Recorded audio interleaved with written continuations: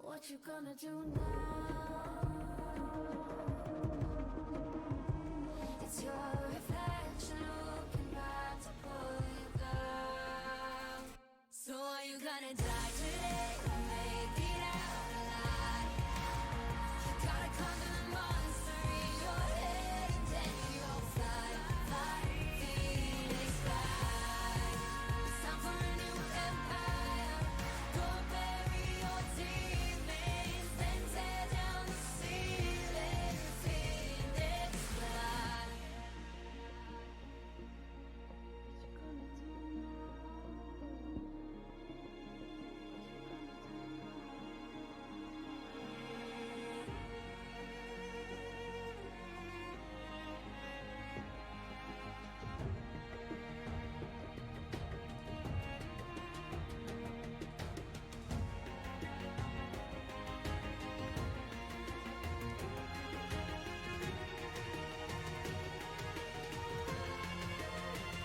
So are you gonna die today or make it out alive? You gotta conquer the monster in your head and then you'll fly, fly, Phoenix fly. It's time for a new empire. Go bury your demons, then tear down the ceiling. Phoenix.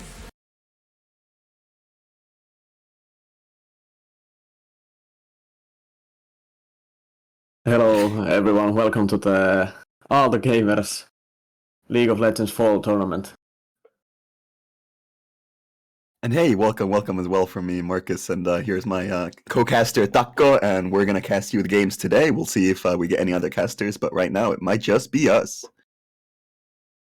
Yeah, we have quite a job ahead of us. We have two brackets, we have a lower and a higher bracket, and the schedule is supposed to be taking the whole day, so good luck us about our voices and stuff. And good luck to our viewers as well for trying to stick in with us. We appreciate all the love we get, since this is gonna be a bit of a fun tournament day, and we'll probably start off spectating game 4 of the higher bracket, which is going to be Rift Slayers versus Team Banger. We'll just let you know when we get in game there. Yeah, we can actually go kind of through this. Rift Slayers is a team. It consists of kind of different players. We have, I'm not quite sure, but I think we have Brits and some Finnish students as well in the same team. What a beautiful mixture. Someone from Sussex and someone from Helsinki. And then against Team Banger, we have local Finnish representatives, and we're going to see how that game goes. I think, Marcus, you actually know some people from Team Banger. I do. I'm very excited to watch friends of mine go clash head to head and see what happens. So what do you think about? Well, I really can't talk about the whole tournament, who's going to win it at this point. But what about this game? Looking at the paper. I have no idea. I have no idea. We can also go over the rest of the teams in the tournament. So also in the higher bracket, we have Gotland Guardians White, who is going to face off against Yanni on Ninja. Yanni is Ninja. Okay. Then another game is, how would you translate that? Joroisten raitteusseura. I think it was something like some sobriety group from Joroiset or something. Yeah, that sounds about right. They're versus super or really fat Homer, Himalaski Homer, which is a great name for a team, by the way. And then we have them yellow in the bracket for a reason.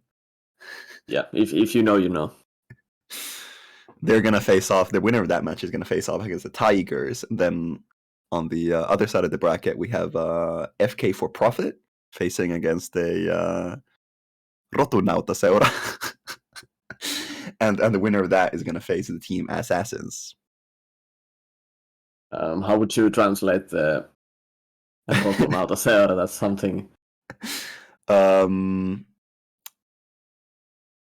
I don't know. quickly translated to like quality stock, livestock group. Ooh, like quality Basically. livestock group is a great name. But Let's go with that one. Anyway, we have a double elimination format. So when a team loses, they're not out. They have another chance to play, and they can play in the lower bracket and hopefully make it all the way into the finals. Same format will be used for the other bracket as well. We'll see when we get that in view. Yeah, this also adds some time to our timetable, but I think it's fine. And here you can see the lower bracket, and we have 5 teams at the moment here. Yeah. The game 1 will be FK for fun, and the FK, like in the higher bracket, stands for Physics Guild from Aalto University. Let's go. They will be facing off against Weird Flex, but okay, this is our second Flex team. And the other Flex team will be facing off against Lunatic Gamers United. And Lunatic Gamers United is such a good name. It's such a gamer name. I love it. Gamer moment. And also, yeah, due to the amount of teams we have some buys and some weird formatting going on here in double elimination, but the winner of the game 1 will be facing off against Turbo League Enjoyers, which is also a great name, I think. It is indeed. And it sounds like we're gonna get into Champ Select real soon. Oh, we are already underway here. Rift Slayers first banning the Misfortune. It has seen... It actually looks quite similar to the World's bans. Yeah, I wonder if the teams have been looking at the World's bans. Okay, the second ban, we don't see what it is. I'm sure we will get a confirmation about that one. But yeah, Team Banger banned Talon and Anivia second. Poppy is the second ban? I'm so confused. Pro Draft seems to be confusing us. Oh, it's just a hover. Okay. Yeah, it's still 10 seconds, but it will be the Poppy ban, yeah. Poppy ban as well? Wow. Okay. I wonder if there's some target banning here. And Ilaoi coming out third from Team Banger. There must be some players on Rift Slayers who are Ilaoi veterans. That's not a ban you see every day. And Amumu is through the Champ Select, which is honestly crazy. So Amumu not locked in. Is it a Graves instead? Yeah, there are still many champs that are not being banned because there's only 6 bans in the first ban round, so many champs will get through. And this First picking Lulu for Rift Slayers, I love that. That's super disgusting. We'll see if it goes top lane or support, you know? Yeah, we have some inside information about Styroxion being Lulu main, disgusting Lulu main, so we will see if this goes to the support role to him. Well, let's not spill too many secrets as we see Jin come out from Team Banger as the first pick and seeing what they're going to pair that Jin up with. Hopefully. Yeah, we will probably. I'm supposing we will see support or then we will see some jungle first picks because we have Amumu is good against Lulu. It's good against support. Good. Although at Worlds, we see Amumu have less than stellar luck, less than stellar performances. But, you know, it is the Amumu after all, so Jin, Amumu bot lane, probably, it's going to be very strong. Yeah, engage support very good to the poke, mage, sorcerer support. And now I think there are still junglers left. The Talon ban is the only one coming through, so we have still... Yeah. I still don't know what the second ban is on Rift Slayers, but oh, it's an empty ban. Okay, it's an empty. Okay, so they missed it. Oh, interesting. Oh, impressive. Or maybe they're just that cocky. Shaco second. Okay. Wow. Okay. Oh, okay. It appears that Shaco is meant to be Varus. I'm slightly confused, but okay. So that's the AD carry Varus there. Okay. Some yikers. Project actually has all the champs, but I don't know what the teams are actually doing. It is hard to click that little champion icon. I get that. Graves coming in from Rift Slayers. We'll see if that goes into a lane, but I think it might be jungle and a Teemo hover from Team Banger, which is the best hover, objectively the best hover to use. Yeah, absolutely. 10 seconds left. Let's see if they decide to counter pick the jungle here, and they will. the horse coming in.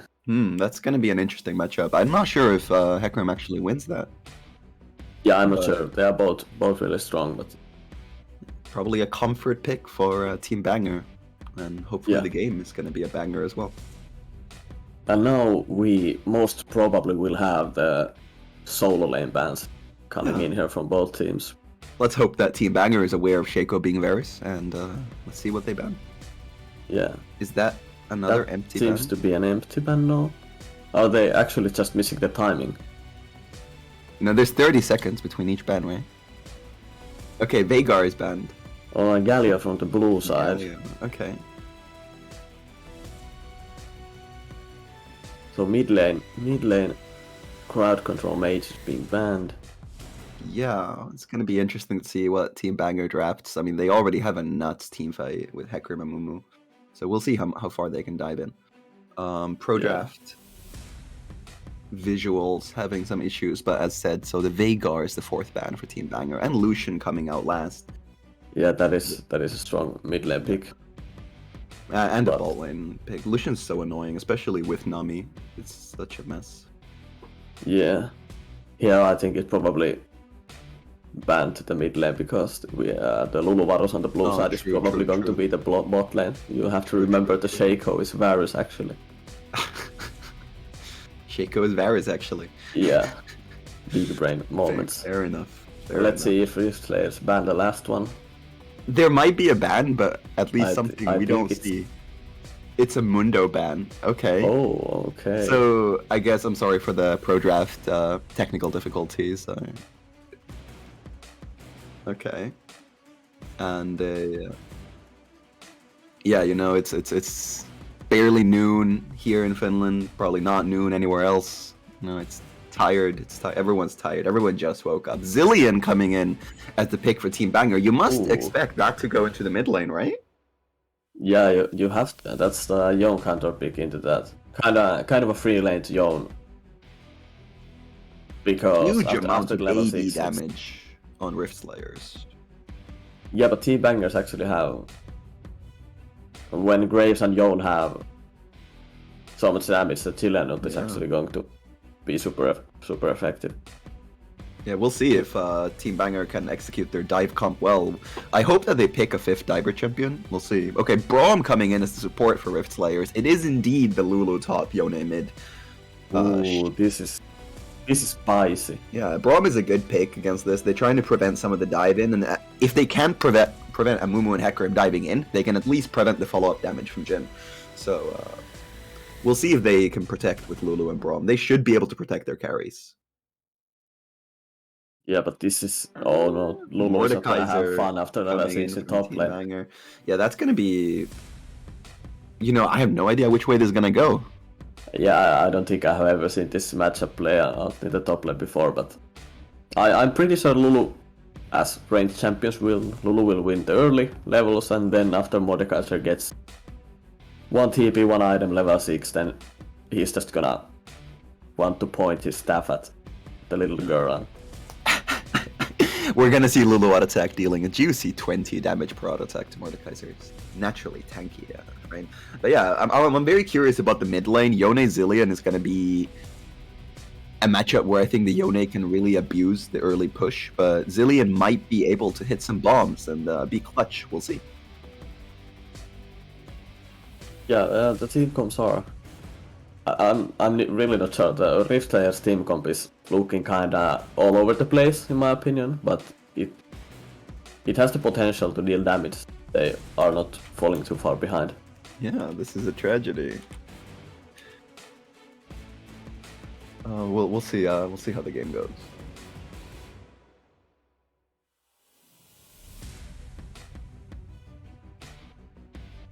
Anyway, so what's it, Taka? How do you feel about this tournament overall? Like, how you getting prepped?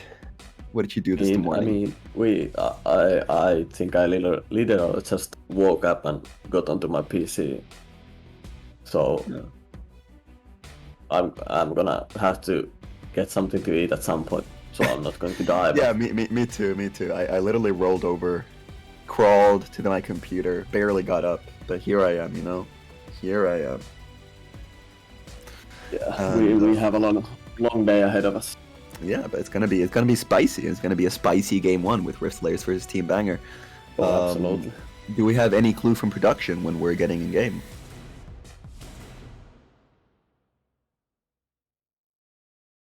Yeah. So, due to the spectator delay, it's about, I don't know, 4 minutes, Yeah, something like give or that. take. Something like that. Yeah, so Okay, here we is get to the witness the champ select now. here's the not so the formal champ select that they have to repeat, but I don't think this is gonna take any too much time because the bans and picks are already made. So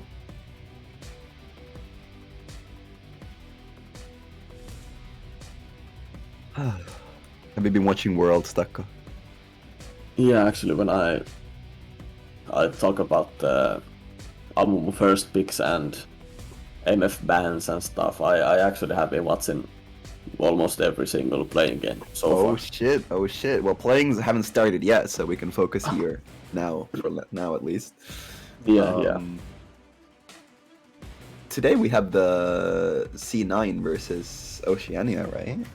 Yeah, That game today. no, it's the first one is I think Hanwha Live versus Beyond Gaming. Okay, you guys think Hanwha Life's gonna win it? Oh no, it's so sad because they Beyond Gaming fought yesterday, so did as wait how can I forget who made it through yesterday against Cloud9?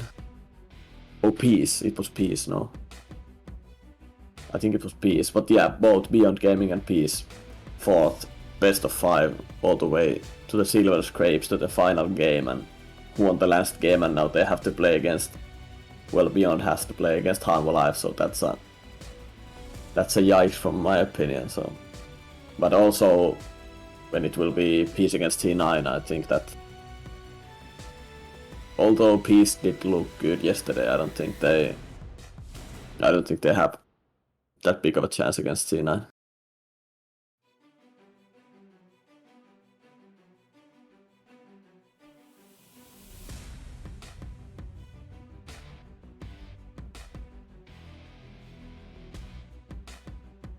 Oh wait, we are actually okay.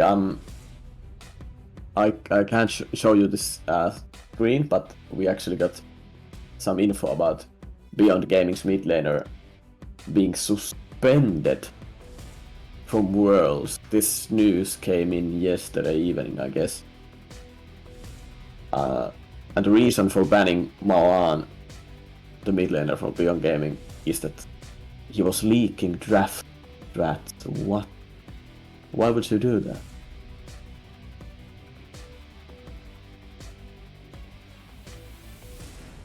Oh yeah, he was betting the champion picks and stuff. So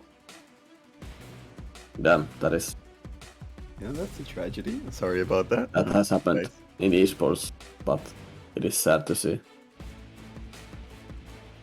So turns out electricity cut out for just a moment. I'm sorry about that. Oh, And we can well, get... we have had some memes about unplugging some electricity about this True, out- true. in- I in wanted the to other dodge gamers the game, tournament. so I unplugged, but I forgot I'm not in the game.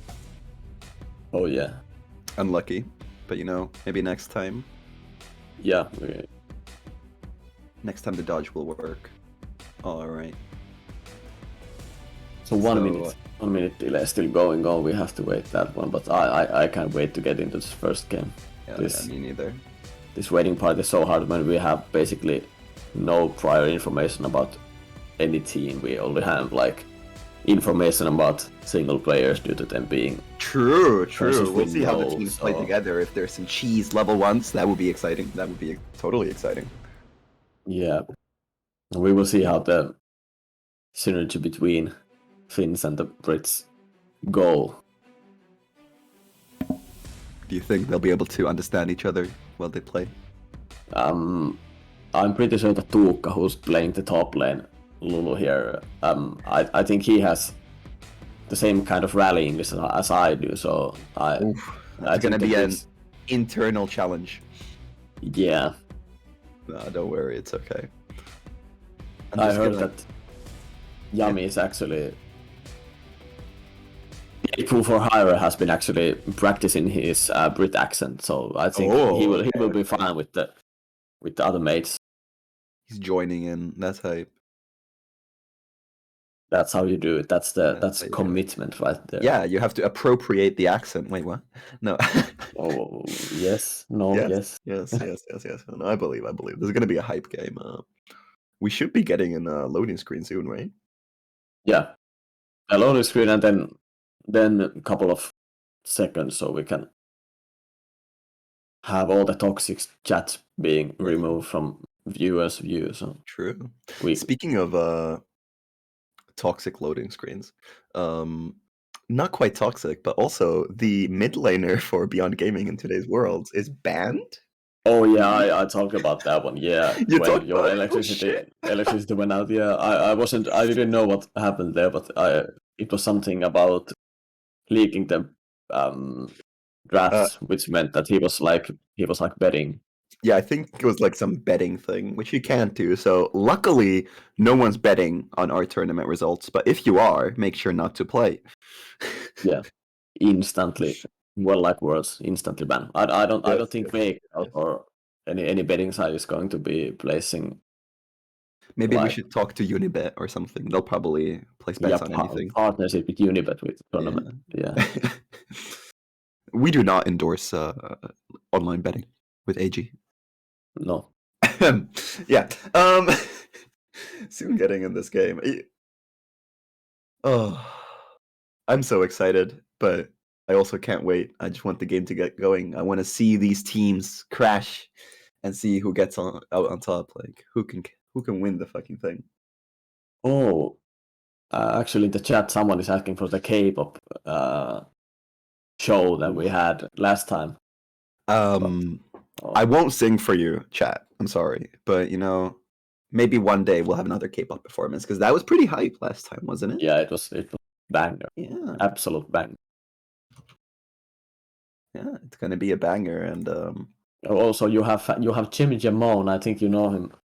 He's in the chat right now. Also. oh my God, Jimmy Shout out. Jamone, that's crazy. Getting some great faces here in the chat, and everyone else obviously as well. Absolutely. Yeah, even though we don't know you, you're great. Thank you. Yeah, if we don't know you, we will know you at some point, I trust, and we'll think you're great. Yeah, at least when you win the tournament, we will get to know you. Also, we will probably have some interviews in between the games, some quick chit chat about what happened in the game and what's going on and what did you eat today and stuff like that. Yeah, we'll see what happens, and we're still the game is starting soon, right? We should be getting Yeah, it's starting really soon, but I can't wait. I can't wait. Oh, here we go. Oh shit! Wait, there's one kill for Rift Slayers. Hold up. Oh, what has happened here? Oh, seems like it was a five-man invade from Rift Slayers, and they actually caught Mordekaiser probably standing in the tribus top side. Looks like the blue ward is there, so. That is crazy. So okay, we get into this game, and now we can look at some of the teams. So we have Team Rift Slayers with Sturoxion on Lulu in the top lane. FPX. Wait, no. Brian Air as the jungler with Graves. Oh my God, it's FPX Baduk on Yone mid, and then Deadpool for Hire on Varus AD, and Fabdash on Braum support. And Team Banger on the red side has Jason off Jamars as Mordekaiser on top lane. I butchered that one, but don't care. Repe in the jungle as Hekarim. And then mid lane, Metro Boy playing the Clock Dude. Babyussa is the ADC. And Zoxor 98 is the support. Indeed. Gonna look out to be a spicy game. An early strong lead for Rift Slayers, obviously with the first blood. And that's what invading gets you. Now we'll see if Team Banger can even out the game a bit and make a little bit of a comeback. Although at this point, obviously, the game can be anyone's game at this point. Yeah, no summoner spells used from red side in that invade. Okay, Hecker in bot lane. Looking in for the gank. Amumu goes very deep, but we'll see if... okay, looks like it's gonna be fine. Yeah, the bandage toss is only onto Braum, so no harm. Exactly. No harm there. Tons of Unbreakable. poke damage on the top lane. But also, we look at Graves going into mid. Oh, Dylan sees himself. Okay, and turns out No nothing problem. happens. Turns out nothing happens. Some spicy dueling. As you said, top lane. Mordekaiser Oh actually my dies God. top lane. Our stream cam is just Styroxy on stuck on Styroxy Yone. on the looks like Lulu dived him and Yeah. killed him and then flashed away from the turret and survives herself. So. Yeah, so my directed camera was giving me some view on the top lane. There was a consistent poke from Lulu that just completely managed to overpower the Mordekaiser. And turns out, when you want to grid out for the wave in the top lane, you end up dying on the turret. That's what happens. Yeah, he has the Doran shell, but I think Lulu was poking him all the three levels already, so he was so soft already. So. Support main top lane prodigy, that's what it is. Okay. Ganking. Styroxy on the giving some honest already in this game. Exactly. 4 minutes Now we, in, okay. And we hide the chat now, just in case. Just in case someone gets toxic. Okay, nice bombs coming in from our little Zillion there in the mid lane. Big bombs are what you need to win this game. And here we see Mordekaiser really struggling to get anything on the Lulu. We'll wonder if the matchup turns away at some point, but if Lulu does get ahead, it might be really scary. Yeah, the CS is kinda even at the moment. Lulu maybe a couple ahead, but overall I think the only CS difference we have is the bot lane where Deadpool for Hire is actually... Oh, smurfing on them, gigantic lead. But we should see Lulu pick up a fair bit of CS here on the turret as well. Or should we? Oh. Okay. Okay, yeah. Passive to passive. Yeah, Big passive. passive makes it a bit easier. Alright. Already we see Hecarim going for Sheen. Yeah, Hecarim is gonna have pretty strong auto attacks and pretty strong clear. Graves is slightly behind in jungle clear, but has reset as well and is not terribly behind in camps. Yeah. He has the smite stack still up, True. so he will not have the red smite as soon as Hecarim will have, but the Infernal Drake also the first one, I think both junglers at the bot side at the moment will be looking for that. Indeed, and here we see actually Hecarim find Varus, and Varus has to flash away to ensure the safety. Oh no, Hecarim oversteps hard and gets killed by the Braum stun, followed up by this damage of Varus and Graves. And Amumu is gonna get caught as well. This is actually a tragedy for Team Banger. Oh, wow, the concussive blows really from passive, they really did a job there. Actually Yeah, they destroyed Team Banger. They Definitely did. step one over and instantly gets killed by the double ADC. Yeah, especially with no flash on Hecarim, it's a scary thing. Top lane, huge fight going in, and is Lulu gonna get another solo kill? Close, but not quite. Oh, Mordekaiser just gets the W shot to survive the last order. Exactly. Is Hecarim gonna make it in time to interrupt this Drake? Okay. Riftslayer has actually been very slow on the Drake. Yone actually tries to kill the Mordekaiser, doesn't actually get him, doesn't want to waste the ignite or use the ignite. And now actually, I don't know what they're full on how We but he find Varus in the middle of the enemy team on the Drake fight somehow.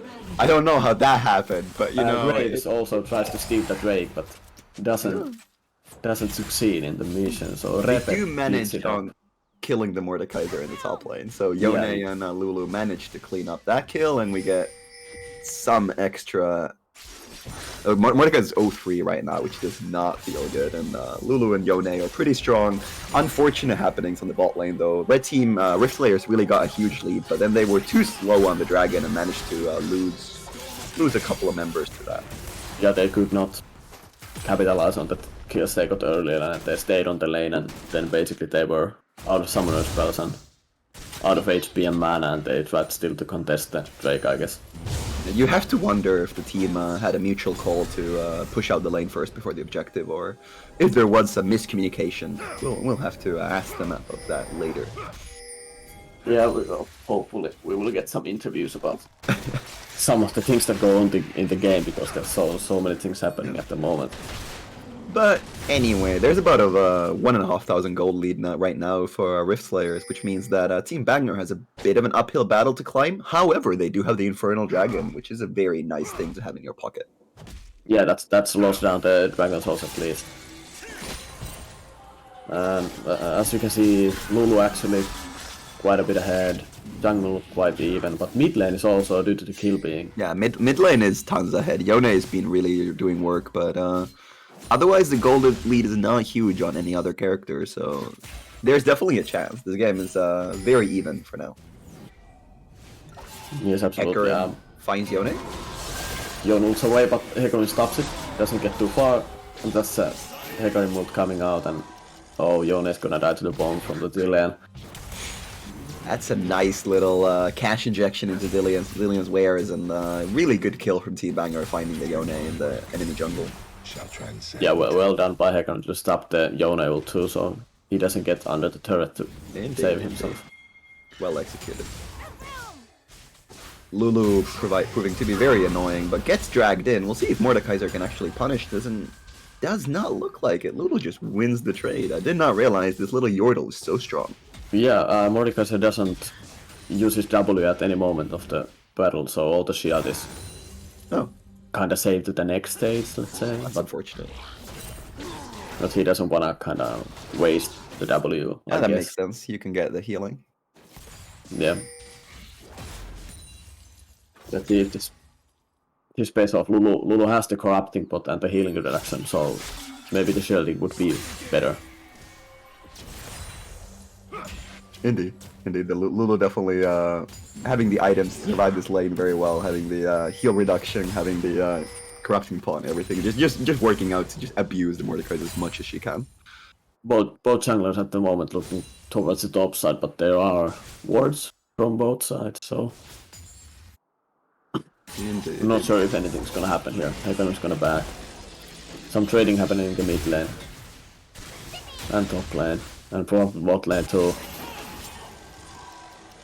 There's a definite chance of here. I think there's gonna be an explosive moment. Right now we're kind of at a lull state in the game where all the lanes are just pushing against each other. There is Graves in the top side. We can see it from the minimap, and looking to dive the Mordekaiser. Yeah, Mordekaiser already so low. He takes Lulu to that. And actually gets the grab on the Lulu to under turret, but Lulu flashes away, and now Graves just waits for the death round to end and collects. Actually, Styroxion's Lulu will be the one who collects the kill now. The fourth kill onto the Mordekaiser. Yeah, that was so close to Mordekaiser completely outplaying that. Just gets the ult in time to dodge the Graves ultimate, and Lulu has to flash after getting dragged in. But unfortunately, Lulu's just too tanky, takes the 2 turret shots, and then just wait out the Mordekaiser ultimate. Yeah, Mordekaiser's too far behind. He would have made a great play, but Close. We'll give him that. There's a Hecarim chilling in the bot side, and we'll see if Team Banger can get anything out of this. But it looks like they're just gonna back off. Yeah, Hecarim has the Rift Herald he picked up earlier, so he's probably gonna look for a gang and then place the Herald down, but not finding the moment he wants to right now, so he's gonna go back to clearing his couple of camps. Indeed. Mid lane just continues on farming. Zilean is doing okay, but Yone has a clear lead, and Zilean can't really step up when Yone has the up, so it's very dangerous. Yeah, and as we can see, he has to build early armor first, because Yone actually does so much damage with just the first item. The Seeker's coming out to guarantee the little living. Also helps against the Graves quite a bit, so there is Graves, Varus, Yone threat comp anyway, so armor is very effective against Rift Slayers, so Team Banger, hopefully you build some of that. Yeah, and actually Mountain Drake at the moment up. Both teams probably want that, but now... Engage in the bot side. flashes away. Oh my god. Tons of damage coming in for that final Varus Q, and they just managed to snag the kill. Excellent engage with the Varus ultimate as well to make that kill happen. Both Psalms burned from Jhin, and Varus only burns Flash. Herald down the mid lane, they get some plates, but looks to me that Rift players, due to the killing the bot lane, they are the better team at the Drake at the moment, I think. But, You'd think so, but there's actually a Drake fight here with Team Banger. Both teams are gathered up, but there's only 3 of Team Banger, and you have to imagine that they cannot contest it. Hecarim ults in, actually steals the dragon with the smite. That's actually amazing. And now we see the fight let out. And Mumu ultimate only hits Braum, unfortunately, but Hecarim's on Varus. We'll see if Varus cannot make it out. Okay, Zillion ult on the Amumu as well to prevent Amumu going down. And Hecarim can just goes back in against Yone. We'll see if actually he has enough. I think Yone has to be dead. Yeah, Yone ults away. Oh, he goes back in. Oh my god, and Hecarim lives, and they get Braum as well. Okay, that was huge for Team Banger. They not only steal the Drake, but they get a bunch of kills, and it looks like Lulu's in trouble to Mordekaiser. This might be the swinging point of this game. Yeah, huge gamble for Team Banger here. Wow, that's a huge shutdown. That is huge. Gold is practically even now. Mordekaiser gets a shutdown. Hecarim is fed as balls, and this looks really good for Team Banger now, all of a sudden. Wow, they also have 2 Drake, so it's not even. Actually, Team Banger might have a bit of an edge, because they have the better team fighting combo also. But the Drake fight... Oh, but let's see this one. Braum engages again. And Graves is here. Oh, I think Jhin is bot lane just goes in, has no idea Graves is behind him, and just ends up being absolutely cleaned up by Rift Slayers. That is actually a tragic course of events here. So both teams, when they get some, they also lose some in the right after. Absolutely. The Drake fight was actually so chaotic for the blue side also, because the Yone was only focusing the Amumu with bladed steel caps on, and then when he actually got to kill the Amumu, there was still Anul, so the Yone was basically useless the whole fight, and then Hecarim was just running around chasing Varus, and Braum couldn't do anything. We see 3 plated steel caps coming in from Team Banger. We have to imagine that maybe there will be 2 more. I would love to see a 5-man plated steel caps game against that team. Yeah, I can think that Hecarim looking for the cack on the top side. Oh, okay. Lulu has no flash yet. He doesn't have ult yet. Oh, barely Hecarim's makes ult out is so... I think it's up like... now. Yeah, barely makes it out of the Mordekaiser pull, and it'd be like that sometimes. Lulu makes it out just by the skin of her teeth. That's close now. Now we can see the red team is actually getting more aggressive and going to get some more vision and going for the invades. More aggressive now that they have climbed back from the couple of K gold deposit. Yeah, there's a not a huge gold deficit, but obviously the Drakes are gonna cost for a lot of value, and they're gonna get the bot lane turret right now as well, so the gold is gonna be even. This is actually big. Jhin also cashes in on the Cull stacks and gets the Gale Force. Gale Force on Jhin, and we see Yomu's coming in first item from the Varus. Oh wow. Okay. Engage on the Braum. This must be Braum dead. There's no way he can make it out of that one, and Zilean also exhausted from the kill to confirm, and one was scared about the horse, so has to ult. Now let's see. Jhin lands the ults. Oh, missed the first one, lands the second. Oh, the last one barely hits him, and like bends the bullet past the Graves. Also Lulu in trouble, maybe? Oh my god, and a gigantic Mordekaiser Q just slams into Lulu, and you know, we did say Lulu was gonna be ahead early and then fall off, and that is indeed what happens. Mordekaiser is really coming back into this lane. And Mumu barely doesn't die, gets the heal from Jhin. They decide to use the Jhin heal instead of the Zillion ultimate. It's an interesting choice. Yeah, actually, but like we said, the Mordekaiser actually getting back into the game, even though he was 0-4 at the moment at some point. So yeah, he has a shutdown now as well. It looked like he wasn't gonna get to play this game at all, but actually he's climbing back. This is a comeback. Comeback is a thing, and now the game is as well. Like there's 1,000 gold for Team Banger, actually, and the 2 Drakes, but it's everyone's games at this point. Everyone's game. Yeah. And Jin is actually 1k gold up on Varus. Oh, that is a huge difference. How did Varus fall that far behind? And last I looked, he had more I CS. think it was the turret plates. Yeah, plates it must and be the turret call. plates at this point, because their kill participation is roughly the same as well. And the call as well, cashing in. Yeah, next Drake coming up. Not sure what it will be.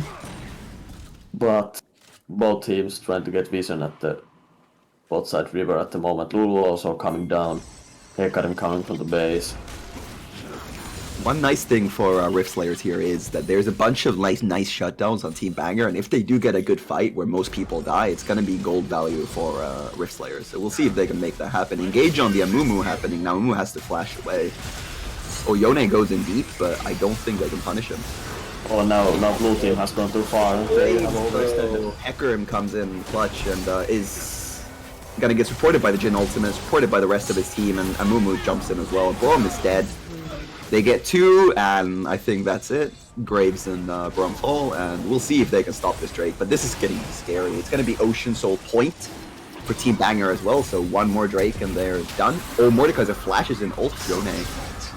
Does he win this fight though? Yeah, I think Jonah has to be dead now because there are friends waiting for him when they will. Oh, and Yone almost doesn't get gets over the ult ball. out, but turns out there is a Mumu there.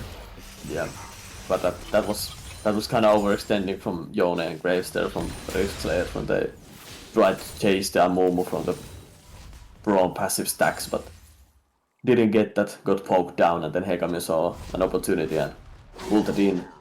Got the fight separated, and Jhin just snapped them down. That was it.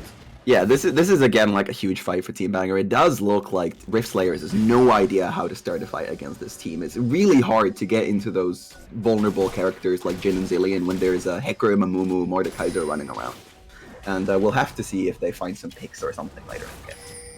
Absolutely, blue team has to find some picks with the team. They don't have too much pick potential, only like Varus ult, maybe Yon finding a 1v1, but it's not looking too good at the moment, because I would also give the team fighting edge to the red side Team Banger. So one thing they do have to go for them is they have incredible scaling, and we'll just have to see if this Yone can get all the items he needs to absolutely 1v5 with the Lulu and Braum. but now it's red team doing the play on top side 4v2. Can't they catch Nice the Varus? dodge Oh, from Varus Jhin, dodge. but it's enough. Good dodge from Lulu's Jareth. coming down. Yeah, Wildcard also saving the Varus here, but now Lulu might be dead. Yes, Lulu is dead now. Good Amumu grab is from waiting in. Amumu. Amumu hits Yeah. the Q, and even though you managed to save the Varus, you didn't manage to save yourself. And Janult just hitting the Braum shield there. Practically chilling. Yone gets some free farm in the mid lane, and this is, I guess, what blue team Rift Slayers really want, is they want Yone to get some more gold so that Yone can start becoming a real threat. Yeah, due to them having only full AD team, they need to have the Yone ahead, because Graves, even though he has kills too, he's going. He needs 2 items at least when he does start to do damage. Varus has some items, but it's mostly lethality, so he's not gonna be doing too much damage to the tanks. Varus does have a ton of ability haste, so as we said, they need to find those picks with the Varus ultimate, and we have quite a lot of options for that with this amount of ability haste and movement speed coming out of the Varus build, so let's hope we get some of those. Now Banger is grouped here though, and we'll have to see if they try to force the Baron. No, they just get some vision and walk away. Yeah, I think blue team still have. They are not too scared of the red team Baron taking, because red team has only Zilean and Jhin as their main. Yeah, their Baron Heavy damage stealth. is not huge, let's say Yeah, it like that. yeah. I guess Hecarim is probably the biggest consistent damage to Baron they have. Jhin obviously has the giant burst, but Zilean does not provide a whole lot. Yeah, they don't have quite the burst to the Baron, so. But yeah, Rift That's Slayer's doing what is expected of them, which is sending Yone just to free farm bot side while the rest of the team tries to stop this Baron, but do they have any idea? Are they just gonna let this They one don't. slide? Blue They- doesn't have any vision. They don't have any blueprint. Coming out now, Brom walks in, realizes that there's people here. Oh, buddy. But he still doesn't know that the Baron is being taken. Looks like It's they're already just out there. going to give it up. Graves is farming bot side, and Varus and Lulu are not moving. And now the pings come out again, and Baron is gone, and this is far too late. Red team just gets it. Now they also know that Braum is on the top side jungle, so they will be probably executing him. No, Actually, Brom red team- actually makes it out to the lane. That's Yeah, red well team done. backed away. So now blue team will take what they can before the Baron push starts coming in after the reset.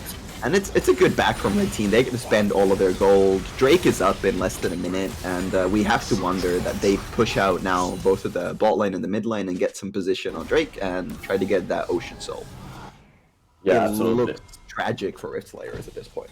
Yeah, this is so hard for blue team to contest because the Baron side would be easier to contest because they have the opening to the river at least, but on this side they only have the one place where they can go, and Amumu, Zillion bombs, Yeah. Mordekaiser ult, Hecarim There is ult, definitely an angle here for like a Yone engage, get some Varus picks. Like if they can get Jhin or Zillion picked, they can definitely do it. They have enough burst with Varus, Yone, Graves, and especially with the Lulu and Braum CC.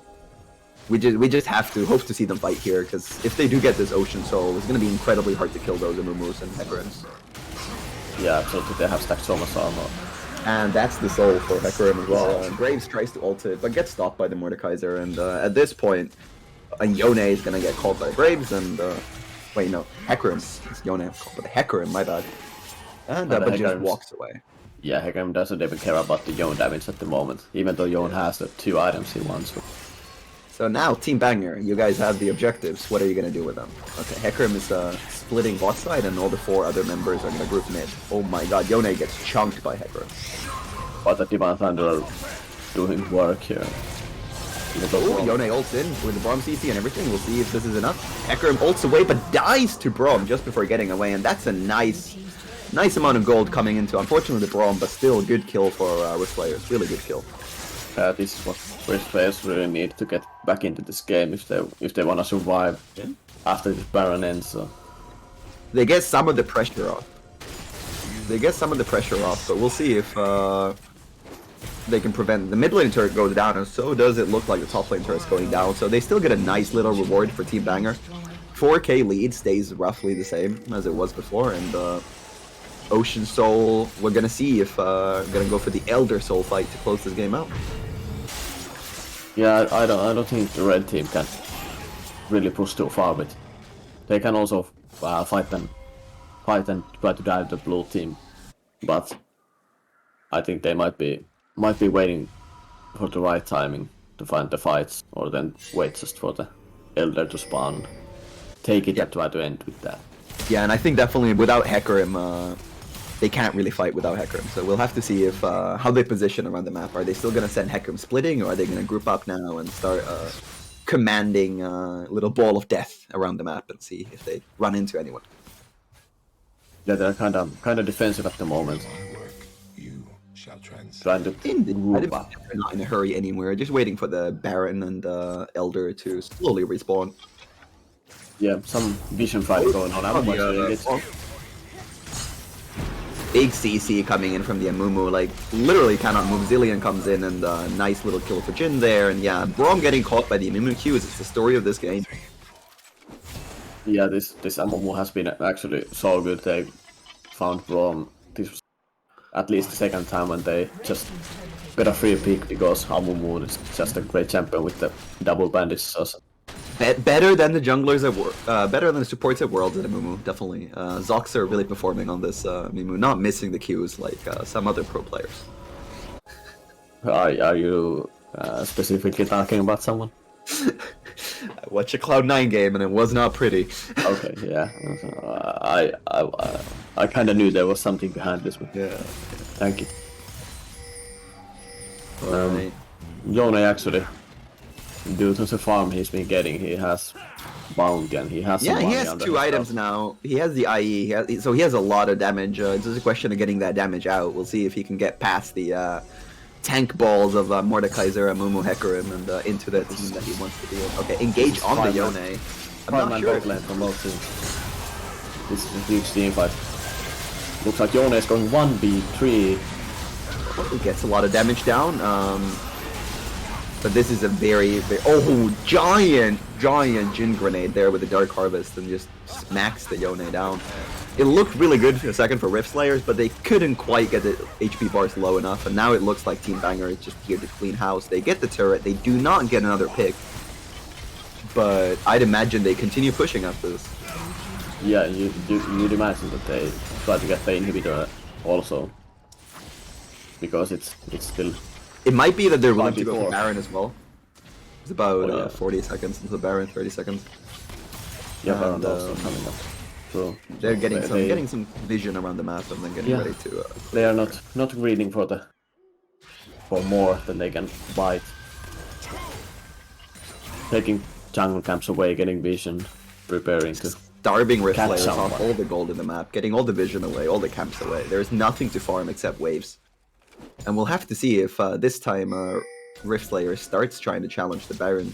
You'd imagine they have to. This is a very risky fight not to take. Yeah, if the Team Banger gets a Baron, I think it has to be inhibitors down, and after that one it will be hard to contest the Elder if you Indeed. have inhibitors down. We get the Barisol into the Mordekaiser. Do they have enough damage to prop him though? Oh, Zillion all into the Mordekaiser. He does fall down. Yone gets in on the Jin for the first time. Barely doesn't kill him, and the giant Zillion bomb cleans up the Lulu, and this was so close for his Slayers, but it does look like Team Banger is going to take this one. There is Graves running in with the Yomu. Can he dodge the Amumu Q? Amumu Q not up in time, and we see if Yone falls instead. Amumu Q hits, and yeah, that's a little slam for the Mordekaiser, and look at those shields. They are just huge. Mordekaiser goes into ult the Graves as well, but I doubt that he can get this one. Or can he? He hits everything that he needs to. Amumu's there. I don't But think it has- matters. Too much armor, cannot die. Team Hecarim Banger, goes- so much armor, so much healing. And this really looks like the game for Team Banger. What a like close game, honestly. We started from a nice little lead for Rift Slayers from the early game, but then just fight after fight of like well executed team fights with the Hecarim and Mumu Zillion combo, especially doing tons of work.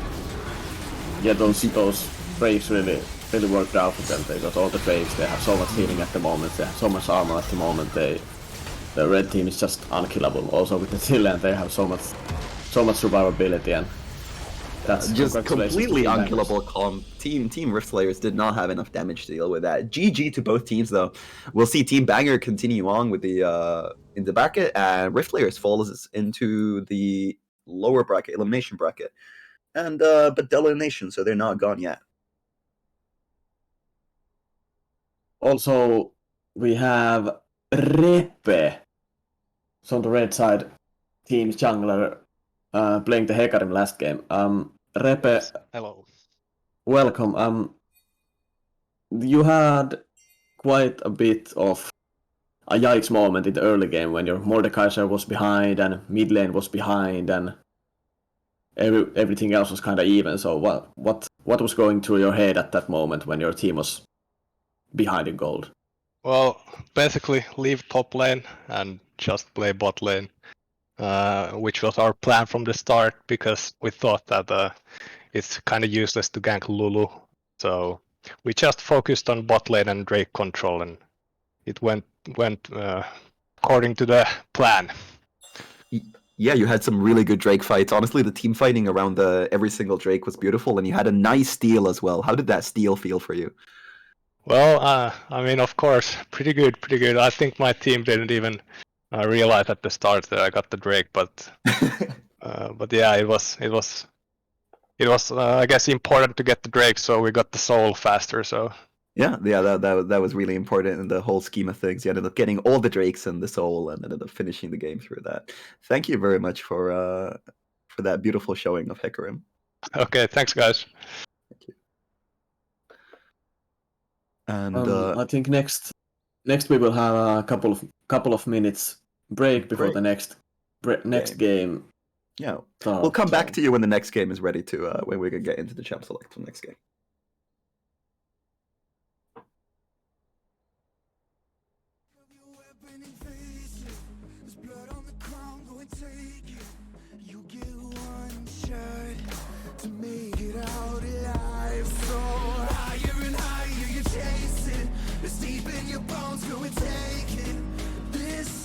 your moment.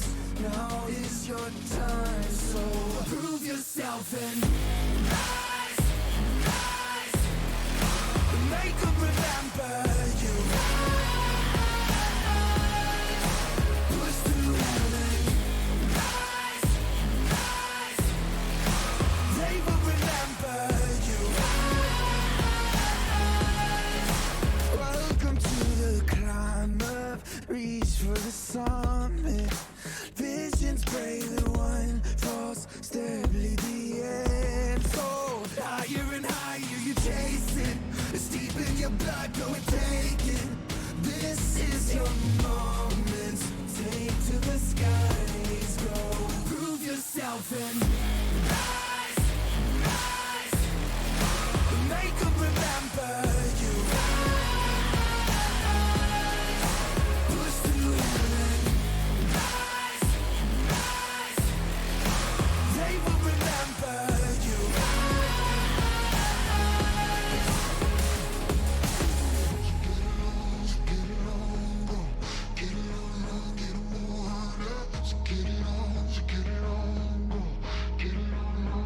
It is you fight among the dead beneath the dirt. Or do you know yet? Or do you want it? And when the giants call to ask you what you're worth, do you know yet? We don't die. Prove yourself and rise, rise. Make them remember you. Push through heaven. Rise, rise. They will remember you. Prove yourself and rise, rise. Pick up your weapon and face it. Rise. Deep in your blood, deep in your blood, go and take it. You can chase it.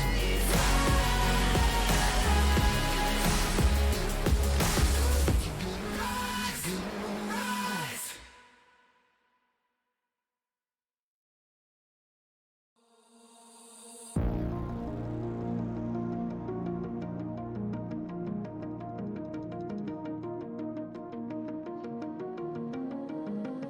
What are you willing to lose? You cover your wounds, but underneath them, a million voices in your head that whisper, stop now. Another twist of the knife, a turn of the screws, it's all in your mind, and it's fighting you on yourself. The storm is coming. Wow, kid, what you gonna do now? It's your reflection looking back to pull you down. So are you gonna die today or make it out alive? You gotta conquer the monster in your head and then you'll fly, fly, Phoenix fly. It's time for a new empire. Go bury your demons, then tear down the ceiling, Phoenix fly. And now you're playing with matches, come out of the ashes underneath you. A million voices in the crowd, they're screaming, stop now. Well, let them swallow the pride, you're turning the tide to true believers. Got them in the palm of your hand, you're playing God now. What you gonna do now?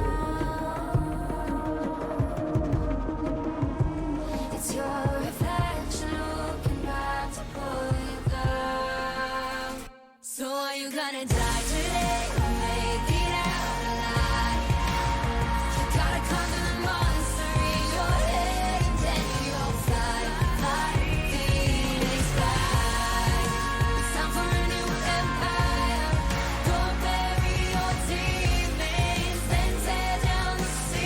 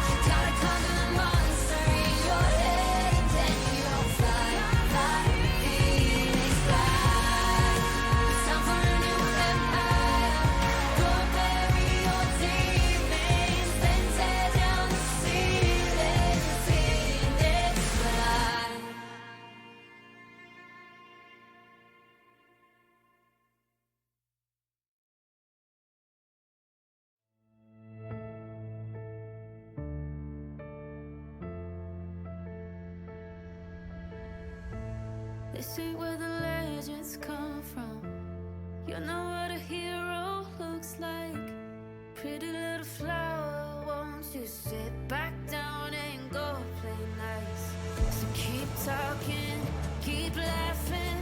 One day you'll wish you had it. Other people on fire, fire. Maybe it's time they meet their dragon.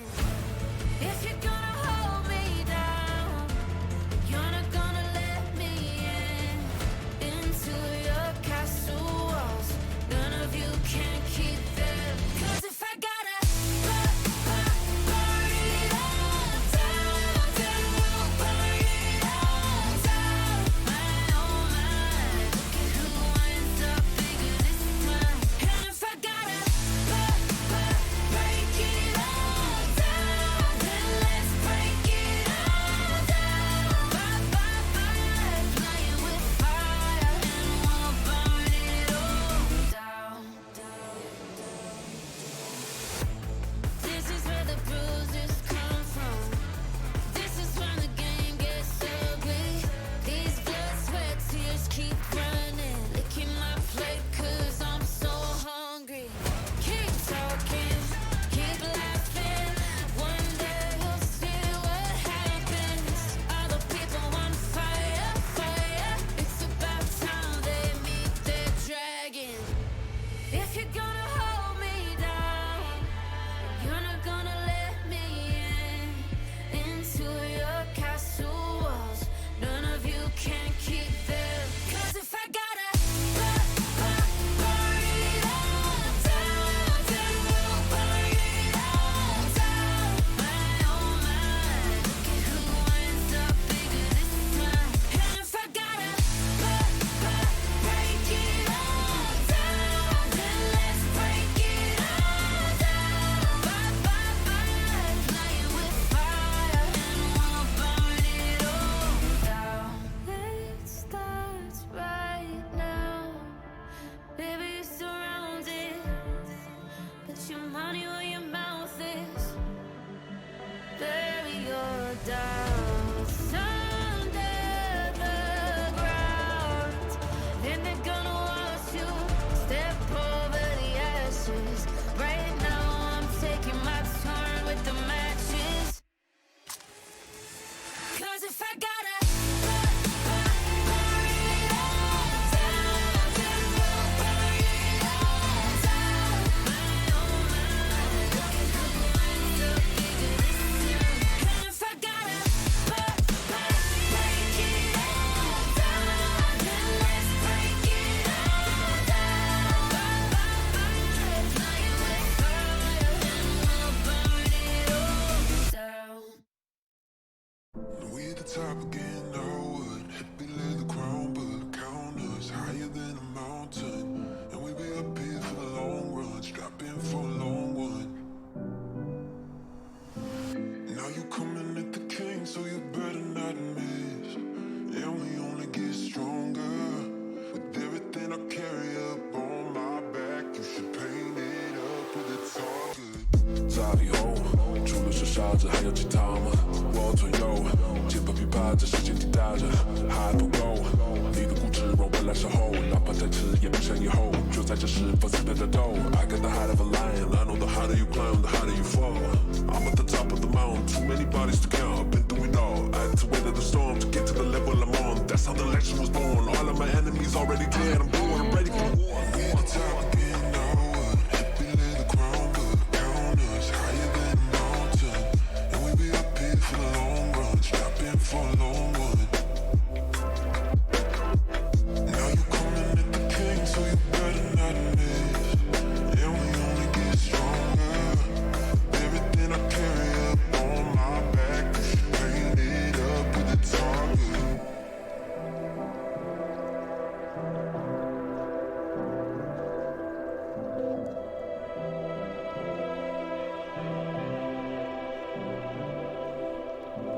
To the light now.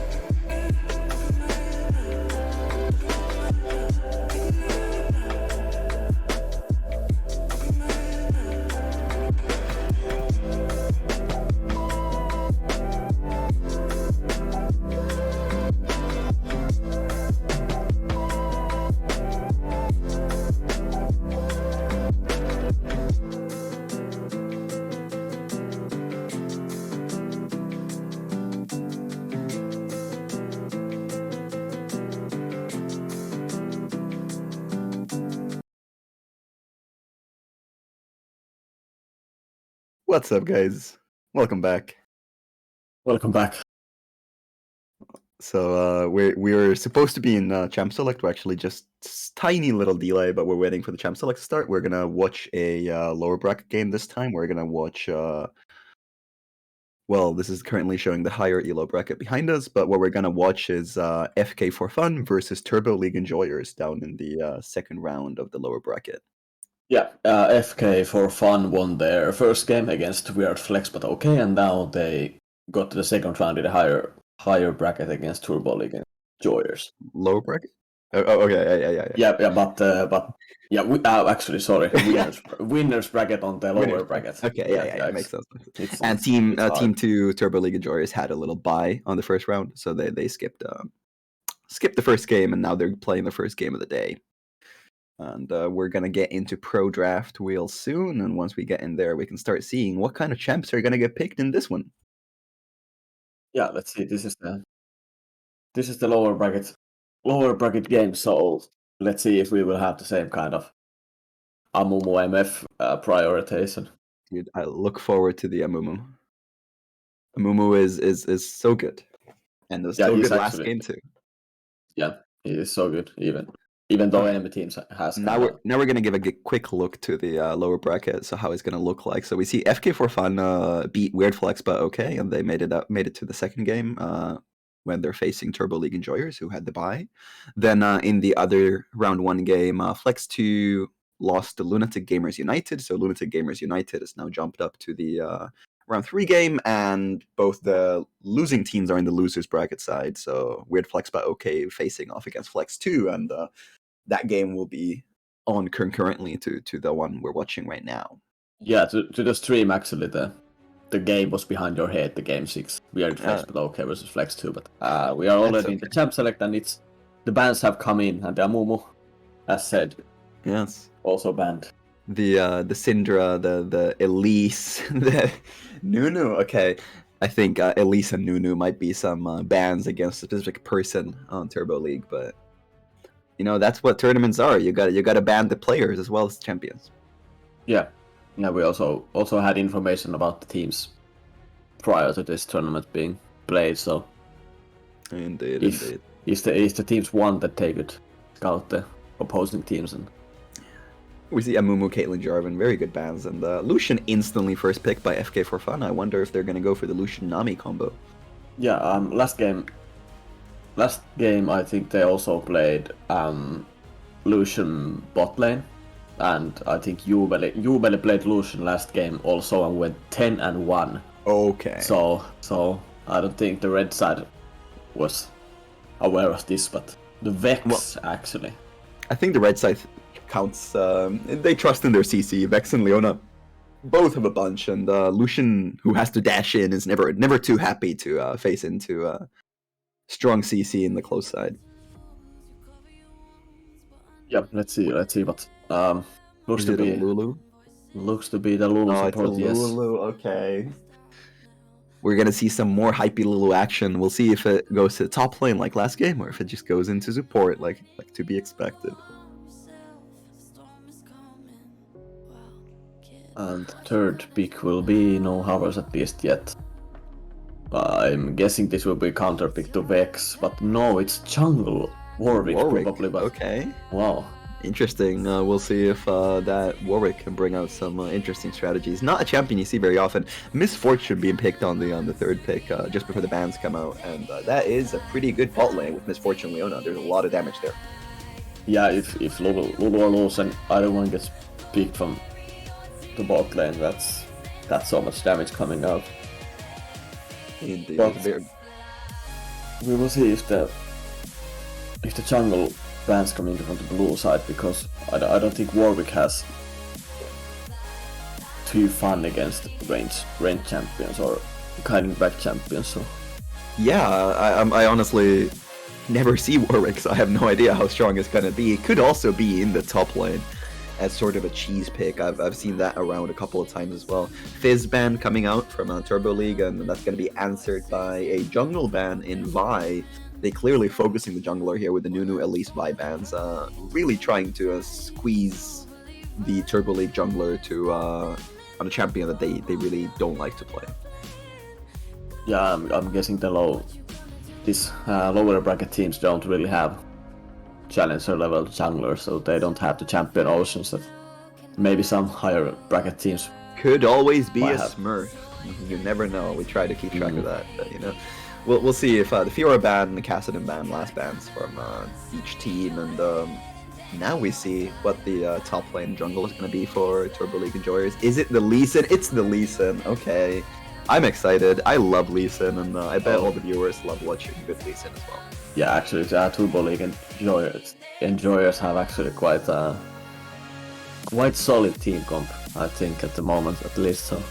Indeed, I look forward to watching Vex see how much havoc she can wreak on the Rift, because she is quite a strong champion with quite high scalings. The Ahri pick going to be the answer to Vex, and we'll see how that works out with the Ahri dash potentially being interrupted. But overall, obviously, Ahri also a fairly good champion with CC that Vex shouldn't be able to avoid easily. Yeah, Vex has the capacity to get some damage on Ahri because she dashes so many times, but I don't think. Yeah, I have no idea. I haven't played Vex's only champion. I have no idea about the matchup and how she plays into them. Urgot line. Urgot in the top lane, and that Wow. means Warwick is going to jungle, and Gnar is going to get picked into the Urgot, the last pick for Turbo League Enjoyers. They clearly saving that out, and there is a ton of CC and AoE from Turbo League Enjoyers, and FK for Fun really equipped with a lot of single target pick potential, a huge amount of single target CC and picking abilities, and we'll have to see if the Lulu Lucian can really pop off this game like Lucian popped off last game. Yeah, this is kind of like they got good counter pick on the top lane. Gnar is able to survive against Urgot on the early levels. Lee Sin is a great jungler when they have kind of going even lanes. Lee Sin can. I have no idea how Lee Sin works into Warwick, but I'm guessing Lee Sin can do work early game. Also, they have a lot of setup. Mid lane has Vex, top lane has Gnar when he's Mega. Yeah, it's Top gonna lane be has huge Leona. engages with the Leona ult, Misfortune ult. We'll have to see how Lee Sin fits into that. I look forward to Lee Sin kicking someone out of the AoE, and I personally think that Lee Sin is going to be the peel kind of jungler of this game, because Warwick and Urgot are just gonna get kicked out that's true. There is of a Misfortune's face, and this important to get rid of those champions. We'll have to see if Lulu can really prove her worth by defending her allies and maybe CCing the engage from the Turbo League Enjoyers. And now we're also picking the champions in the client, bans just being thrown away, and then now picking correct champions for each player. Yeah, this is. I actually think red team has quite a bit of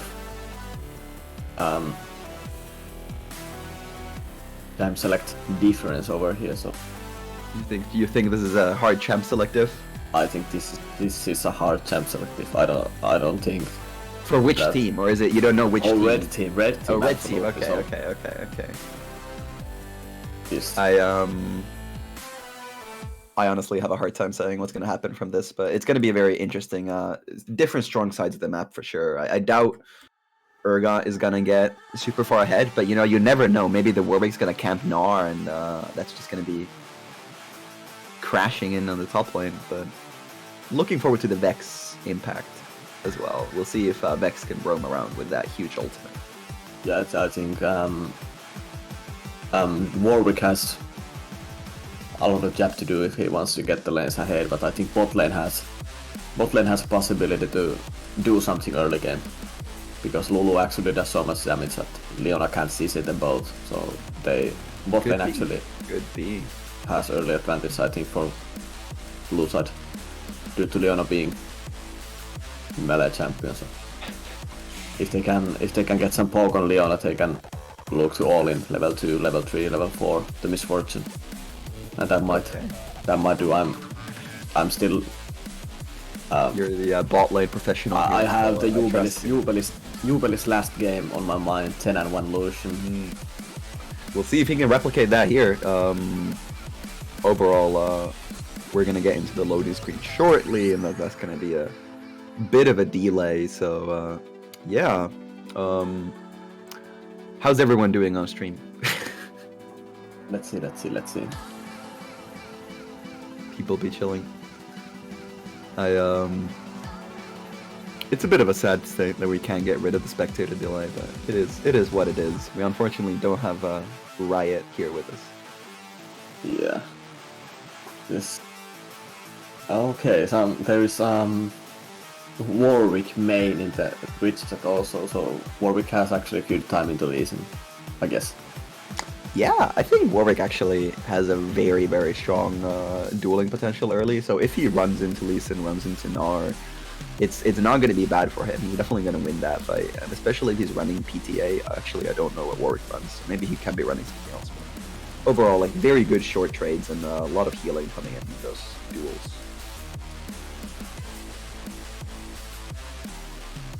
We will be seeing that I do look forward to the minutes to come. Yeah, I want to see all the insects. The Flash Warthog instant insect. Oh, We're you're gonna see that, a and I'm Lee Sin happy. fan. Yes. You wanna see the, what is it, Tian Lee Sin? Oof. Yes. I think we have actually seen in Worlds also. I think we have seen quite good and quite clean Lee Sins in the playing states already. So Do you think it's gonna be cleaner than this game? no, plain organization. I believe in organization. But why is it? Okay, it's like it's organization 8, but it's like typed wrong. Like it's not supposed to be typed. I think it's organization 8. It's supposed to say. You But think so? I got confused by the typing. Wouldn't Yeah. it be VII? Yeah. That's VII. I was. The three Yeah, Fs. that's Roman numerals, everybody. yeah. It's fun. Or it could be Organization X, you know?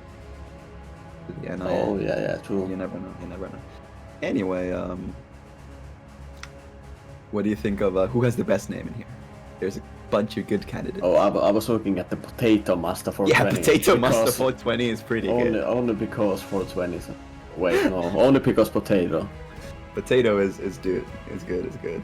I also really like the other top laner name, Urgot, running in with the Oinks, which is honestly a pretty baller name. Yeah, I was hoping he would play Sejuani then, but Indeed. Where is the pig we demanded? yeah, we demand a pig. So this game's winner is actually going to be facing against Lunatic Gamers United, as you said. Yeah.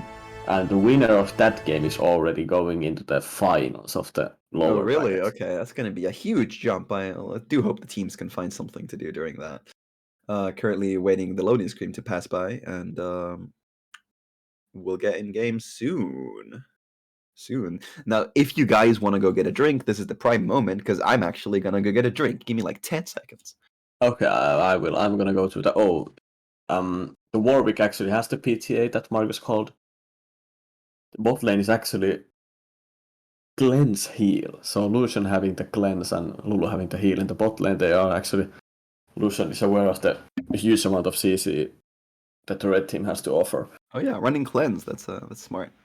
Also, Misfortune looking for the poke. Nowadays, Misfortune played with the Comet almost always.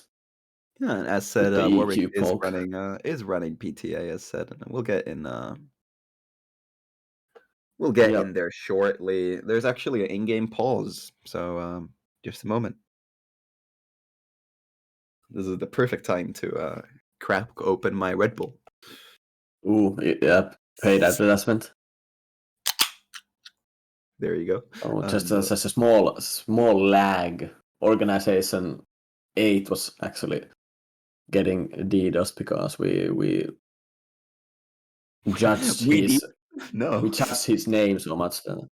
Makes sense. And we're moving into game, ladies and gentlemen.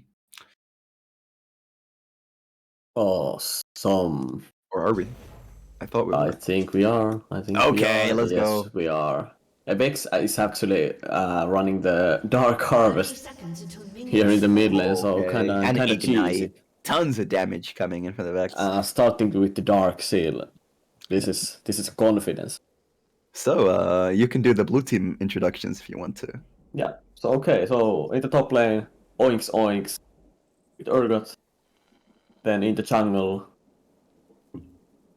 In the jungle we have Warwick, Drumiken. In the mid lane we have Stanley Mark with Ari. And in the bot lane we have Jubeli as the ADC Illusion and Rambles is the Lulu support. All right, and then we get Potato Master 420 for the top lane on the red team. Turbo League Enjoy is really pulling it out. Organization something in the jungler with Lee Sin, and the Tobai with Vex in the mid lane, and Larry LeBron as the AD carry Misfortune, and OK10 Gaming with Leona. We're gonna get a very hype game in here, guys. Both junglers starting out chill from the bot side, doing the blue and the red buffs, and Vex already getting that Q damage on, but it's not huge for Ari yet. Yeah, Vex was actually spamming the greatest Control 4 laugh in the game. Ha! Uh, Very I fun actually laugh to love play it. against yeah, the it's and to play Lulu getting a lot of gold in the early bot lane trades. Yeah. Starting out the game fairly standard on all sides. We'll have to see what lane really explodes first. Bot lane Lulu does have pressure, but Misfortune getting good auto attacks in as well. And mid lane trying to poke out the Ari, but not really doing a lot of damage. Also bot lane Lulu trying to get some poke rather than Misfortune. As expected, Range winning the melee in the early matchups. Yeah. Bot and top side. Nar pushing into Urgot. Let's see how many farms he can get. It's kinda a bit awkward. unfortunate on the turret here, but he does manage to salvage a bit of it. That's actually very impressive, and they're roughly in even CS numbers. I bet Nar was focusing more on the poke than on the CSing. Yeah, seems to be. Both junglers now, top side. Okay, this is Nar there. actually has This the is flash. Wow, that was well yeah, played by that was Oryx. definitely a miscalculation. Did not mean to jump all the way into terror range, especially being Urgot flung there. Perhaps forgetting exactly how the Mega Nar double jump works, but you know, flash down, no harm done. We'll see if they can come back to getting some pressure in this lane. Yeah, Warwick looking for the scuttle grab on the top side river and possibly looking for the top lane. Oinks is shouting hard enough for the voice channel, no flash. Ari actually managing to push in Vex a bit. And top lane, yeah, we see Nar get some good damage in, but he has to be very afraid of the Urgot engage. Yep. Also, Nar doesn't have any wards. Warwick has done his clear almost completely, so he will be at top side. However, we Doesn't do see that decide. Warwick seems to be pathing towards the bot side, maybe going for the scuttle that they do see on the map through a ward. So Yeah. they know that it's up, they know Lee Sin's not there, they know Lee Sin started bot side, so Warwick probably going for the double scuttle clear at this point. Yeah, Warwick actually going for the farm victory here and Leasing taking his time trying to invade and find the Warwick here, but There's isn't nothing going to there. complete in that. But is now behind Ari in the mid lane. We'll see if this Lee Sin gank works out. Let's Vex see. Yeah, hits the fear, but Ari's in the middle of the minions, so Lee Sin cannot Q it easily, and yeah, it turns out Ari just chunks Lee Sin out and makes it out after burning her flash. But yeah, that's the flash down from mid lane. It is indeed, and now we have to see if Vex can really take advantage of this. Ari is fairly high HP, and Vex is roughly out of mana, but after a reset, there is timer to not have flash on Ari. And bot lane looking relatively stable, almost gets the Misfortune double up on the Lucian, and both teams having more than... Okay, here we go, Leona engage actually, and Yubele gets engaged on by the Leona. Misfortune follow them a bit. Lucian is falling low, has to flash out, cleanses, and barely survives with next to no HP. Have to wonder if Misfortune could have flash up followed that earlier. That was really close, but that's what happens when Leona and MF get the get the engage that they want, and they are not even poked out, so they both have even cookies and potions left. Indeed. Leona burns both summoners, but we'll have to see if they can take advantage of this. Misfortune still having both when they come back to lane. Lucian is going to be very vulnerable to getting picked off. Yeah, absolutely no cleanse up, so any kind of CC or even make it rain from Misfortune will be enough CC to confirm the landing of the other CC. So Fairly solid Definitely. farm lead for Misfortune at this point. Although it's going to be evened out now a bit by the Lucian having the being back to lane sooner. Otherwise, farms being really even in jungle, top, and mid. So it's very hard to say who's winning. Gold basically even with a small lead to the bot side. yeah, also Warwick is gonna back now. Let's see if he decides to go for the Inferno break. Also in this game, the first break. No, not going in. Gnar engages. It will. Unfortunately, Urgot just runs away with the boots. Gnar has the sheen, but can't really punch through the plated steel caps, and it's hard to get a trade in on the Urgot now with as much armor as he does have. Yeah, it is the ECC and the damage coming from the press. The attack is also. Oh my god, he misses the ulti. That was close. It was No, it was a hard ult to hit. Gnar not having flash, he knows if he gets hit by that ult, he's dead. Turns out ult misses, gets punished a bit for it, and now top lane is looking real close with both members at very low HP. I think Urgot takes the recall, but Lee Sin's here, flash Qs. Oh, the shield! The shield! No! And Lee Sin survives. The E. Wow, that is. Okay, that- Urgot survives, Lee Sin survives. nothing Very interesting. Urgot E doesn't hit Lee Sin, gets the shield though, and that means both people barely walk away. happened. Yeah, Lee You Sin have also- to be sad there for red team. Yeah, you have to, because the Lee Sin didn't expect the shield to come out, so he didn't even shield.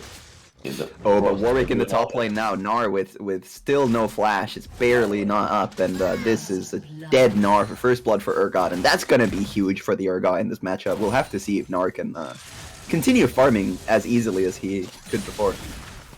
Yeah, I think now that Urgot TP'd back in full HP, got a kill, gets the wave and can even reset if he wants, so this is gonna swing the top lane. I think so. Indeed, and Gnar does have TP and does use it as well to go get that farm, which is the only right play to make. And now we're also looking a bit at the mid lane with Vex looking for an engage on the Ahri, but Ahri punches back real strong. God damn. Although Vex also punching back, this mid lane is now very precarious. Wow. Shit! Ahri with a Oh, snipe man. on the Q and Tobai falls in the mid lane. This was totally unexpected, but impressive play from the Ahri. Really like dodging the skill shots that she needed. Oh, but at least in Q hit. That was clean. Maybe we can forgive the organization for them. Previous Q. That was clean. Gets the ward hop Q, and Ahri gets punished back, but still Vex does not get the assist and must be a bit sad about that solo kill. Yeah, that should not have happened. I think Tobai also having the flash up means that he wasn't expecting that. Indeed. Engage on the bot lane, huge damage coming in from the Leona. Misfortune barely does not get the Lulu, and blue side lives another day, but it is definitely dangerous here. Yeah, this time the Lulu without any summoner spells and solo SP. So this is Yeah, Lulu also only level 6 actually, never mind, I'm looking blindly, but still has no ult, has no summoners. We'll see if red team goes for the dive. They do still have both sums on Misfortune and a flash on the Leona, but looks like blue team just escapes the lane and it's gonna get a reset in. yeah, Lee Sin actually starting the Rift Herald over here. So meanwhile Warwick backing next to him. Oh, Warwick must actually see gonna this. check this. Yeah, now Warwick sees Rift Herald is not there. Lee Sin hops away and Rift Herald's reset. That is unlucky timing. Oh yeah, the Scuttle Crab just spawns. That's what he was waiting for as well. Yeah, let's see if Lee Sin decides to challenge this one. Doesn't land the Q, can't go in. Urgot actually kind of far up. Urgot in the bit of a rough position, but Gnar can't get on top of him and can't get the ult. so Urgot gets to just walk away. Lee Sin comes in to clear that pink ward, and both junglers hovering topside. There's a lot of action there this game. Yeah, they both actually just wanting to top lane to win. Warwick probably due to bot lane being so aggressive on the red side, so he just tries to get Urgot ahead so Urgot can solo 1v2 even the top lane later stages if he gets ahead.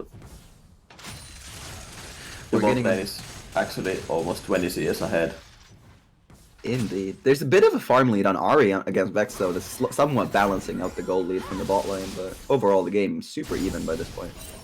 Yeah, no objectives taken. So Ahri my god, goes he in, misses the charm. misses the charm, and that was a good effort. But now she knows that she can't stay there any longer. Urgot goes in, gets the flip on that, but Lee Sin is there. Will have to. Oh, the Q barely misses, and that's a tragedy. Meanwhile, Ahri flashes. Okay. Oh, doesn't. No use the way! Q. Wait, this Oh. Ahri is dodging everything. Lee Sin hit. Yeah, that's a dead Urgot. That is a dead Urgot. Lee Sin hits the Q. Urgot decides to stay for some reason, and turns out that Lee Sin's still there, and even with the E, he can't protect himself. Also, Yeah, Ahri that's had crazy escape in the mid lane. That was honestly Oh yeah, nuts. that was nuts. Also this time Lee Sin was expecting the E coming out from Urgot and the shield. Get a few plates. Blue team gets dragon. Red team gets a bit of a top lane gap, and we'll have to see how this turns out. Early Infernal is always nice for a team, even though the team of FK for Fun isn't stacking that much offensive stats, but Lucian definitely enjoys it, and so does Urgot. Absolutely. Let's see now that Ahri doesn't have flash or ulti.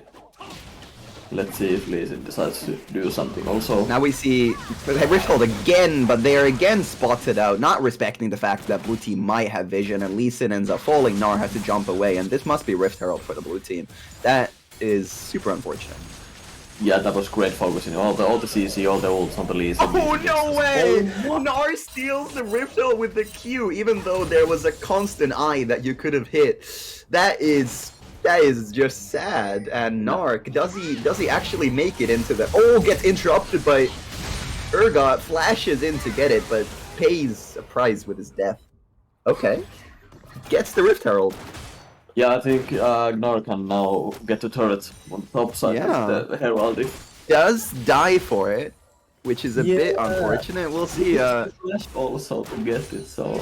But, you know, it might be worth. It might be worth. I can't say so much. Yeah. If he gets it on the turret and gets the whole turret before the turret plates go down, I think it's worth I don't think he's gonna be in time for the Rift for the 14-minute mark.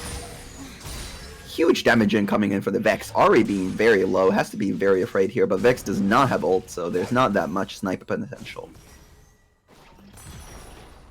Nice little last-minute play for mid lane Vex, and another last-minute play for Urgot, and now this is the time to go. And yeah, Gnar does not get turret plating, but will probably get first turret.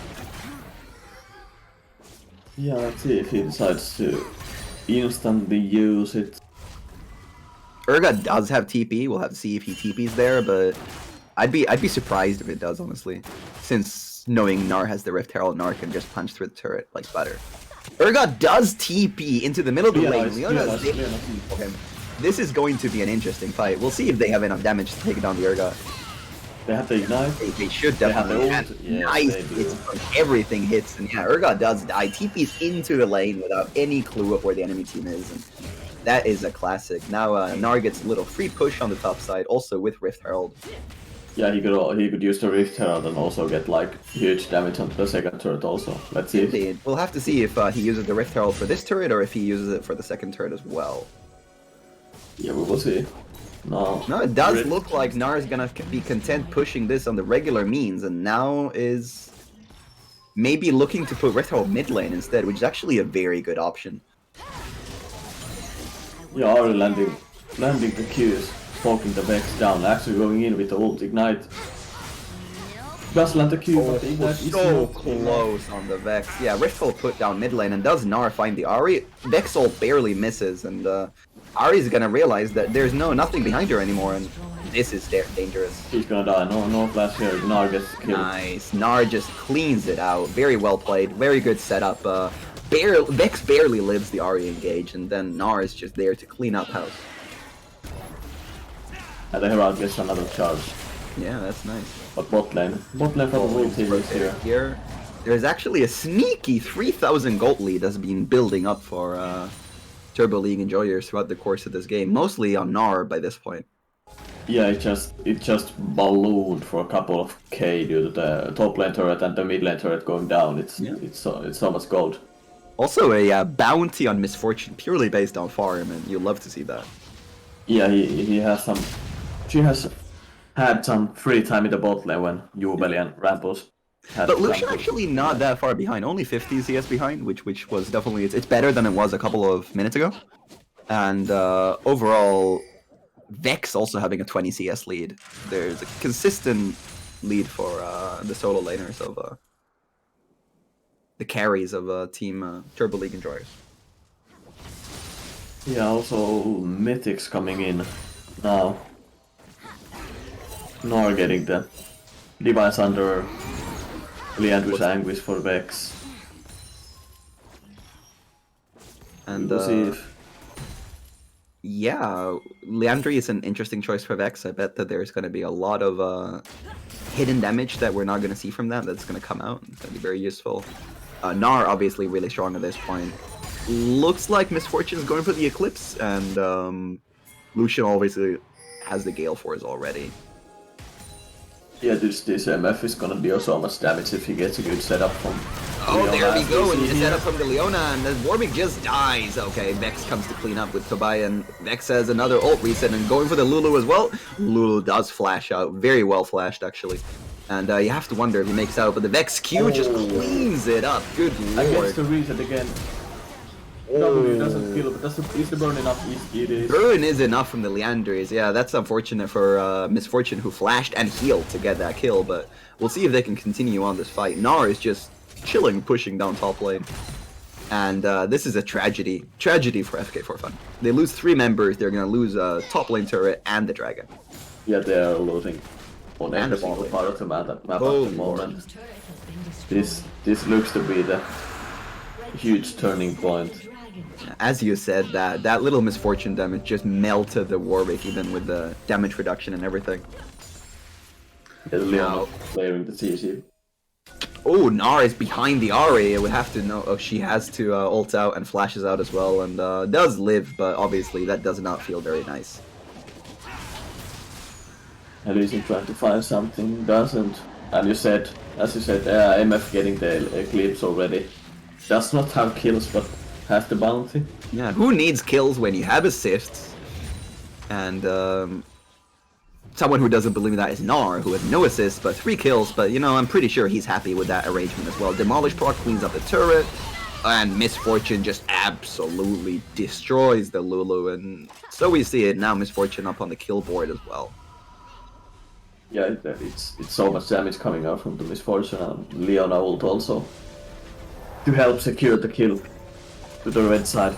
Now it's so huge. It's 7,000 gold lead almost. So Indeed, it's- we're 7,000 gold lead at 20 minutes. This is going to be an impressive comeback. Drakes are 1-to-1, so getting next Drake is a very thin sliver of hope for FK4 Fun to try to delay this game until Soul Point.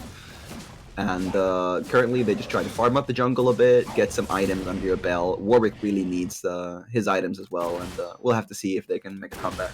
yeah, it's gonna be rough to come back with Warwick and Lucian being so far behind.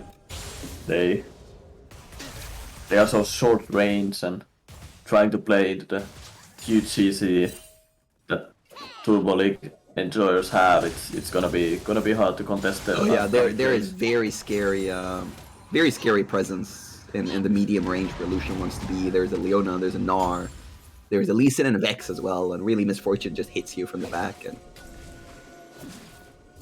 they have to find a pick. We'll have to see if Ari can work her magic and find some picks. Maybe with Warwick as well, they have a chance to find a lonely Misfortune or a lonely Vex in the game, and at that point they can easily pop her. They just need to get on top of the enemy. Yeah, absolutely. I don't know what the next Drake is gonna be, but I think it will be Mountain Soul. Yeah, it was going to be Mountain Soul for the next Drake, and well, not the Soul, but it's going to be Mountain Drake. And both teams only having one Drake means that it's not hugely beneficial for either team to get it, which would mean that it's very likely that blue team just gives it up. But there is that chance, as we said, that if blue team manages to get this Drake, and if they can delay the game, they can maybe try to hope that those Drake stacking will give them enough resistances to survive the unleash damage of the red team, because the Mountain Soul will be very helpful against the Vex and Misfortune burst of damage.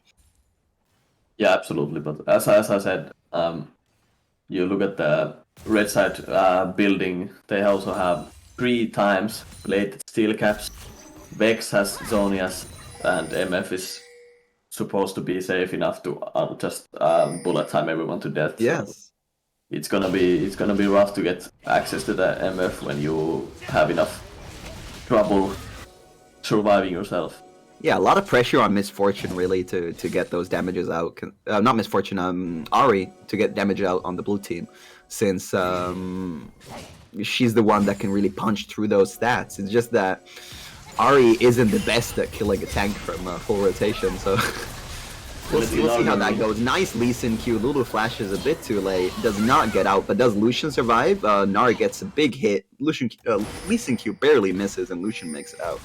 Goodness, I'm stumbling on my words all the time now. Oh, Urgot is looking not too stabby. Oh, word kick from Lee Sin. Does not die. Does die. Does unfortunately die for it.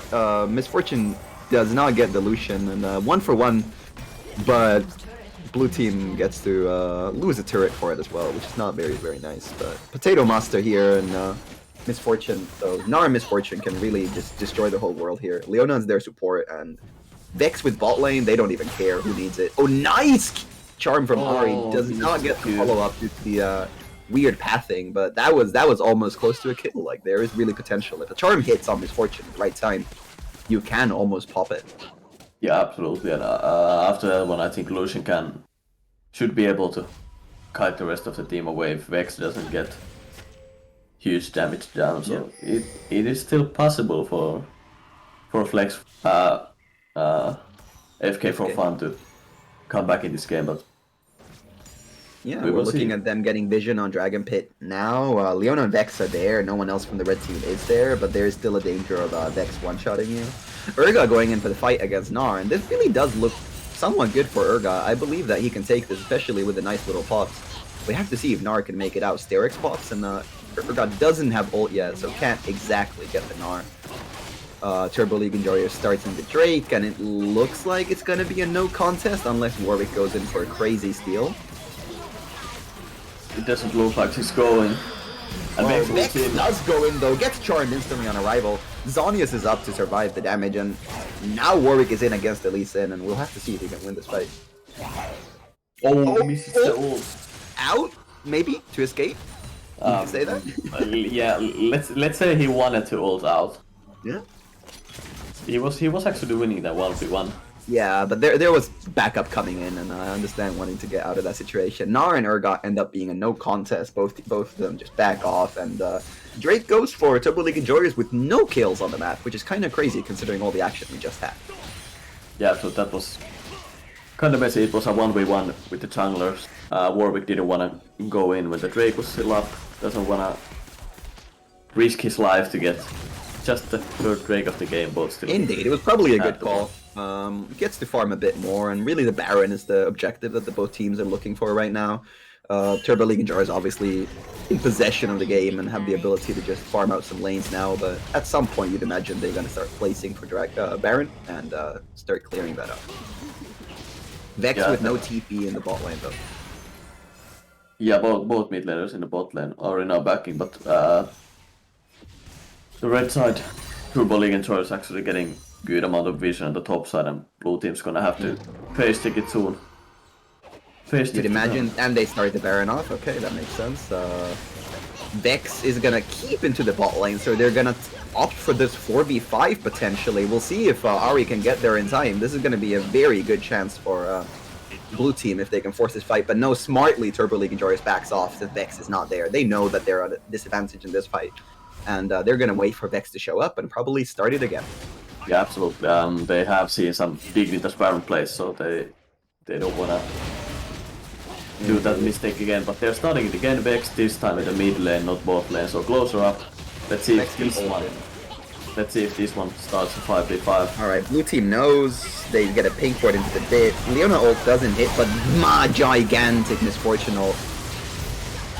Oh my Google goodness. gets one Okay, shot. Urgot is actually tanking the entire enemy team, but Vex does finally go in. Ari's trying to peel Vex off. Lucian has no HP, has to run away, and unfortunately, somehow, Lee Sin falls, but everyone else is alive. Urgot falls, Warwick falls, and now Ari is in a pickle. Gets some damage out. Lucian is in the enemy, behind the enemy red buff, desperately making it out. Yeah, And no no Baron, since Lee Sin is dead, they decide not to go for it, but they decide to just go for the push, and probably looking for at least an inhibitor turret, if not an inhib here. Yeah, that Baron fight was. It was still kind of clean. It was actually close. It was actually close. There was Yeah, potential. Yeah, Lee Sin was buying time with like 4 people from FK for fun, so Yeah, Lee Sin jumped in on Lucian and Ari, and it was close to working out, but then he falls, but the front line of Warwick and Urgot just unfortunately fall way faster. yeah, also the Red team. misfortune ulti. Yeah, the bullet misfortune time going. shredded Warwick and Lulu. Yeah, Lulu was just dead instantly to that one. It was so much damage coming out. Turbo League enjoyers getting some vision on Baron again, and taking a bit of a reset with a big amount of gold in their pockets. And at this point, you would imagine that Vex is coming in with, like Vex and Misfortune, both with like 11,000 gold. They are far, far ahead of anyone else in this game. And the amount of damage that can come in from those champions at this stage of the game is crazy. Misfortune having the Serildas completed, Vex also having 3 items. This is a scary situation to be in. Full team actually getting some vision on the blue side jungle, but let's see if the red side will clear it all away and force them to come phase stick again. They don't have blue trinkets up, and they're starting a Baron again. There, yeah. Now they're starting with Gnar in the bot lane. Gnar does have TP, so they can summon him there. He's actually going to start walking. It looks like they're going to commit for this, and blue team is a bit late on the check. Now finally does arrive, sees the Baron being done. Ari ults in, barely misses the charm, and this is a tragedy. This is gonna be a full This is an absolute wipe. Wow. That was a good engage attempt, really close to hitting that Ari charm, and getting that misfortune there would have been key.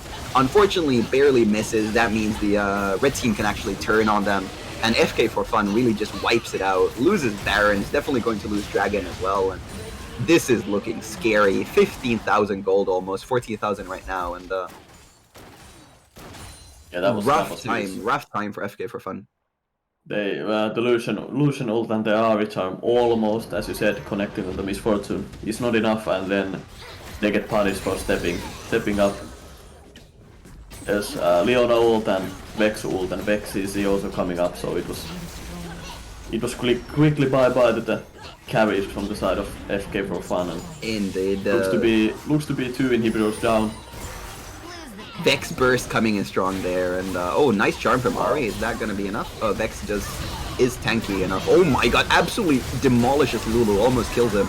Does die to Warwick, and they get nice little 1,000 extra gold there, but they have to wonder if they can actually continue clearing this out.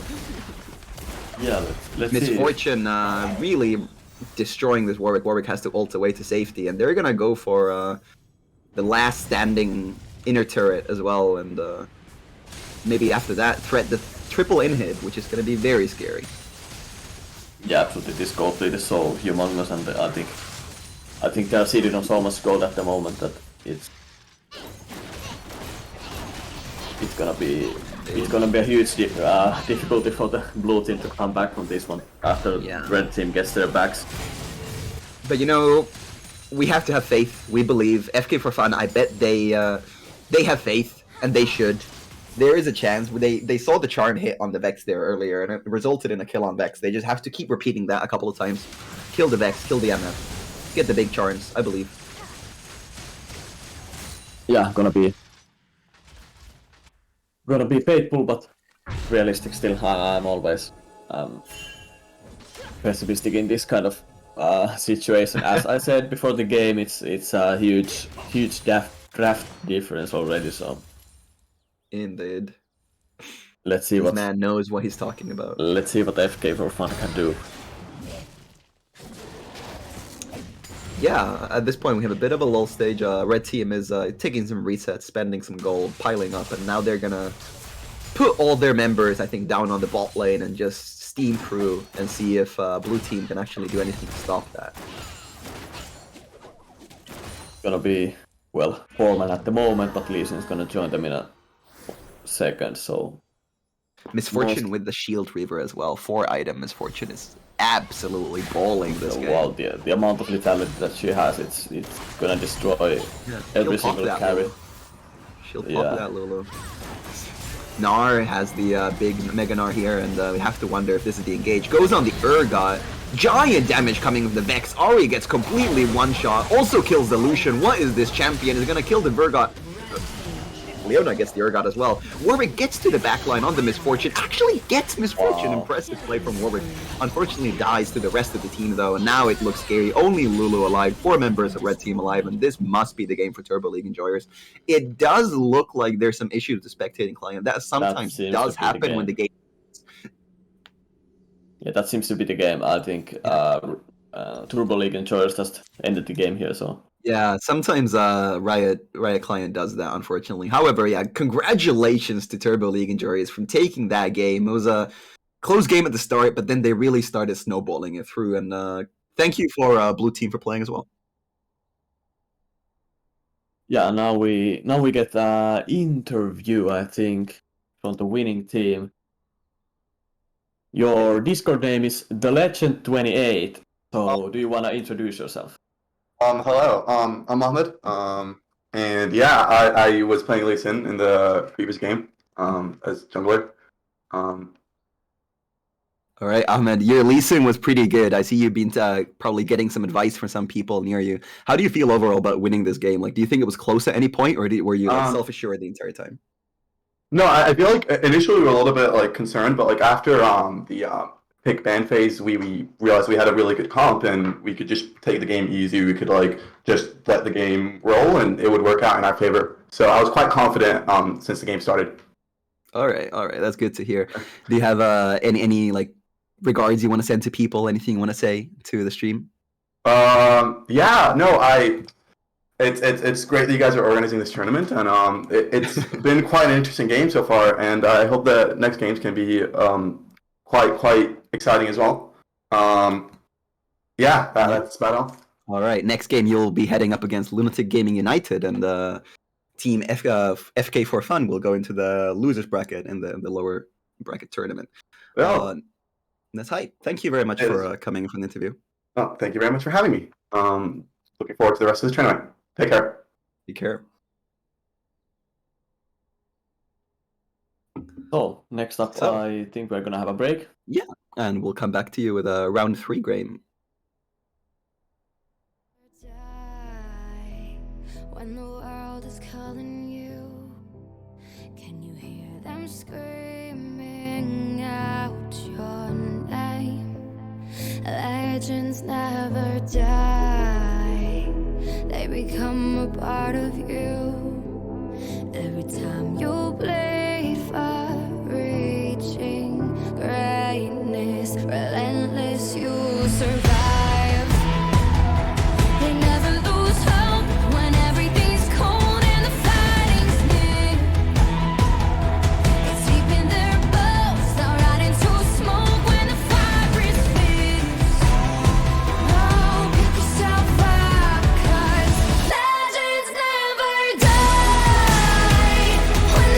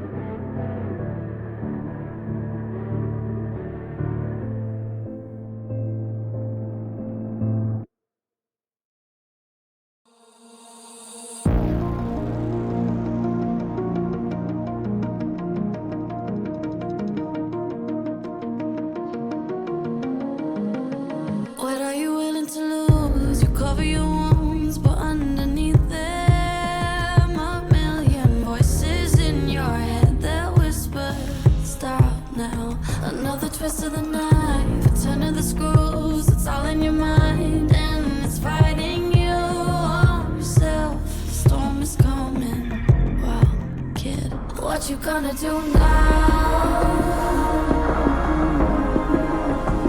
It's your reflection looking back to pull you down.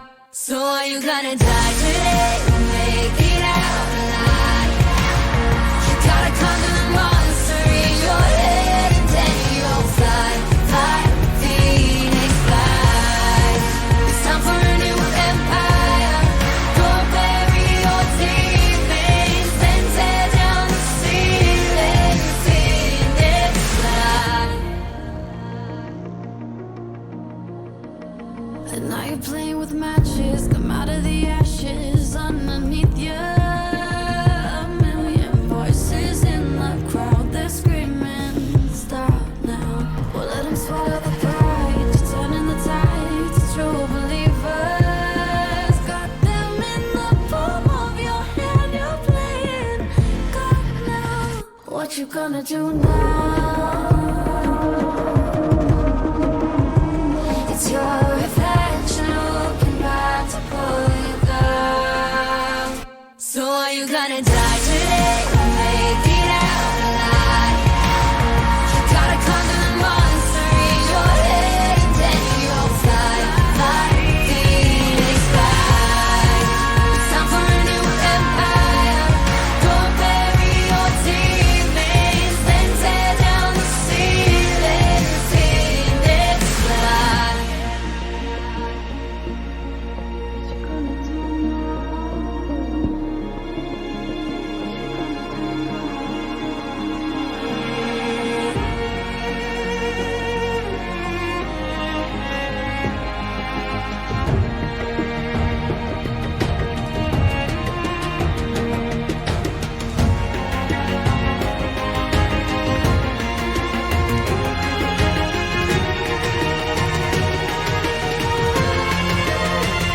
So are you gonna die today or make it out alive?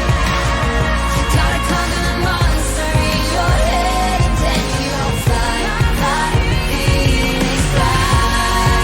It's time for a new empire.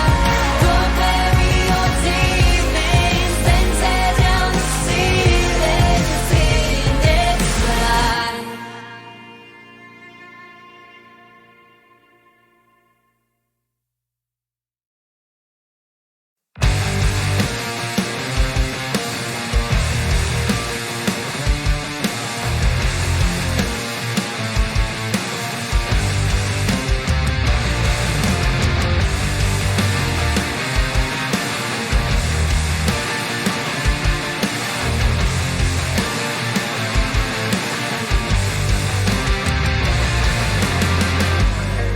You were my guiding wind. We soared across the sky. Who knew a storm would come and break apart this lie? Like a pillar of flame, my love burned through the roof.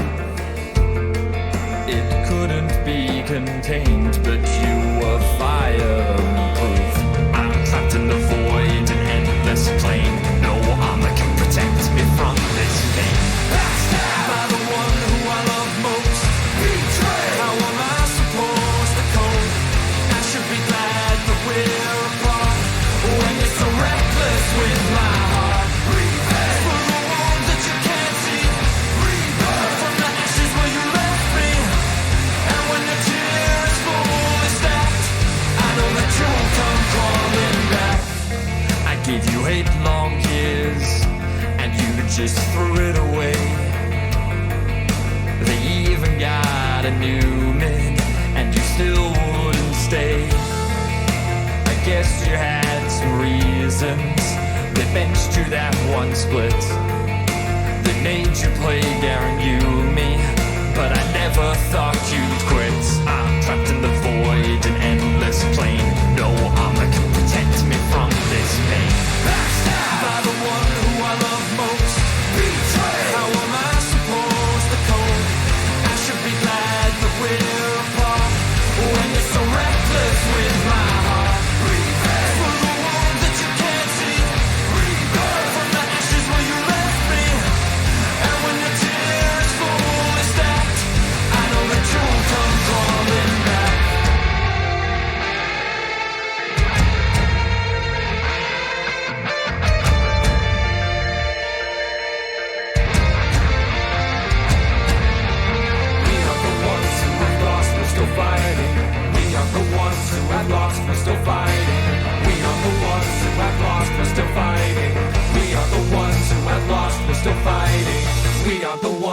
I've lost, we're still fighting. This is goodbye with the words that I'm writing. Backstabbed by the one who I love most. Betrayed. How am I supposed to cope? I should be glad that we're apart. When you're so reckless with my heart. Revenge for the one that you can't see. Rebirth from the ashes where you left me. And when the tear is fully stacked, I know that you'll come crawling back.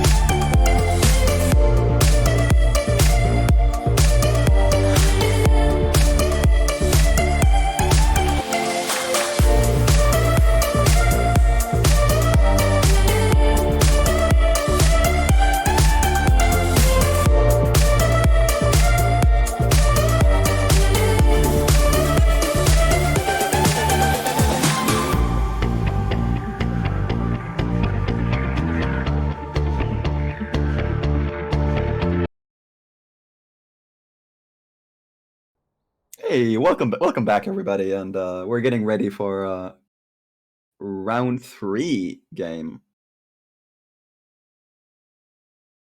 Yeah, and in the round 3 we are spectating the losers bracket from the high bracket. Yeah, I don't know how to say it, but the game 9, the Tigers versus Rotunata Seura. I don't know how to translate it again, but Yeah. It's the it's the game 9. livestock community, Oh yeah, livestock organization. And Yeah. we're gonna have them versus the Tigers. Pro draft is gonna be on the way in just a moment, and we're gonna go get there to watch that. And overall, I just want to say, last game we watched, thank you very much to both teams. Overall, it's been 2 very good games so far. So we'll hope that the third game is good as well. yeah. In the lower brackets, we had Turbo League and Choice win, and now they are against the Lunatic Gamers United. FK for Fun went to the losers bracket and now is facing against Flex 2 there. Yeah. Now we Oh, have great the game. pro draft. Corky Ban from the Tigers. Rotunauta Seura actually played Corky last game and actually kind of smurfed it too. So Okay, makes sense. kind of makes watching the previous game results here and taking Trash ban stuff from coming them. in from them first, and followed by Tigers banning Yone second rotation, and we wait for the second rotation on the Rotunauta Seura, and I wonder if they're gonna go for individual banning Twitch. I wonder if Tigers play that one. Yeah, I think they might have. I think all of these. Actually, a lot of mid lane bans from the Tigers. I think Yeah, and the Rotunauta Victor Seura. coming in. There's a clear focus here. I wonder if they've isolated the mid lane as the carry or like the weak link. You never know which one it is. Misfortune coming in third from Rotunauta Seura, and now we see the first pick from the Tigers. I wonder if they're gonna go for the Kiana. So that could be jungle or mid. We don't know yet. Yeah, that is a flex pick. Most likely the jungle if not given a good matchup in the mid lane for free. So we will see, but Yeah. Also, like the What power of about- flex picks, where you can just pick it and pivot regarding the enemy team specs. yeah, absolutely. Waiting for the first pick for Couple of seconds left. inside Camille. Okay. So that probably is going to go into the top lane. I doubt that there's going to be some interesting stuff here, but it could always go support or some other weird stuff like that. Yeah, we will see soon. We will be watching this. Well, probably as we watch this pro draft unfold, we will be given more information about the team comps. But at the moment, it's kind of flex for the both teams. Yeah, Alistar, okay, that's definitely support, so that means Camille's definitely top lane as well. We'll see what the Tigers answers to that. A lot of CC coming in from red side already, and we'll see if Tigers, what kind of a comp they want to go for at this point. Yeah.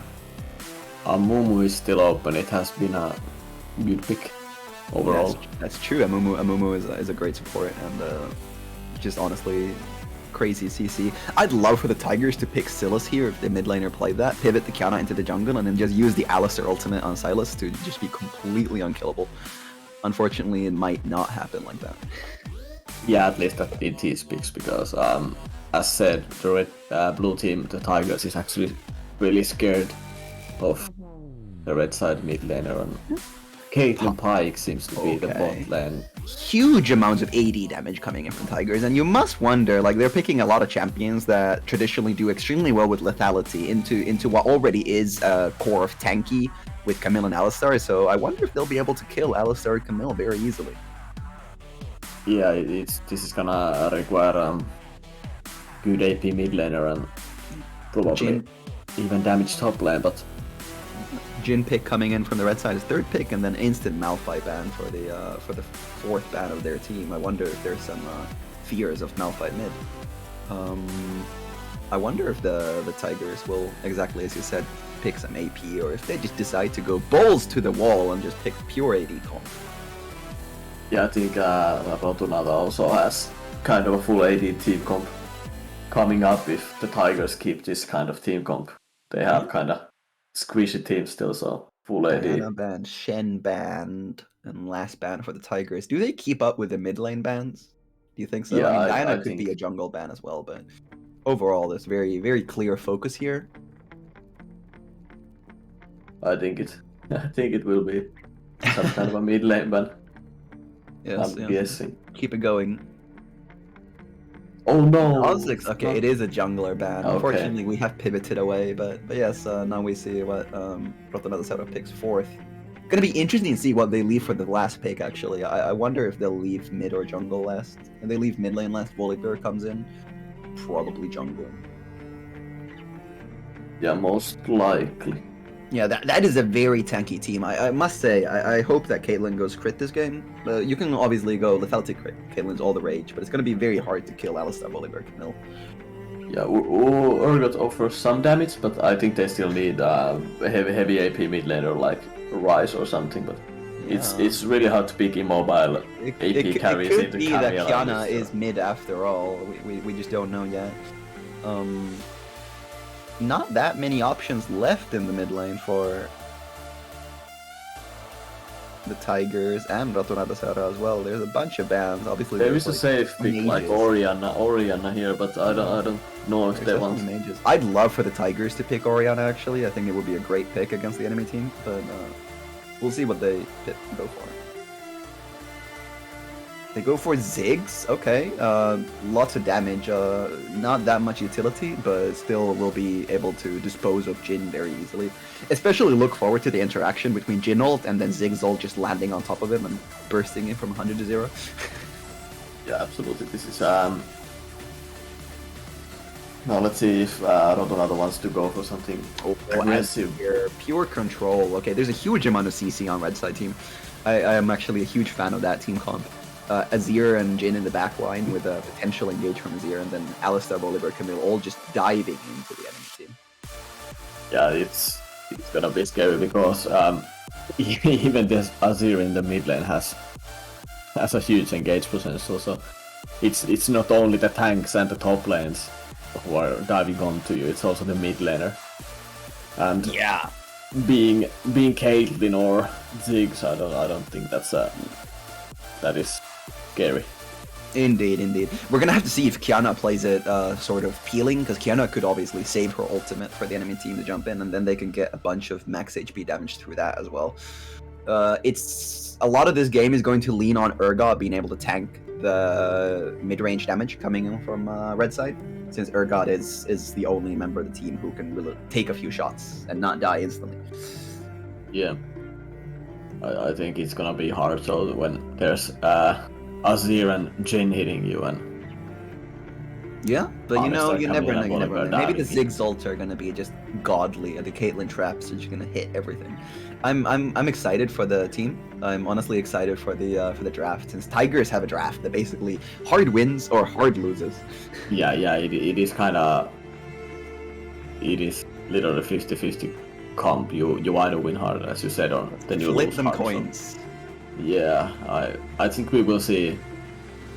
This is not the kind of comeback team comp that we had earlier that relies on, well, like the red side Rotunauta has. Like, it's more like, even if we are a couple K gold behind it early game, it doesn't really matter because you can just stall the game, wait for tanks to get items, carries to get items, and go front to back, huge engage teamfight comp. So it's, Yeah. Oh my, oh my. I think the Camille Urgot matchup is actually something that's fairly Urgot favored. At least right now with Camille Shield having a longer cooldown early. We'll have to see if Camille runs a Grasp or Comet. That would be a good call. Kiana Volibear. I wonder how they're gonna fare in clear. You'd imagine that Kiana has stronger ganks early, but that's not necessarily true depending on if Volibear can get meet Kiana in the river. yeah, I'd say Kiana also might have the clear jungle clearing on her side. She probably is the faster jungler in this matchup. Bot lane is going to be also fairly explosive with Caitlyn, Pyke, and Alistar. Both Pyke and Alistar are going to try to get bush control and try to get the other one to engage first, since the person who engages first is probably the one who's going to be CC'd. Yeah, the thing about Pyke hooking is that if Pyke hooks Alistar, it actually might be just a signal for Rotunata Seura's bot lane to go in, so it might be kind of like, please don't hook that cow, I don't want that. And actually, as Rotunauta is the livestock team, they have also the cow in their team, so I wonder if Alistar is gonna have some kind of quality skin. And definitely sort of expecting Ziggs and Azir to be fairly relaxed during the laning phase, but crazier things have happened in League of Legends. So we'll see if either of those teams are going to be inspired to go for the solo kills early on. Yeah, we're actually doing the league draft only now. Some whoopsie-doopsie misclicks were happening, I think, so. Oh yeah, there will be a bit of a delay. We'll see how that goes. You know, we now have all the champs locked in, and the game will start soon, and then we have that 3 minutes of time to spend. Yeah, I don't know what we're gonna talk about for this 3 minutes, but you know, we could obviously always go take a look at the brackets or something like that. Yeah, absolutely. Here, but, I wonder if that will happen. Oh. Gonna be a nice day. I just ordered some food, and it might arrive during this game, but you know, that's fine. Oh well, no problems. Just eat the food, and Exactly. we're gonna cast at the same time as eating. Yeah. Okay, so we now have a bit of a look at the brackets. Now we're looking at the higher bracket we have, and we've clearly gotten further ahead in the tournament now. We don't have that many teams left. We have well, actually, I think like two teams have dropped out now, and the rest of the teams are still in game. 4 on the upper side and 4 on the lower side, loser side. Do you think the Tigers or Rotonata Seura, the winner of this game, will keep going and the loser will be out? Do you think they can feel the pressure in the game? I mean, both teams have already lost one game due to them being in the losers bracket here, but I think they really want to win this because it would be not good for like the mental to come here and play a couple of games because as we see, both of these teams are actually good. They are not like because they're in the higher bracket, Yeah. they actually belong here. So And I'm expecting kind of even game. yeah, I think Rotunata Seura already they already survived one elimination game last game they played, and since they fell out instantly, so we're gonna look forward to that. We also see that from the first game we spectated, Rift Slayers versus Team Banger. Actually, Rift Slayers managed to avoid elimination, is now playing further on, and Team Banger is still in the winners side of the bracket.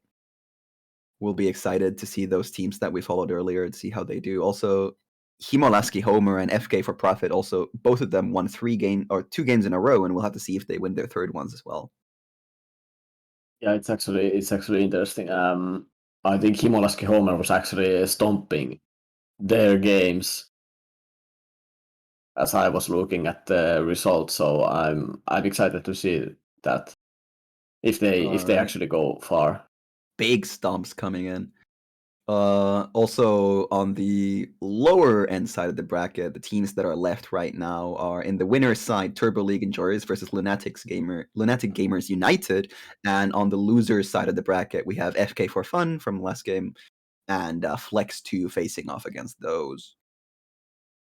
You have to wonder if we'll get done with the lower bracket way faster than the other one, but that means that probably next game or the game after that we'll be looking at this bracket again. Yeah, probably will be watching the finals. Yeah, watching the finals would be from this lower bracket. Yeah, but yeah, like semi-final game, that Turbo League Enjoyers versus the Lunatic Gamers United. True. So Winner actually goes into the finals there. There's going to be a bit of a waiting game for them, but they can get in a flex game, keep up the form, and just demolish the loser side winner enter. So we'll see how that happens. Yeah. There is not a lot of delay anymore left. Exactly. We should be heading into loading screen just in a moment, and I also want to see. I think it was the Rift Slayers who invaded in the first game that we saw. Yes. Or we did not see the invade, but we saw the result of the invade. So yes. I'm really looking forward to the teams looking those kind of like cheesy level 1 plays and invades and. Oh yes, we'll see if we get any of those this game, as we will shortly be getting into the game. I wonder if which team is going to come out rolling, and if either teams are going to go for some of those greedy invades.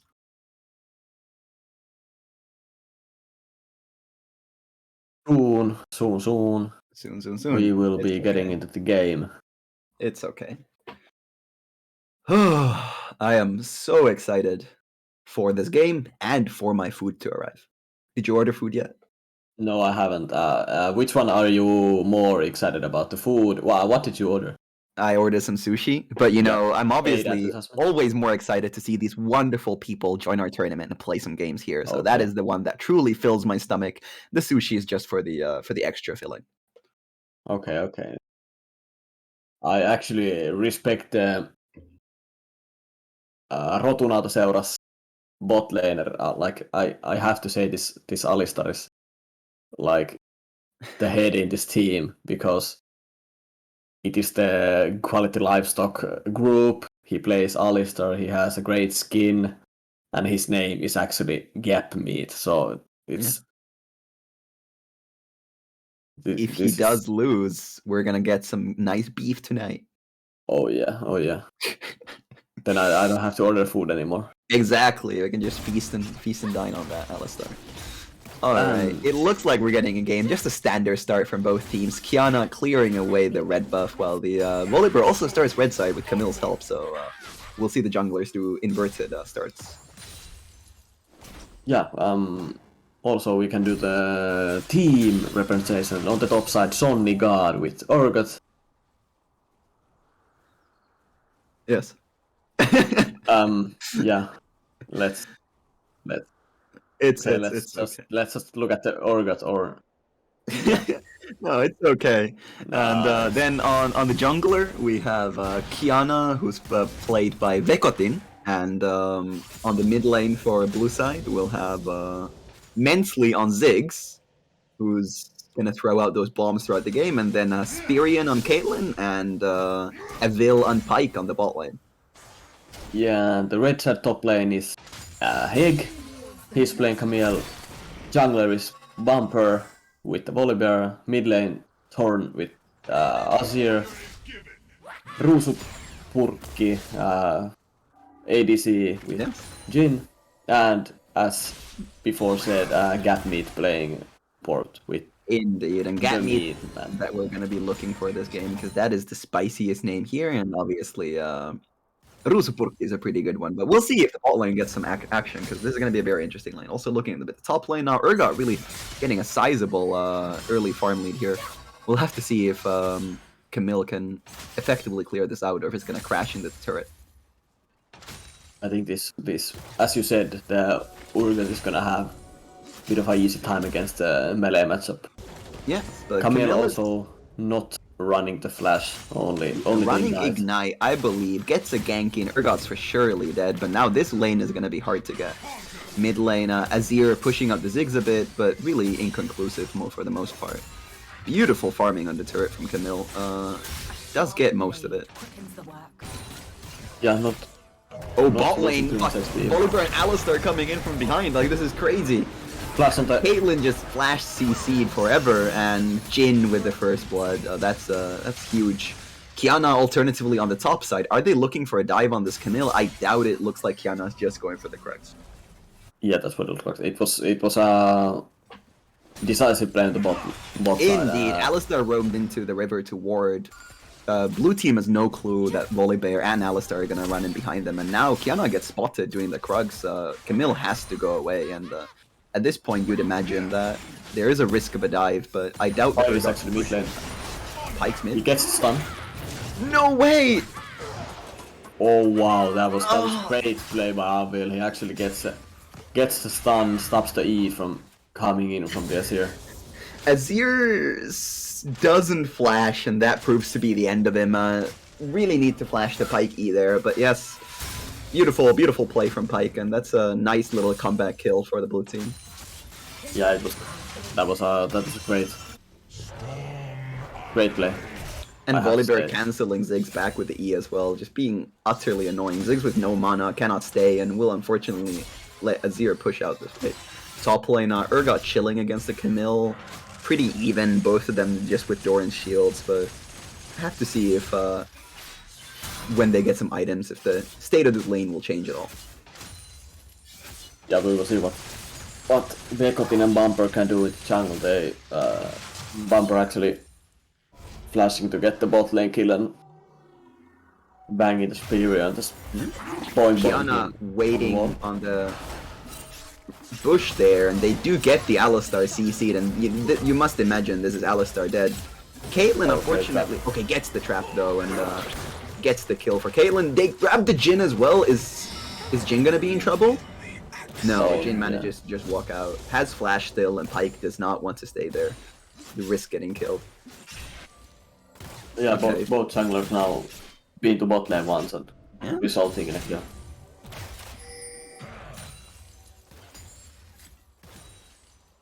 Okay.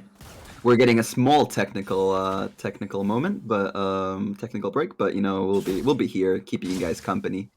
In the game right now, there is about 300 goal lead for the red side.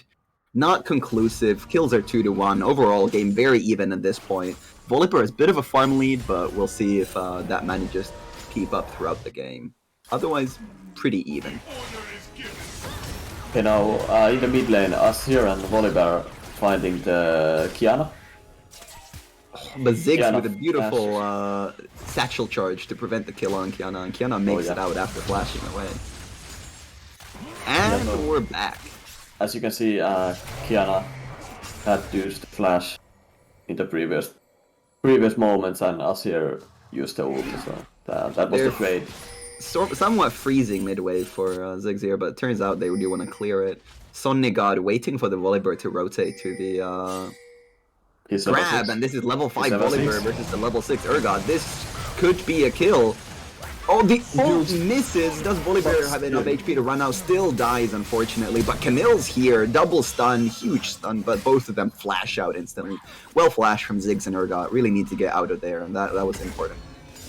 Yeah, I think that was still well played by the Tigers. Yes, the Even Tiger though- really Even getting though those Urgot kills, is getting back in the gold. Yeah, absolutely. Do look good in green. Zoning ultimate, so to speak.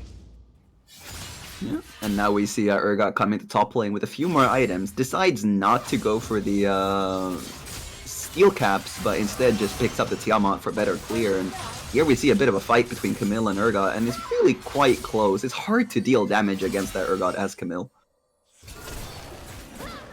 Yeah, it is not much damage, even though Urgot doesn't have to play the steel cap. It's still not too much damage. It's really hard to punch through those resistances. Urgot quite a tanky, annoying champion. Camille, though, doing pretty well in the lane, has even CS and has some grasp stacks as well for the trouble that they've had in the lane. Always nice to get that permanent HP from grasp. Volibear topside, but I doubt that there's an angle here, considering Volibear is not level 6. Kiana Volibear continues. Volibear is only level 5 and Kiana is 6. Kiana is 6 here, and they do get the Urgot, but Kiana with a nice ult cleans up the Camille. Can they clean up the Volibear as well? Volibear hit dings 6. level 6, ults Oh in. my god. Kiana destabilizes the turret, but Last Flash fight and- him. Nice. Volibear getting level 6 there was absolutely key. They get the Urgot in time before the Kiana can come in and end up getting a 2-for-1 trade, which is very good for red team there. Yeah, that would not have been a 1-for-2 from the red team without Bumper dinging level 6 just on the right hand.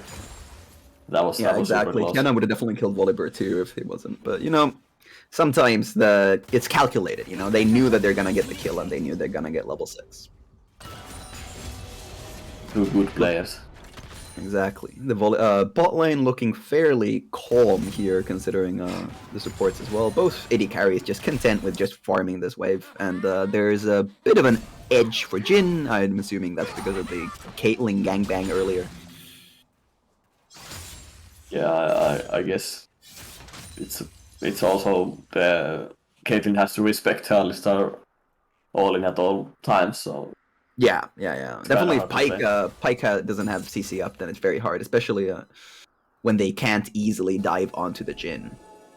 However, there is summoners up for literally everyone in the bot lane, so stuff could happen. Mid lane also, Azir taking a bit of poke damage back and forth with the Ziggs. Not a conclusive lane by any means, although a huge lead on farm, but for Azir. Absolutely gigantic. Oh my god, Tornado plays. Jesus Christ, this Azir's cracked!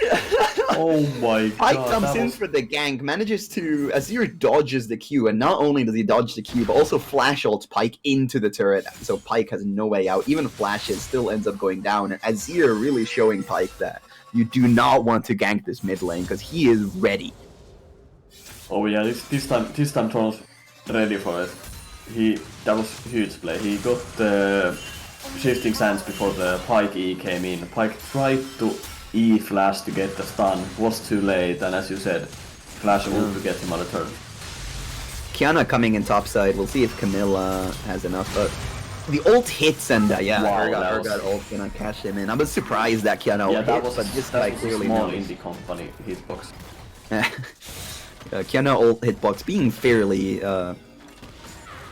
nice to usually Kiana players, so that checks out.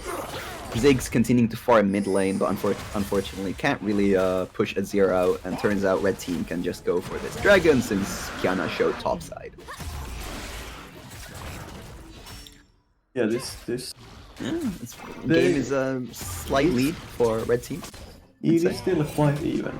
Yeah, but it is very even. There's clear strong sides. Mid lane for Rotonata Seura is huge right now, but then the Tigers have a pretty solid showing in the top side of the map. Oh god, my food is... Yeah, someone is calling. Do you have one of those balls that are plugged to the wall? That sounded like one. So I think Marcus it's his time to eat, to feast. So I will be having 30 seconds with you alone. It's okay. Don't I'm let- back. Okay, hello. I just my buzzer rang, so I had to go open press the button to open the door. Oh yeah. I'll just pick up it from outside the door just in just a moment. But we'll have to see who gets fed in this game instead. For right now, Azir really looking like a strong player. Also, Jin having a lot of CS. Really big farm leads actually developing for the carries on the red team. Yeah, the red team actually having also almost perfect CS now. Camille going in. Doesn't have the Divine Sunder yet, but still doing some damage to the Urgot despite of the shield. Yeah, definitely Urgot not having steel caps at this point is kind of hurting him, but we'll have to wonder if he wants to go for some other boots considering the annoying CC and mobility control coming in from Azir, for example. Swifties wouldn't be the worst option. Ziggs slowly building up this item, but doesn't quite have it yet. We'll have to see what mythic Caitlyn goes for. I'd imagine it will be the Kraken Slayer, but it could be a Gelforce. Oh, nice Kiana engagement gets- from Kiana. Wow, Vegotil didn't play that well. Now Volibear tries to get ult on top of you. Does miss it. Oh, doesn't hit barely, and that was a beautiful combo from Kiana. Absolutely not giving Azir any time to react. Oh yeah, that was clean combo and Vegotil, and that's just basically. Oh, You have Kiana no found counter. by Camille though. Manages to make it out actually. That's crazy. Is he going to stay for this? This is sketchy. The TP coming in from Azir. Urgot grabs the blue buff and they make it out. Seemingly. Okay. That was a dangerous situation. Whole of red team outside of Jin is actually on the top side of the map, and we have to see if they try to go for the Ziggs. Looks like Ziggs is going to be in no man's land throughout the minimap because there is Alistar and Nazir waiting for Ziggs, and Volibear on the other side. Oh boy. Throws out the E's. The slows are big. Manages to dodge it. Oh my god, Azir is almost dead. Oh, wait, no. Alistar's almost Oh, dead. Nice Ziggs flash played from so Ziggs. well actually. Honestly, that was Yeah. actually nuts. Wait. The Ziggs is too good. Everyone's too good. I respect that. That was clean. Imagine 4 guys in the mid lane is Yeah. chasing you anywhere, but one flash he makes good use of it and Oh yeah, survives it. absolutely. Manages to make it out of that gank without even losing much, other than the flash. I'll go quickly grab my food. no problemo. Well, what should I eat today? I think it's a joke. Like I can just I'm a student, so I only eat nothing and I drink water, and that's my daily food. Let's see. But at the moment, Kiana also on the bot lane has the U moves, but cannot catch the Jin. Jin having the Gale Force movement speed and Swifties already. But if Kiana actually puts down the Rift Herald, they are looking to Oh, nice. so Done. Jin Oh, makes yeah. it out though. all the way to Alistar, yeah. The TP coming in from Camille. Oh, huge damage coming in from the Jin. Barely doesn't get the Kiana, but is Camille gonna go for it? Okay. Is brought into turret range, but I doubt Caitlyn can do much here, and yes, they get 1 kill for their troubles at least. Yeah, it is now 4 guys mentally also walking towards bot side, realizing there's nothing he can do, so. We'll see if Urgot gets this first turret first lane. Both teams trying to get the first turret of the game here. Urgot's getting shot by Volibear. Ziggs ult down the wave bot side, so they can't get it. Huge wave clear coming from Ziggs. Alistar's gonna tank it actually. Now, actually, that is so smart. They get the turret here without not even close and manage to cash in on the first turret. Yeah, the Alistar ult was big brain, so to say. They commit on the Exactly. turret, and it's absolutely worth it. Yeah, really intelligent play there. Most teams would have backed away at that point, thinking like, oh no, wait, we get it. Okay, Kiana looking for the Azir is... Azir ults Kiana away, and that's it. Is Pike gonna find him though? Lance a hook. Oh wait, Azir flashes Azir away. does not Oh. flash it, and... Again, greeds out, gets hit by the Pike Q, and ends up paying the price for it. Flashes later as well, so that's really unfortunate. Yeah, that is also the Drake. Drake going for the blue team. from that. Small lead developing now for blue team, but still like super even game at this point, and gonna be interesting to see if Kiana can really put down the pressure on the rest of the map, since she is right now pretty fed. Yeah, she has done a lot of good work around mid, top, and bot lane all the time. Now I'm looking at the gold graph and I'm looking at Kiana not being super fed, and I'm like, oh, never mind. But you know, she has a lot of kills. And Yeah, she has the potential to make the winning plays. Urgot actually hugely rich as well, from not having to group up with the team earlier and leading the individual gold crafts for the entire game. Let's see if Camille now. Kiana misses the root, misses the ult as well, and do they get... Oh, Camille lives! Sonya God on Urgot is gonna make it out, but that is a bit of a tragedy. That is a tragedy. They cannot get the pigs Camille to die. The Thunder and the Grasp healers, and being as tanky as he is, it's enough to help him survive. It is indeed enough. Also now, because of the kill, they can freely get the Herald. Yeah, Azir is pushing our bot side, and I doubt Caitlyn can do anything against it. Has to kind of be careful around the Azir damage. Yeah, Azir has like every other guy has their first item here. Not Mythic. On the blue side, it's actually Titanic for Urgot and Yuvos for the Kiana. Yeah. Really, Yeah, let's see. Kiana in the bot lane. Misses the first Q, gets ulted on the turret. Oh. Does still. Invisible though, can get hit and manages to just walk away. Although the Jhin ult coming in, we have to see if Kiana is First in a lands. bit of a pickle That's here. the second one. Flashes out. Oh, Alistar Azir coming gets in. killed by the Who's fight, available? manages to get the Kiana in return though, gets now rooted by the Jhin W and is dead to the Jhin. Alistar is barely Oh, living Jesus, this. wow, Jhin he just- walks in and unfortunately walks in a bit too far. Urgot TP's in, does not actually get anything for TP, but Ziggs cashes in on the Alistar. That is huge, because now the Ziggs is actually doing huge damage. Those traps, I don't think Jhin really saw those traps. Yeah, that definitely the Jhin moment of just walking in to try to get the damage down, but the Caitlyn trap is just unfortunately right beneath his feet. This means that Camille also gets to free farm the top lane though, so the gold lead not huge, but still about 800 for the blue team. Yeah, I think, and as you can see, Caitlyn also going to with the. It looks like oh, Oliver is Caitlyn's going for getting- this. Azir Yeah. behind Caitlyn as well. Caitlyn is definitely no man's land at this point. They're gonna give the kill to Azir, and Volibear just emotes and tanks it. No chill. Has the Herald, has the fast recall. Have to see where he puts that one down. That was it's happening everywhere now. Early game it was kind of quiet, but now it's happening everywhere on the map. Now that the outer turrets are gone, it's so much easier to make plays with the double TPs on both teams. And Oh yeah, definitely. And Azir can easily get in behind these Caitlyn and Ziggs, who do not have the easiest way to get him. But there is a risk of being caught by the Kiana or the Pike in the jungle. yeah, as you can see, If, Torn already, this flank can succeed. Torn already has been. Torn has been caught by Aviles Pike a couple of times, so let's see if he respects it more. now Ziggs that going for he the is- Liandry's Demonic Embrace build, which means that the burn damage is gonna be nuts. He only has to hit one Q and you're probably gonna burn for the rest of your life. Oh, Yeah, no, okay, no, big no, no. engage coming in from this team. Volibear ult turret, okay. Good comeback, but Jhin is flashing in, cashes in on those kills. Ziggs, good flash again though. Lands, what? Oh, Kiana lands, WQ, Urgot gets the ult, gets the fear.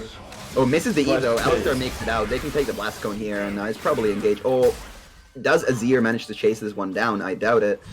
But they can go into definitely the mid lane here and push it. 2 for 1 eventually. Diving 2 turrets deep. That's actually amazing. Yeah, that was that was a yikes moment. Actually, still came out. The Rotonata actually still came out. Yeah, it came out on even top. Gets though- the Herald push on the mid lane. I wonder if Ziggs is going to be able to clear this one. They can also go for the dragon that just spawns, and they might make it, but there is a danger. The respawns have already come out from blue side, and they will probably go check it. No, they try to go for the mid lane instead. Azir escapes, and Kiana does spot the dragon being Yeah, taken. he has for sure, ward. right? He has ward. I think he's gonna try to steal it. Oh, doesn't get Oh, it. doesn't get the steal. Jumps into the pit though, and this is a dead Kiana and dies to Bolivar as well. Nice little gift there with the dragon. Yeah, and Good I think, effort though, really good effort. Yeah, I think that Rotonatasara did not have idea about the Kiana and the bush because the bush and the invisibility. Yeah, I think Kiana You managed to also- actually W over without them seeing it. Yeah, but still, Bumper being Yeah, manages to secure it. better jungler. Yeah, the smite button ready, and with the jungler dead, now they go for Baron. Camille has TP, is on bot side, but yeah, this feels like a split call from the team, and Alistair and Azir push off the Baron after duoing it for a short amount of time. Yeah, now some vision clearing from both teams. You have to Something imagine around. that the current lane assignment is not ideal. I doubt Ziggs can efficiently clear the wave against Camille, and Camille knows this and is just waiting for Ziggs to show up. Yeah, this is what it looks like. Azir chilling. Chilling on the top Okay, now. side, putting his turret down, really just farming. Yeah, the red team has a clean 1-3-1 with the Camille and Azir being on the sidelines. Yeah, and they both happen to be really strong, and Jhin is as well, absolute beast. So there is a danger of being picked off in the mid lane as well with Volibear, Alistar, and Jhin. Yeah, they don't really lack engaged anywhere on the map, so it's Now they're setting up the Baron vision, and you'd imagine they start Baron here, considering they see Urgot on the bot side. They might even see Kiana go for the Camille. As soon as they see that, they really should pivot to Baron. Oh, now they see the Kiana? And Yeah, instantly, it's assist coming. ping's going down on the Baron, and you'd imagine that the start is there. Camille also just makes it out with no problem. blue team is actually all coming. I wonder if the There red is a team's gonna stop this. Ziggs Caitlyn here. Oh, Caitlyn flashes away. Azir goes the wrong way and barely doesn't get it. Big damage incoming from the Jhin though, and Kiana Kiana is dead. And so is Caitlyn. Oh, Camille cleans it up. Okay, this is a dangerous spot. Ziggs and Pyke were just split off from Kiana Caitlyn, and they end up paying the price. Let's see if get more. They want the Organ at least. They get the Pike. Alistair Is seems there to gonna be be dying. enough damage for the Urgot to clear these one out? This is Oh, PS5. big damage Organ is- coming in. Ziggs and Urgot actually managing to sort of 2v5 this, but Damn. now they actually Achievement. get over, and this is scary times for Ziggs. Oh yeah, it's, Kiana up in 5 seconds, though they do not get the Baron. I don't know where Jhin and Azir were during that. Maybe pushing down mid lane, but Yeah, it definitely seems they were leaving the thinking team a that. bit to die. Yeah, it was kind of everyone was going in at like different times. First, Mhm. like Gap Mid was going in to try to catch them, and Bumper was going in at first, and then Hake was going in, and they all went at the different times, and that gave Sonny and Avel some time to chunk them down. But Yeah, and mentally was enough. dealing nuts damage on the Yeah, Ziggs. but still not enough damage to kill them. But Yeah. also almost ace for the Had red 2 team kills. also. Indeed. Now we're going to be interesting. Now both teams have respawned. Baron was not taken that last fight, and we can see if we get a repeat of what happened there. Bearing in mind, Ziggs is incredibly strong against you if you are doing Baron. So there can be like Ziggs ult and Qs landing down, and suddenly whole your team is chunked. Yeah, then Pike start to mark the spots he wants. Exactly. Always going to be scared, watchful of the Kiana ult Pyke combo as well, which can happen. Oh, Ziggs is probably He might found be now. dead. This Camille Yeah, has showing to really be. why Ziggs can't be the side laner for this team. And Camille ends up cleaning the kill, gets the shutdown there as well, and the whole of red team is actually there on the bot side, so you'd imagine this turret is about to go down. They take the Yeah. red buff, but are they pathing towards Baron instead? Azir actually TP's bot lane also. Okay, they Looks to be that actually... they want to take the turrets. Ziggs wave clear is gone. There's going to be a rough time clearing this. Caitlyn can throw out a few Qs, but Urgot's not there either, and he's now recalling to get there. Let's see if they look they go take for the turret. dive? I Yes, think they're looking for It does look like the Caitlyn's dive is caught. happening. Caitlyn is completely caught. And yeah, that is a ball of death. Kiana tries to go in, does not really get it. Ult's down. Kiana's down. That's Urgot's you down, guys 3 save members now. down. Okay, now Ziggs is up, Pike is up. Ziggs can clear this, but they might just get dove. Let's see, they don't have, they only have Jin ult up, but they're zoning. Looking for the Oh my Ziggs, God. actually it does get to Hoppers him, is but running oh, down. no way. Pike tries to go in, tries to do the hero play, gets outplayed. Okay, Ziggs now alone in his own nexus, or like on an own summoning platform. Hits the ultimate, does not do enough, and yeah, this is a sovereign win for Rotonabasaura. They're just gonna smash through this game. Who needs Baron when you can just dive Yeah, the turrets? who needs it anyways, yeah. Alright, GG. The Tigers, unfortunately, they will drop out of the tournament at this point, but congratulations to Rotonabasaura for carrying on into the next game. Yeah, they will be going against FK for Profit next game, who lost actually to Team Banger. Oh shit, okay, Team Banger going in strong, and Yeah. we'll get you our next game soon. Thank you very much for watching. Oh, we're also getting an interview apparently from the end of that last game. Let's see who we will be getting. Okay, Hello. here is Torn from Rotonabasaura's mid laner, playing us here last game. How did you feel about the after the champ select? That you saw the enemy team and you saw they have kind of a good snowball potential. What did you think about that? I know we have a strong laners and we have good scaling, so it is no problem for us. Like, we had better... Me and Hegu are pretty strong laners, so I don't think it is any issue that they have good snowball. We just face roll them in the late game.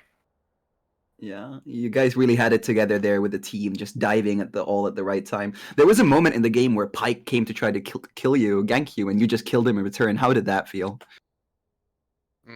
It was just playing Azir. I have played that situation over 2 times, so now now I'm pretty comfortable doing that. Just Alright. flip him to tower. Tried to do the Kiana later on in the game, but it didn't work that time. Kiana survived with like. So the message to 100 other HP. teams is don't gank you when you're on Azir. Just let you be, since you'll kill them in return. Yeah, I felt this game that I had like faker level global taunt. They just tried to come to me every time I was somewhere. Indeed, it does happen like that. But yeah, thank you very much for the game and really well played. And good luck to you next game. Thank you.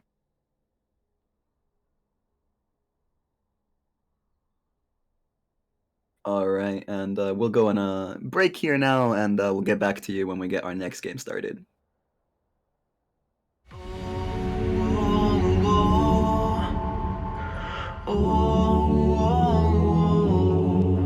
And it went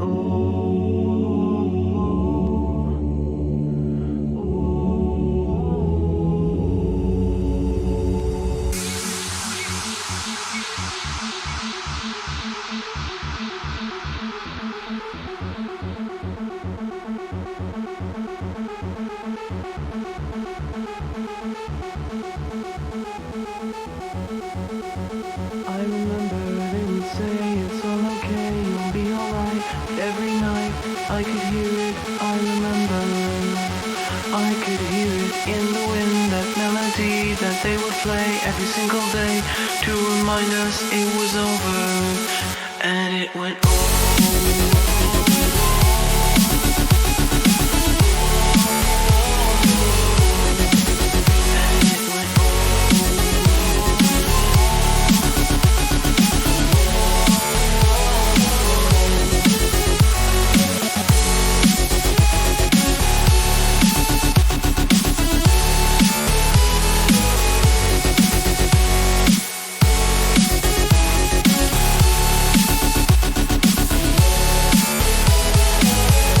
I remember.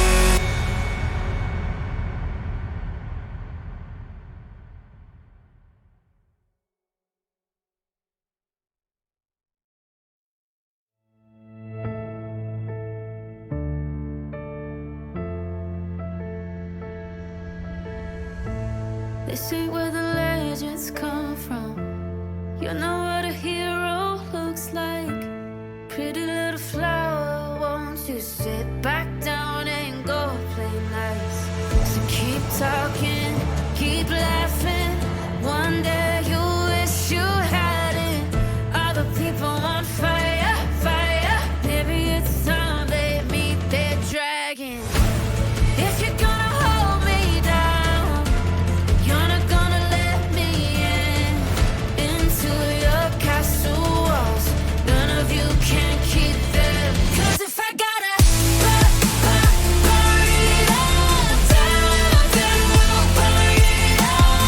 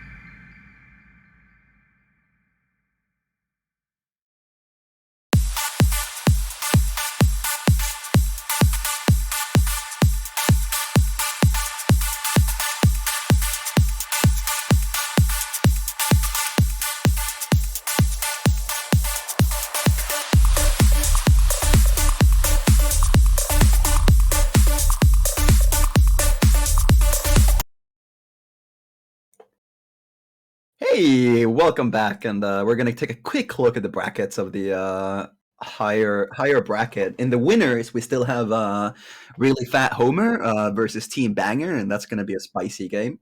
Then in the losers side of the bracket, we have FK for Profit versus the team we just watched, Rotunanta Seura. And then in the other losers bracket game, we have Yanni on Ninia versus Rift Slayers. And we also watch Rift Slayers in game 1, so they're still in the tournament. A bunch of teams here still in the tournament. And yeah, it will be interesting. The winner of the winners bracket game will go straight to the finals, and then we have a couple of games to figure out who's going to face them. Yeah. Is So Marco here? Okay, yes. yeah. The Rift Slayers are actually making kind of a comeback. They lost the first game and now they have won 2 games. It's the same for Rotonata Seura, and they're actually having a repeat of their game 1. So they lost their first game against FK for Profit, and now they're playing against them again in losers. Will be interesting Oh, to get their revenge that game. so do you think they will actually get the revenge? I don't know. I don't know. But yeah, we will actually be spectating from the other bracket, and we'll be spectating LGU. I forgot their name against FK for Fun. Lunatic Gamers United versus FK for Fun. There we go. Thank you. Yeah. And Lunatic Gamers United lost to Turbo League Enjoyers and dropped to the loser side of the low bracket, as we can see here. And FK for Fun, by winning the Flex 2 game just now, gets to face them in this game 9. And both of the teams here have actually faced Turbo League Enjoyers, who awaits them in the finals as well. So we'll see if which team manages to make it out and get into that rematch. I'm very hyped for this game since we get to see our first taste of Lunatic Gamers United, and they've been doing pretty well before this. Yeah, and the final, I think, in this lower bracket is going to be best of 3. Okay. So it will be nice to see if well, it won't be like only one game, so it's actually there's something on the line, and these people actually want to play some more, so they are not done with the 4 hours of playing. They still want a couple more. So Yeah, like why not play more League if you can? Exactly. yeah, and we will be watching this. Yeah. Lunatic Gamers versus FK for Fun, and we will soon be getting into the champ select already. So waiting for that one just now. Hype. Are we excited? Which team are we counting on? Okay, here we're getting to the pro draft as well. I think we can see it from this draft because both teams have been, I think, if you look at the results, I think both teams have had pretty solid bot lanes when they have won. Okay. So I'm looking to the bot lane also in this game. And so are Lunatic Gaming, Misfortune Band coming in first and trying to close out on some of the options that FK for Fun has for their bot lane, and we'll now see what they respond with, or are they going to ban anything? And they miss a ban. Oh no, this is someone it's kind of a bug, not a bug, but there's something wrong with the pro draft. Okay, that sucks. They are actually probably gonna make a new pro draft soon, I think. So some delays coming, but it'd be like that sometimes. Yes, we will see what's going on. Yeah, new pro draft coming in soon. So yeah, we're just waiting for that for a moment. yeah. So probably the MF still going to be the first ban, I think. Yeah, I'd imagine the MF stays as it is. We'll have the organizers figure out what's going to be the correct course of action, but I'd imagine the MF ban stays since it was a functional ban. It's just unfortunate for the banning phase for the Yeah. red team. And I think we now have the new bans going, Okay. and the first ban is MF. Yes. Mm. And now we look out. We look I think it's expectantly. See if they're gonna ban something. If they don't ban anything, then oh my. yeah. I think this is supposed to be good now. But is it? Maybe. But is it good? No Maybe. bans yet. Is it? Please. Okay. Oh, they banned Kaisa something. ban. Okay, they banned Okay. Kaisa. That's wonderful. An insta Caitlyn ban. Okay, so bot lane focus absolutely for Lunatic Yeah. Gaming. You want to play an AD carry? Nope. No. Yeah. Oh. I think Lucian will be banned from either side, or then it's going to get picked early into this. If this kind of ADC banning goes on, Jhin, Lucian, Ezreal are still up. I don't think that's an AD carry, but that Lucian is. It might be. Have you not seen Gragas ADC? I've only played AP carry Gragas, but yeah, maybe AD Okay. could be good. Maybe it could be good. Yeah. Instant picks though coming in. Actually, Sion third ban for FK for fun, and then Jarvan first picked instantly. Jarvan very strong jungler right now. It must they're putting a lot of weight on that. Like, Yeah, but still, only Gragas taken up. As I said, Ezreal still available. Jubeli played it in the last game, Smurf again. I don't want to jinx it again, but Kittens. So fast picks coming in. Warwick to the jungle against the Jarvan, and I think this might be Soraka Karthus into the bot lane for Lunatic Gamers United. you think it's Soraka Karthus bot lane? Yeah, I think they played it. I think they. That's I think they played it. That's exciting. Because you don't see that every day. That's actually crazy exciting. I sure think, because Karthus is either jungle or bot laner. I don't think Karthus is very good mid laner anymore. So Nautilus coming in, engage support to try to counter that. And another Warwick pick, trying to make that work. Yeah, Quinn ban coming out. That must be a target ban. There's no way no one just. I guess Lunatic Gaming plays Quinn. TF coming in as well, trying to shut down the single target CC from the mid lane. Let's see if the bans continue to be on the top side here. Oh, it's actually Galio ban Okay, coming in. interesting. Last ban coming in from Lunatic Gaming, and you'd have to imagine they keep on that mid lane focus. Well, bot lane and mid lane focus now, but. I'm thinking it's Alessandra. Yeah, they're taking away a lot of the pick potential from mid lane, so a lot of the strong CC characters are out. Yeah, probably protecting that Soraka from the bot lane with these kind of bans. Yeah, and Karthus as well. It's so hard for it to get in if you just get Alessandra ulted. Waiting for the fourth pick from FK for fun. I wonder if they pick top lane and no, they pick mid lane. They leave top lane for the counter pick. They pick Orianna, which I think is a wonderful pick. Yeah, I think Orianna is actually a great blind pick into mid lane, because they already have Karthus bot lane, so it might be like any mid laner. So I think Orianna is pretty good into that. We don't know what's coming up. Irelia. Okay, that's scary. Irelia is pretty good, and also FK for fun, not the most damage in that comp, so Irelia might have some time to get a lot of her spells out. There is a fair bit of CC though, so if that hits, then you are absolutely destroyed. Yeah, absolutely.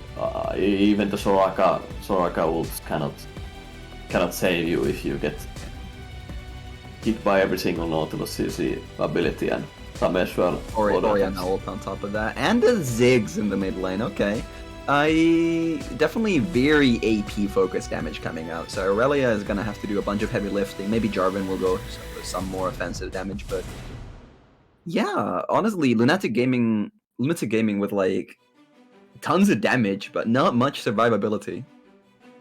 Yeah, it is kind of weird that basically Nautilus can hook anyone, and it will be problematic for Lunatic And Gamers one more United. Urgot. One more Urgot. So many Urgots.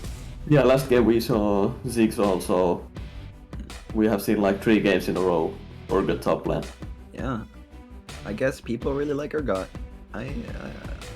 Impressive. But yeah, both teams have done their picks, and yeah, which side do you think is gonna take it? As I said, the bot lane is gonna be the place. So if FK for fun can like get ahead and get the Nautilus hooks, get the ganks, give a couple of kills to Ezreal maybe, then I think they can roll this game because they have, in my opinion, the kind of easier team comp to execute because like Orianna ults and Urgot pressing W, it's not like it doesn't depend on if you hit all your stuns or all your bombs. So. The only thing I'm worried about, essentially, for FK for Fun is that if they do burn their combo on Ziggs or Karthus, then Jarvan and Irelia are gonna have a pretty chill time in consistent, like, long team fights against FK for Fun. Like, Irelia gets all the Conqueror stacks, all the Soraka healing, all the Gore Drinker procs, so we'll see if they can draw out those fights and really just destroy the big, chunky tanks of FK for Fun. Yeah, it might be close, but I think it's up to the junglers again to win their lanes. I just want to see the Irelia 1v5 with like Blade of the Ruined King and Gore Drinker and just not die. Soraka ult comes in half a map away when she's about to die. Well, if Irelia actually gets past the frontline CC of FK for Fun, I think she actually has like an okay time. Yeah, she has the chillest time of killing like Orianna, Ezreal, Urgot. Yeah, because they don't have the kind of burst damage that is absolutely not hard to deal with. She gets the Steric proc and then she just dash around the enemy team fairly freely for a short amount of time. Nautilus can obviously interrupt her, but if Nautilus burns the combo on someone else, then Irelia has a pretty easy time. Yeah, Ezreal going Frozen Heart, Orianna going Zonias. I think it's gonna be kinda difficult for Irelia, but I think. I guess if Ezreal goes Frozen Heart, then the hope is that the Karthus and Ziggs just burn the enemy team to death. Yeah. Ooh. I just realized that Irelia's name is Quinn Enjoyer, which might have something to do with the Quinn ban. Might have. Might have something to do with that. Let's see. We have the delay before we can start the spectating, but it'd be like that. I don't. This will be maybe more explosive from Lunatic Gamers United because they don't have that. I think so. Yeah, because the Jarvan is actually gonna perma-sit top or mid, I think. I hope that Lunatic Gaming really tries to accelerate this game. I think if there's a lot of team fights where both teams die a lot, it's very beneficial for Ziggs and Karthus to like just get gold fast, because when they do start getting those Leanderies, they're gonna start hurting the red side team quite a bit. Like FK for Fun is not gonna have a fun time when Karthus ult hits everyone for half HP damage. So let's see if Karthus and Ziggs can really accelerate their gameplay, and then Irelia can clean up the kills. Yeah, absolutely, and also after level 6, you basically have that Karthus ult to be used on the top or mid side also, so you can just Soraka is not a roaming support, but you can just leave Karthus alone in the bot side and dream at the top or mid side. One thing I am very worried about is the potential Warwick ganks in the bot lane, because Soraka Karthus do not have the best of times getting Nautilus hooked. So if a Nautilus hook does sit bot lane, especially if Warwick's there, they can definitely abuse the relatively weak early. That is definitely more than enough CC to kill one Soraka or Karthus. Oh yeah, by far. Also, there's a potential of Nautilus roaming mid lane and catching out the Ziggs, who is also pretty hard time getting rid of those. The satchel isn't fast enough to prevent the Nautilus from coming on top of you. Yeah. Also, Irelia Urgot lane is going to be very important. Urgot played fairly well Oinks Oinks in the game we saw him last time, so maybe he'll manage to hold his own and really make that lane hard to win lane for Irelia. Going steel caps and going everything like that means that Irelia has a really rough time trying to punch through that. Yeah, I think Orbit will have as always, the range will have a little bit of a better time early on in the lane, but Oh yeah, absolutely. I think Lunatic Gamers United, their win condition is that they like early try to keep Irelia in the game, and then level 6 believe that Irelia kills Urgot, and so it's a snowball. I think the 2v2 top lane, especially like early on, is actually not that bad. Irelia, when she gets up to 5 stacks, her auto attacks are gonna hurt, man. And obviously Warwick is a beast, Jarvan's not that good, but level 6 as well. If Irelia can get ahead in that lane, then it's gonna be hell for Urgot. Oh yeah, absolutely. But it's just about who can get more ahead, or who can get ahead at all. So Turns out, if you get ahead in League of Legends, you have a higher Yeah. chance of winning. Yeah. Brought to you by the best analysis that we can muster. No, I definitely think that, like you said, if LGU gets ahead, then they're in a really good spot.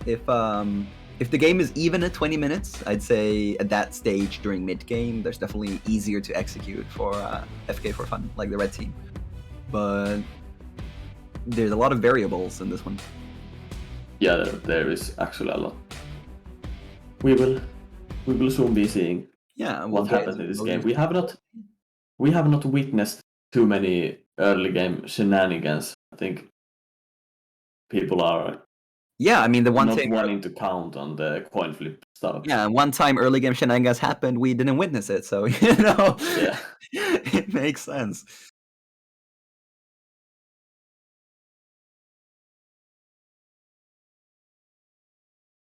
We're So we getting have to the game soon. we have Exhaust heal for the blue side. LGU bot lane. Guardian also, so defensive obviously. PTA, as we have seen, Warwick, Urgot. Double TP, both teams.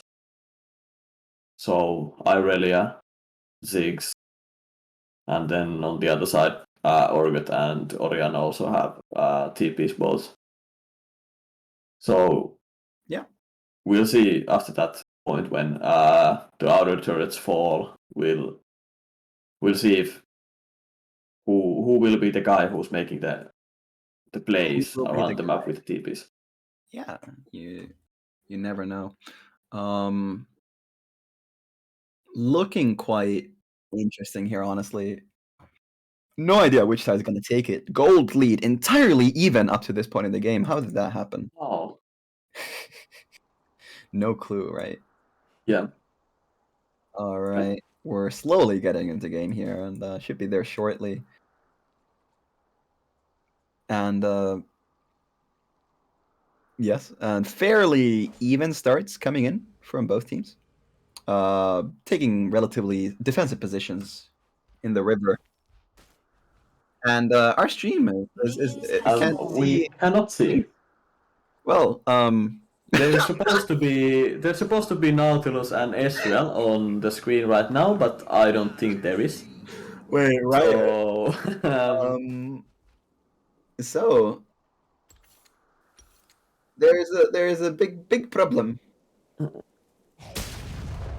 yeah, I think you have to restart League to fix that. yeah. Production, please. It happens. Yeah, this one was not on us. Let's Yeah. say that one. Okay. Anyway, both teams are starting fairly chill. Jarvan clearing red side and Warwick clearing blue buff. So casual starts both bot side of the map. Lanes overall starting very even. Nothing really crazy happening here. Did you guys know that radio casting is way harder because you have to explain everything that's going on? Casual farming I feel all a little around the map. soon. Bot lane. Actually, Karth is managing to push faster early, which makes sense considering Karth's Q is such a nutty tool and Ezreal does not have that much thing. Yeah. Clearly played this lane before, Sark and Karth is taking a fairly good, even position. Otherwise, mid lane, top lane, going relatively. Yeah, both channelers doing full clear from the bot side to top side.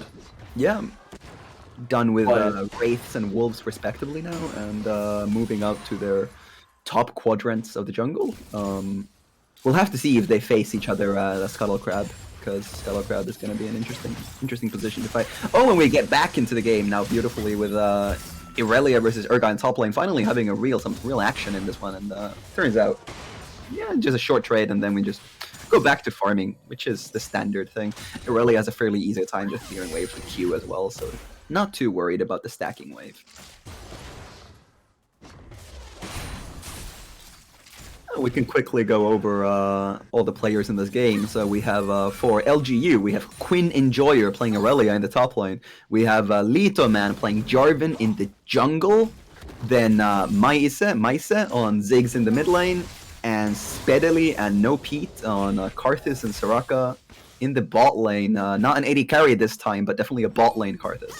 And then you can do the red side. Yeah, red side FK for fun, top side. Oinks playing the Urgot. Let's see, nothing's gonna totally happen here, so we can continue this. But then Drumigan is playing jungle with Warwick. In the mid lane, Stanley Mark with Orianna. And in the bot lane, there is ADC Jubeli and support is Rampless with Nat. Indeed. Fairly chill up to this point. No real like huge fights, but there is some pressure in the top lane right now. Bad. Irelia has 5 stacks as well.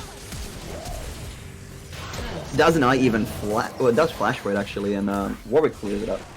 Fair enough, 1 for 1. Irelia gets all the 5 stacks and manages to completely demolish the Urgot, but Warwick is naturally there at the right time. Both flashes burn, not actually a huge deal for either top laner.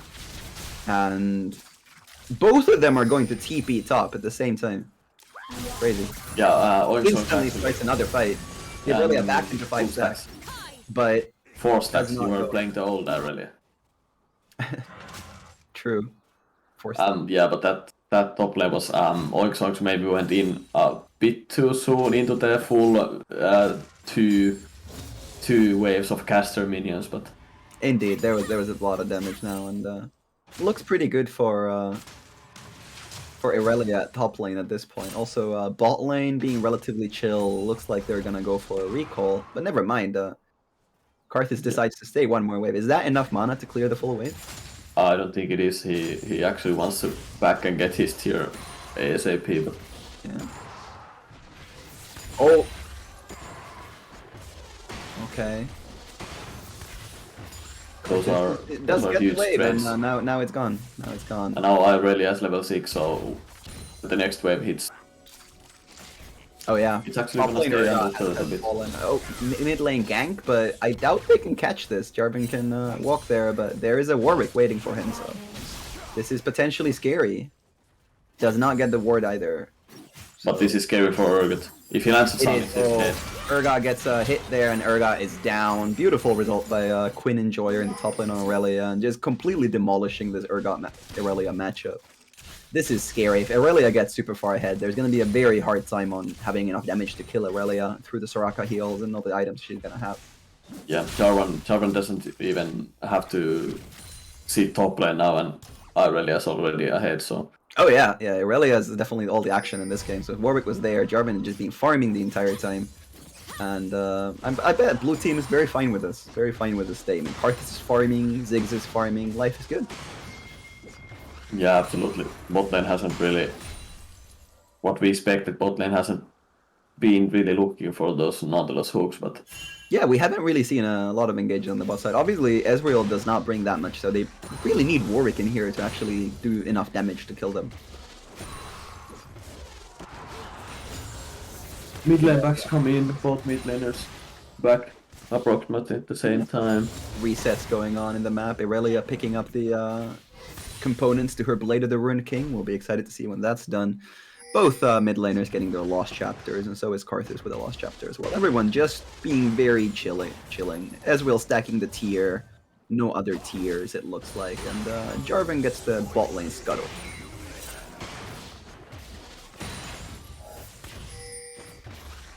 To be Jarvan starting the Drake. Yeah, this is And red very team Drake. has an idea. But Aurelia Irelia is is there actually first. dealing. Irelia is gonna fight some Urgot, but this is scary. Jarvan gets caught on the Drake. Does he manage to get out? Enemy team is jumping on Soraka. Karth is in the middle of everyone, dealing a bunch of damage. Does not hit the Q though. Hits one more. Is it enough? Is he going to ult for this? He does not have ult. He's level 5. Okay, oh, never no, mind. this is a well tragedy. played. Well Tragedy played by for the red team. Irelia keeps fighting the Urgot. Really has all the sovereign control of this lane. However, red team actually peels off the dragon. TP is now in, coming from Orianna to secure that dragon. And they will be getting this one, although Jarvan is still there. Is this a contest?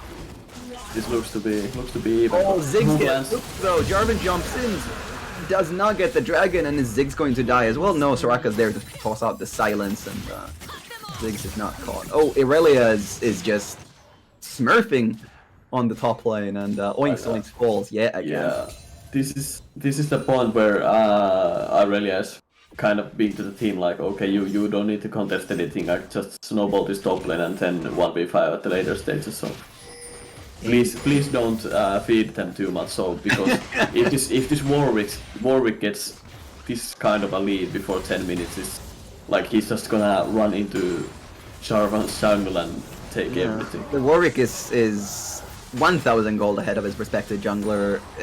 Very, very, very strong. Also, the overall butt side of the map for FK for fun is quite strong. But that Irelia is where the money's at. And Urgot needs help now. We'll see if Warwick paths instantly topside. Probably will do a topside quadrant clear and then be there watching out for his little Urgot buddy. Yeah, Urgot, even though he got plated steel caps, he still falls to Aurelia. Yeah, Irelia has Blade, so you know it's she has her full build at this point. So Yeah. will be interesting to see if Irelia opts for the Wits End as well, because going Armor Boots and Wits End into this game will mean that she is going to be very, very hard to kill. Yeah, we will see. But I think she might be still going for the Divine Sander build, I think. Oh, really? You think so? Not Gore Drinker? No, I think it's gonna be Divine. Okay. We'll see what that ends up being. We'll see. We also see Warwick with options still very much likely to go Gore Drinker though, and so is Jarvan. And it's one good thing is right now for the oh, nice ult by Orianna actually. The Ziggs is gonna barely make it out alive, has to flash away and makes it out. Ezreal coming in. Is it going to hit? Oh, it's barely gonna miss. No. And Jarvan looking for the dive on the top lane. They miss. Jarvan tanks the turret. thing. Jarvan has I think aggro. this is fine. Oh no, Aurelia tanks the turret.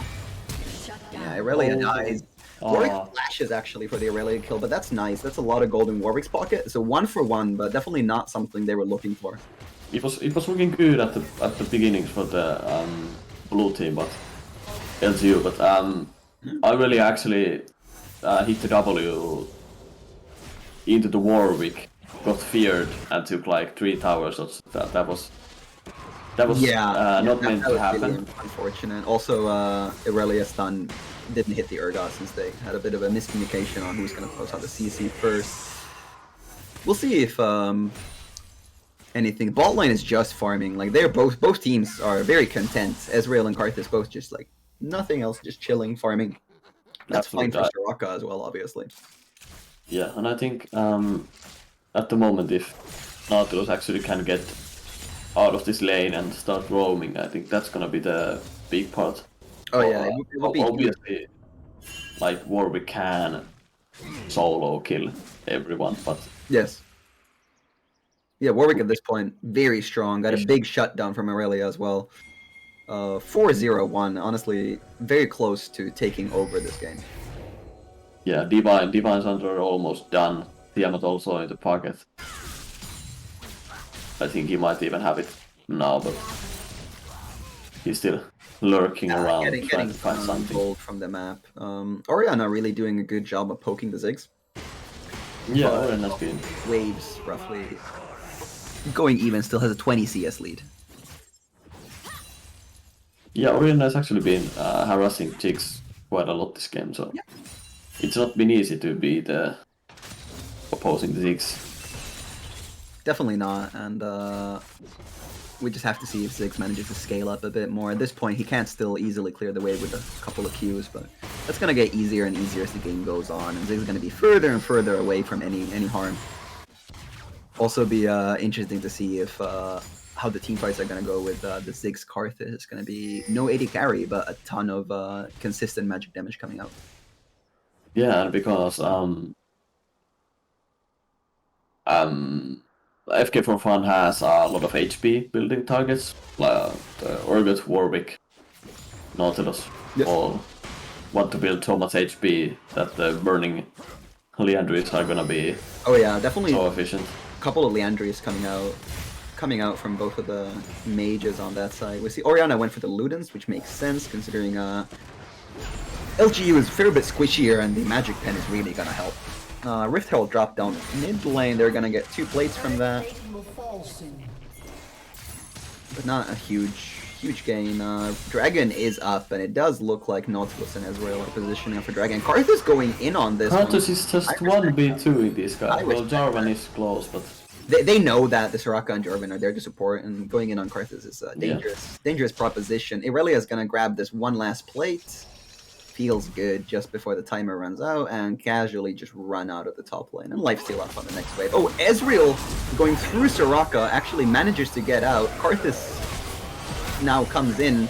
Jarvan actually makes it out. Nautilus hooks the Jarvan. Karthus is dead to the Oriana damage. That's nuts. Is he gonna ult? Is Jubilee in trouble? No, he heals up and Ezreal lives. Oriana lives. Everyone's barely alive. Irelia comes in, flashes, does not get it. Oriana flashes away as well, and that is a 1-for-0. However, blue team has more people on the field, and they're going to be able to grab this Infernal Drake.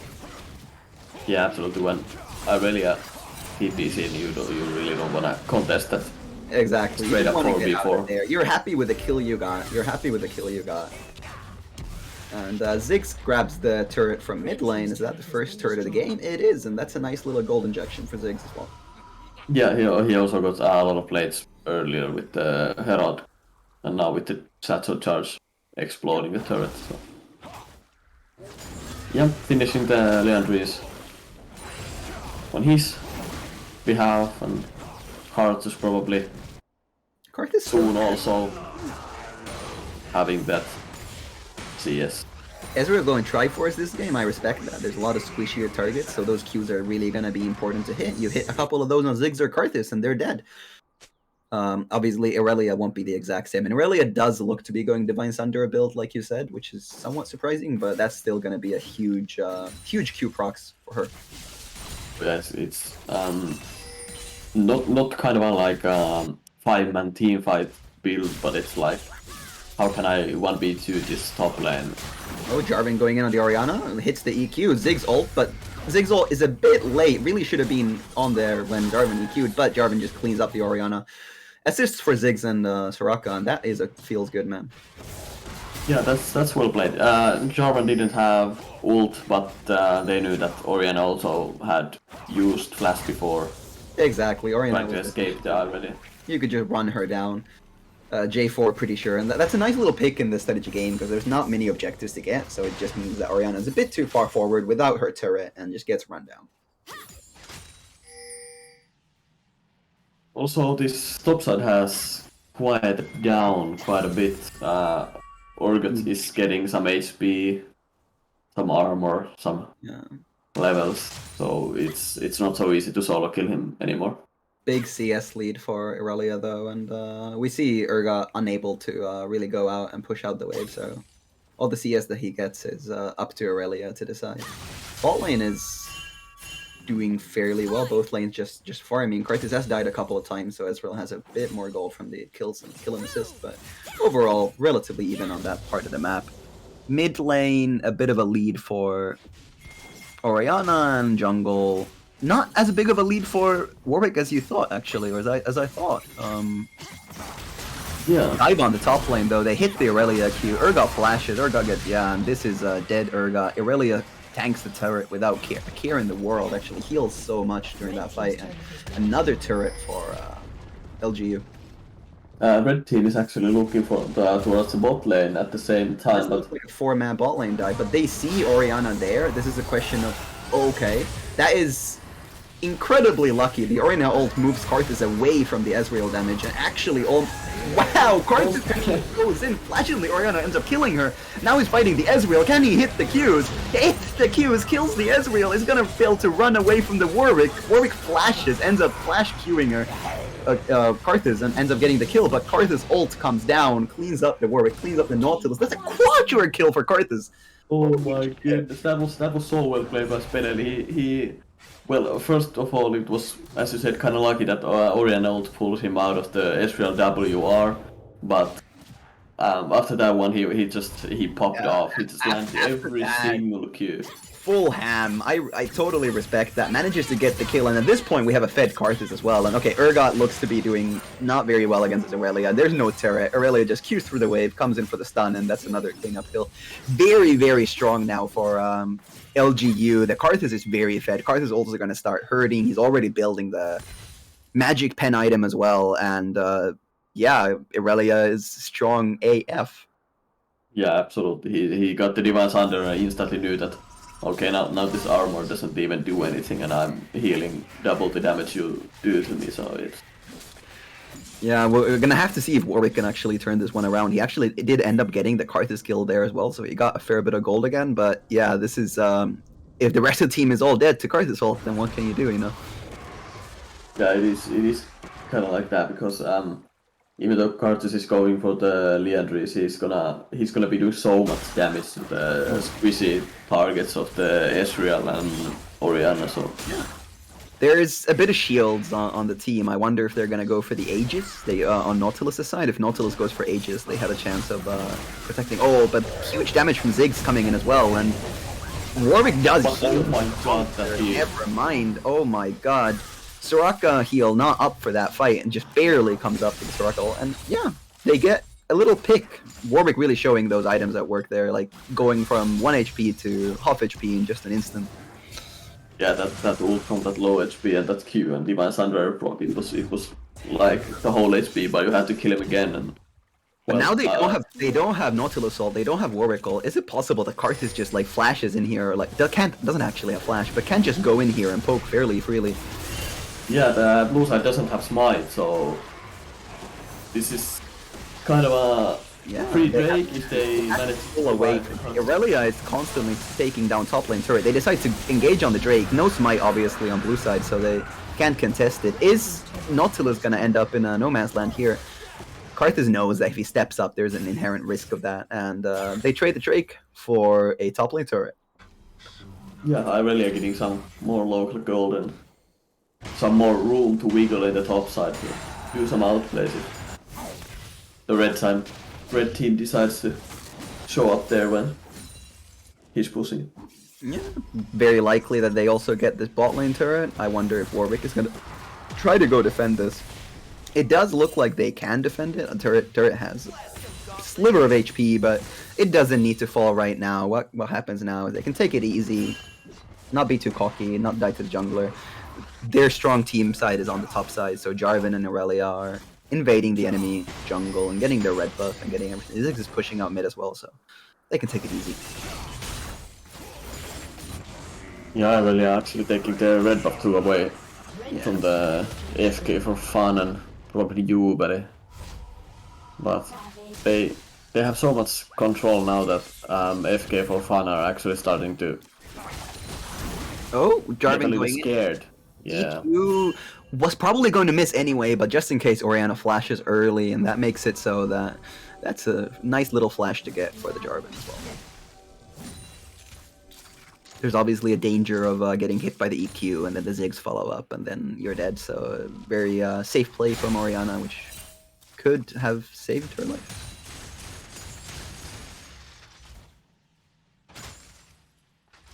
Bit of a Israel blitz. actually ulting could probably take the Baron if they're doing it. But Yeah, there is some vision on between the bush between the first turret on the blue side and Baron, but other than that, they have no clue what's happening there. And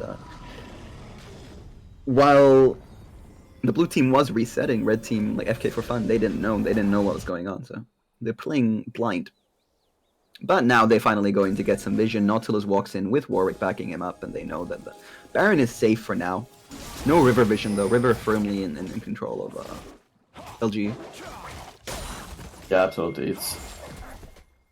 It is kind of, as you see, FK for fun, they have to move in like big groups through the jungle so they don't bump into some of these kind of fade members of Oh, yeah, that's LGU. You don't want to accidentally bump into an Aurelia at this point, nor do you want to bump into a Karthus Soraka. Karthus Soraka clearing this pink ward as well. Karthus gets it with that fast speed auto attacks hype. Yeah, I mean, if you face tech into Jarvan, you get ulted by Jarvan, and then Soraka just lays the silence under you. It's you're basically dead no matter how tanky you are, because Karthus has Void Staff and Leon Rizang is already done, completed. So Oh yeah, Karthus is gonna deal a bunch of damage. He still has a stopwatch in the inventory as well, so he can go to Zhonya's when needed, and Ziggs already has a completed Zhonya's as well, so it's gonna be harder to also kill down these squishy targets. Irelia on the bot side, he clearly knows that there's a lot of people there, but just drawing the attention of the enemy team so that his team can keep pushing out the top side of the map. yeah, Karthus, Soraka again clearing some wards. They're looking to get the And it Baron looks like vision. they're starting Baron with Karthus dealing the damage and Jarvan Soraka tanking it. Will be interesting to see how fast they do it. I think keeps Urgot on doing it. knows. And here's the ward. They see Baron at half HP. Now Warwick knows that he has to get going, but Warwick is Ziggs is completely split off from here, so this is not the worst thing. Irelia jumps in, is going to get bursted down fairly fast, absolutely dies to the Wumbo. So does Jarvan, but enemy team is super low. Karthus flashes in, does not maybe get the Qs he needs, but now is the ultimate, and we'll see how many people fall into this one. Double. Oh my god, Orianna and Warwick both live with a sliver of HP, and that is actually a one fight for 4K for fun. Yeah, that was so much money they got from Aurelia. And Yeah, Karthus Irelia also. jumps in, first member of the team, and unsurprisingly does not get an option to do anything else, but gets popped by the CC from the other team. That was not what you wanted to happen. There was also very unlucky Qs for Karthus, not really getting the chunks he needed, and the ultimate barely doesn't kill those two remaining targets. Yeah, Orianna was gonna die, but she had the Zhonya's ready, so no problem there. Yeah. I think the FK for fun actually climbing a bit back. Indeed, that was a really good fight for them. And now we see the fourth Drake of the game. We'll see if they manage to get this. If 4K for fun managed to get this, it's a soul point of them, which is really good. But then also, it does now look like LGU is fairly easily gonna get this one. So it's 2-2 on Drakes. Not a huge thing. Okay, Ezreal coming out. Not super close. Warwick taking some damage. Poke, and it might be that they just run straight back to Baron. It really has no TP though. Yeah, but I think at this moment you need more than one people to handle Aurelia at the bot lane. Yubeli was earlier kind of clearing the waves, trying to stop her from taking the bot lane turret, but I think Urgot alone cannot hold this Aurelia, so they need Yeah, more Ezreal people on is the there bot side. guaranteeing that wave clear. But there's just resets coming out from Soraka, and both teams are essentially just content, just farming. No urgency in either team's gameplay. Both of them are essentially waiting for the big fight to happen. The game is relatively even when you go by team fights, so there is definitely a chance for both teams. Also, the Locket coming in from Nautilus is huge for those team fights. Yeah, absolutely. Because at the Karthus ult's damage is gonna get half for everyone, so it is a huge buy. And we see that Warwick also starting to get some more MR, almost at that Spirit Visage point.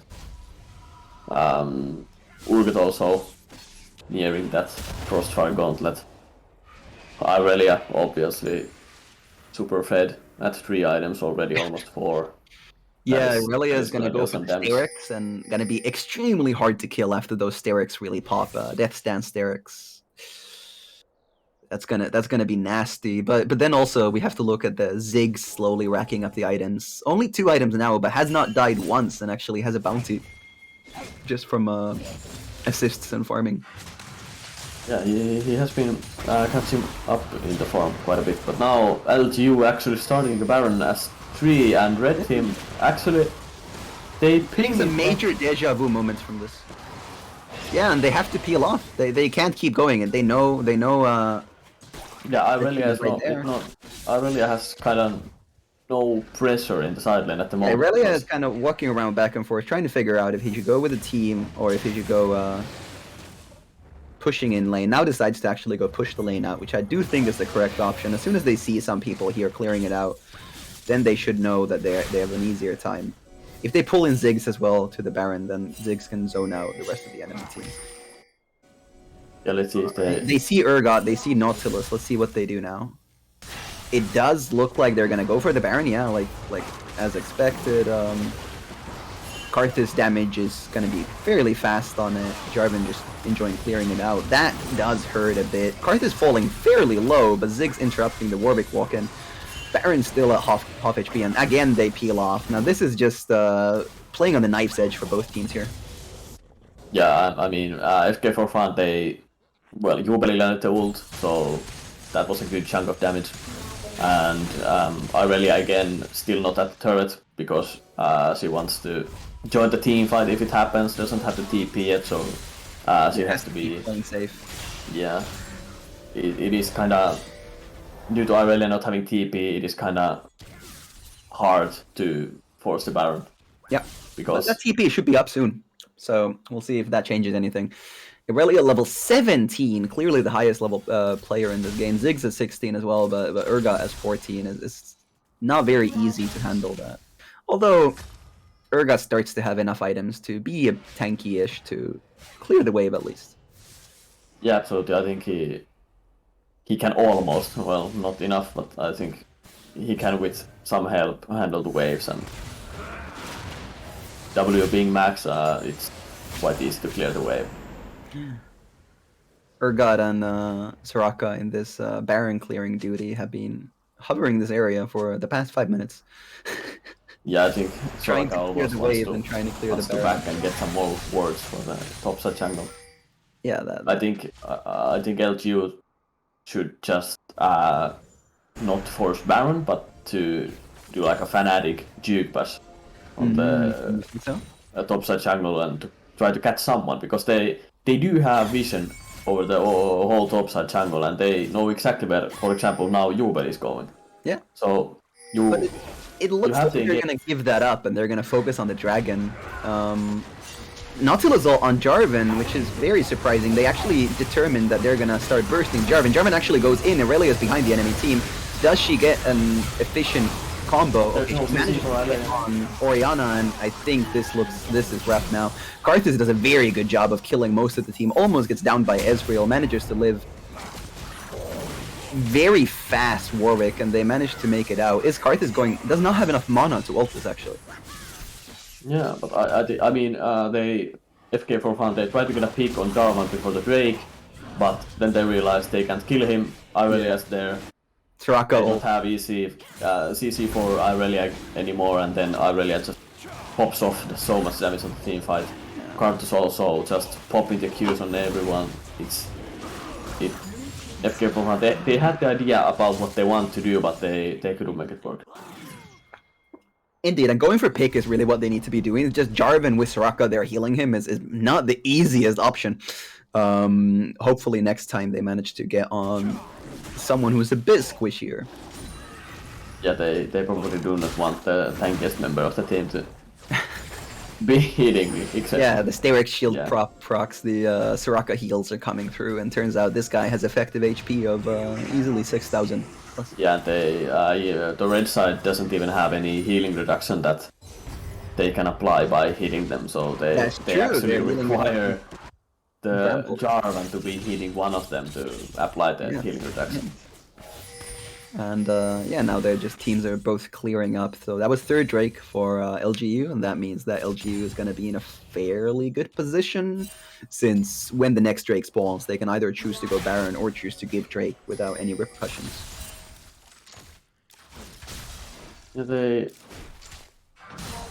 Well, this dance is starting again, so the Baron dance, the vision is being put down by LGU, and then FK for Fun is coming up to clear the wave to some extent. And then again, let's see if Irelia can do something here. Alright, Relia goes in on the Urgot, does ult. Is he gonna get the Urgot? No, he does. Oh, Urgot falls just barely in time to not get the ultimate. Aurelia has the stun on Warwick and actually might just win this one. Oh my god, the damage is crazy. Warwick does Q, and that brings about. Oh yeah, the Karth is coming in, and Karthus cleans up the Warwick from across the map, and that is the moment. Smite is down, Urgot's down. This is the moment where you start Baron. Aurelius keeps pushing bot lane, and red team really doesn't know where to go. They have to recall to stop the Aurelia push, but also Ezreal and Orianna really want to try to do a miracle play here on the Baron. Looks like they're only going to do the miracle thing. Nautilus is the only one who's back, but he can't do absolutely anything. Nautilus loses the inhibitor turret here, and what is happening on Baron right now? Ezreal's trying to poke. Ezreal's poking them. Ezreal has a good ult. Oh my god, Orianna gets two! Orianna gets oh my god, huge ultimate from Orianna, actually gets Ziggs and Karth. No way, Ziggs actually lives. Ziggs lives with 2 HP, and they do interrupt the Baron. That was actually huge, but it does not look like they can get Ziggs. That was so close. Actually, Jarvan just went on the Orianna, and the Baron was like at 2k HP. No. And LGO did not want to finish it because they knew that Jarvan was in the Cataclysm on Orianna, so they couldn't finish the Baron. Oh, a nice ult from Warwick as well is gonna get right next to that Jarvan, even though it doesn't quite hit. And they actually can chase it out. The Aurelia TP comes out, forces the Ezreal to... Oh no, that looked so good for a moment, but then now red team Aurelia finally arrives, and that's just well now the Aurelia is actually popping off. It was a 10-minute moment in the game where he couldn't really do anything. He didn't have TP at some point, or then there was too many people somewhere, or someone got picked off or something. But now he actually is doing the work and actually solo killing 2 people in the bot lane, TPing in, killing the Ezreal, trying to save this game. Stanley marked with Orianna, actually huge play, as you said.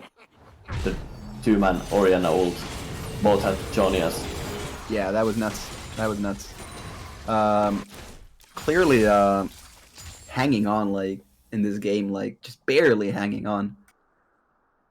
I hope that they can pull back, because FK for Fun is really wants to stay in this tournament and really wants to make it to the finals. Yeah, absolutely. This game, as you said, this game decides who goes to the finals and who drops after all this. LGU or FK for Fun, they're gonna make it out. They're gonna fight against Turbo League Enjoyers, who are waiting in the finals, and it's gonna be a best of 3 as well. So those teams are gonna have a nice little time of getting to know each other. Right now, it does look like LGU is the team that's favored to win here, with 10k gold lead, Soul Point coming up soon, pushing in with the Baron. This is definitely a hard time. Yeah, three Ocean Drakes, Ocean Soul coming up soon. It's gonna be so hard to resist this poke coming from Ziggs and Karthus when the mana is just it doesn't end. The Qs just keep coming up. You just have to dodge that Q, and you have to dodge that Q, and there's just no Qs to dodge. Ocean Soul coming in, Irelia and Jarvan even harder to kill. Whew. They really need that heal reduction right now, but honestly, it's gonna be a miracle Orianna ult that saves this game. Yeah, and as you saw in the bot lane when Irelia was killing the Warwick. Warwick actually had healing reduction, but yeah, but it didn't matter. Irelia's full build now, Wit's End, Sterix, Blade, all the good stuff, and really, really, really strong. Overall, actually, them pushing without Irelia, taking the mid lane inhibitor, probably gonna rotate to top side after this is done to threaten triple inhib. Warwick goes in, ults in, doesn't get anyone, and is silenced and easy, but really good Orianna ultimate. Irelia is not here, but oh my god, the Karthus damage coming through the Zhonya's is also melting the team entirely, and this Orianna's gonna die to the Irelia. This Nautilus is just waiting to die and gets killed by Irelia as well. And yeah, there's a Karthus ult, but no one alive, and that must be GG. Really well played to both teams, and major congratulations to LGU for making it into the finals after losing the previous game. Yeah, We're gonna go back against Turbo League Enjoyers in our lower bracket finals. Yeah, they actually faced against Turbo League Enjoyers earlier, Yeah. but lost that game. So now they get a revenge in the form of best of 3 game. So Yeah, they get not both only one teams. chance, but at least 2 chances of making a comeback. So yes, that would be hype. Waiting on production to tell us if we're getting an interview or not. Okay. So we're gonna have an interview in just a moment, and after that, so let's see who we get. let's see who are we getting. Really, honestly, a monstrous performance. Hey, Yuha, who were you playing in that last game? I played Aurelia. Oh, you're the Aurelia. We talked a lot about you. You really, really seem to have a handle on that game. Like straight from the start, you just like killed the Urgot, and you ended up killing him over and over again. How strong did you feel? I felt pretty strong from the beginning. I know it's a favorite matchup for me, at least for me as Aurelia. So I knew how strong I was. So it just went pretty good. And do you think you could have 1v9 that, even if your team was really performing well on the Karthus and Ziggs? No, I think they did really good job as Ziggs and Karthus. So I couldn't 1v9 that, but. At least I have a good teammates. Exactly. The team was backing you up, and major congratulations to that win. Do you have anything you want to say to the stream, or what are you looking forward to the finals? Like, do you have anything you want to say to Turbo League Enjoyers? Are you going to take them down? Yeah, we'll have the rematch, so I think this time we get to play our own game. So I hope we will win. Good luck to those finals, and thank you for playing in the tournament so far. Yeah, thank you.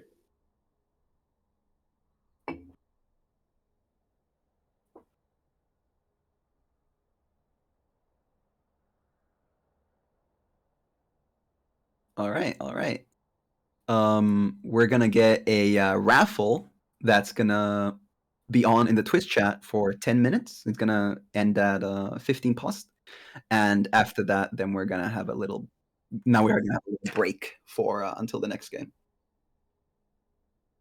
Yeah, Yep. go to Twitch chat and type !raffle. All right. Let's get them raffles going, and thank you very much for watching, and we'll be back in a bit.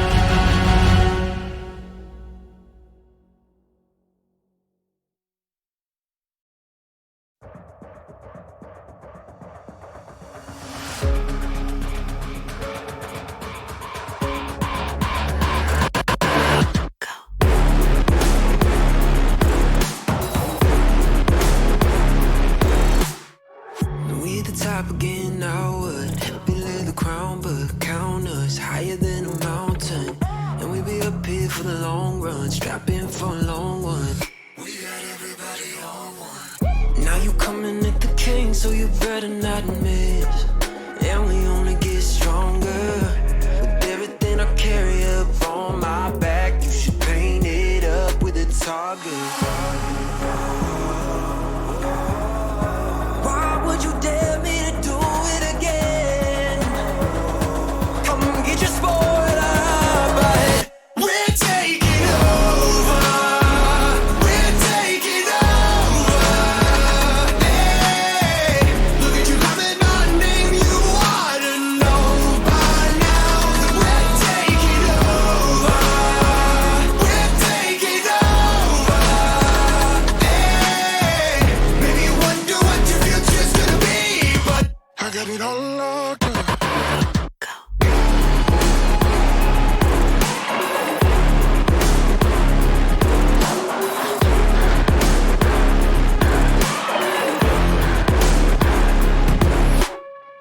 Take a lap now, don't be mad now.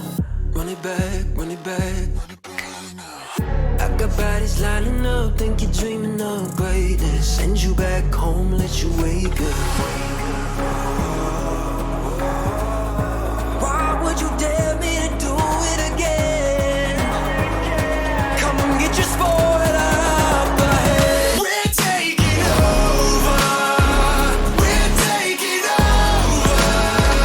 Hey, look at you coming on, name you ought to know by now that we're taking over. We're taking over. Hey, maybe you wonder what your future's gonna be, but I got it all locked up.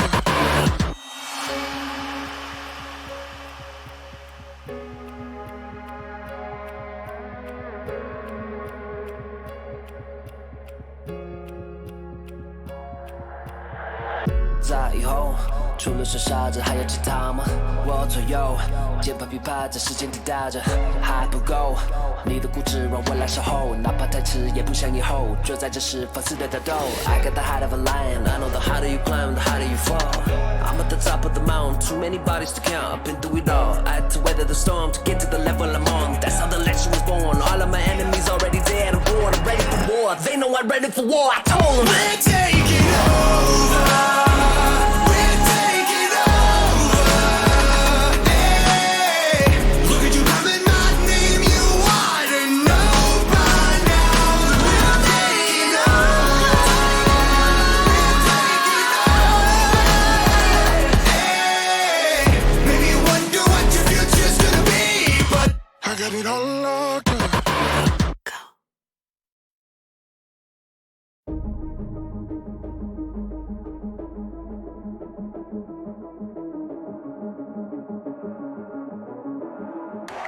Welcome to the world, no heroes and villains. Welcome to the war, we've only begun. So pick up your weapon and face it. There's blood on the ground, go and take it. You get one shot to make it out alive. So higher and higher you chase it. It's deep in your bones, go and take it. This is your moment. Now is your time, so prove yourself and rise, rise. Make them remember you. Push through heaven. Rise, rise. They will remember you. Welcome to the climb up, reach for the summit. Visions brave and one false step lead the end. So higher and higher you chase it. It's deep in your blood, go and take it. This is your moment. Take to the skies, go prove yourself and rise, rise. Make them remember you. Push through heaven. Rise, rise. They will remember you.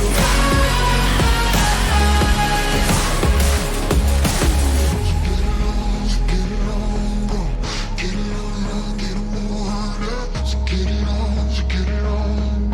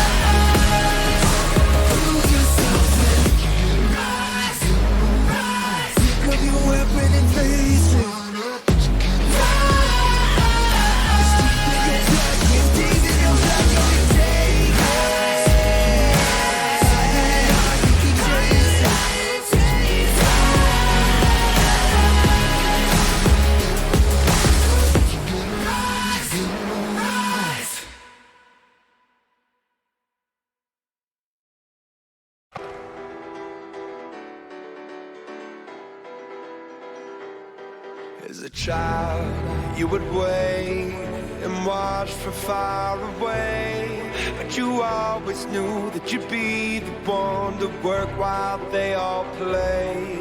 And you'd lay awake at night and scheme of all the things that you would change, but it was just a dream. Here we are, don't turn away now. We are the warriors that built this town. Here we are, don't turn away now. We are the warriors that built this town. The time will come when you have to rise above the rest and prove yourself. Your spirit never dies. Farewell, I've gone to take my throne above, but don't weep for me, 'cause this will be the labor of my love. Here we are, don't turn away now. We are the warriors that built this town. Here we are, don't turn away now. We are the warriors that built this town.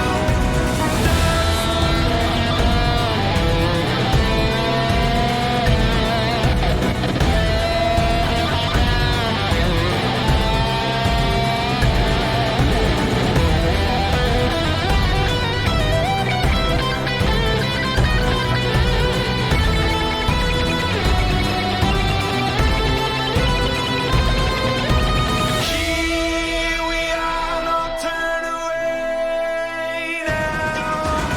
We are the warriors.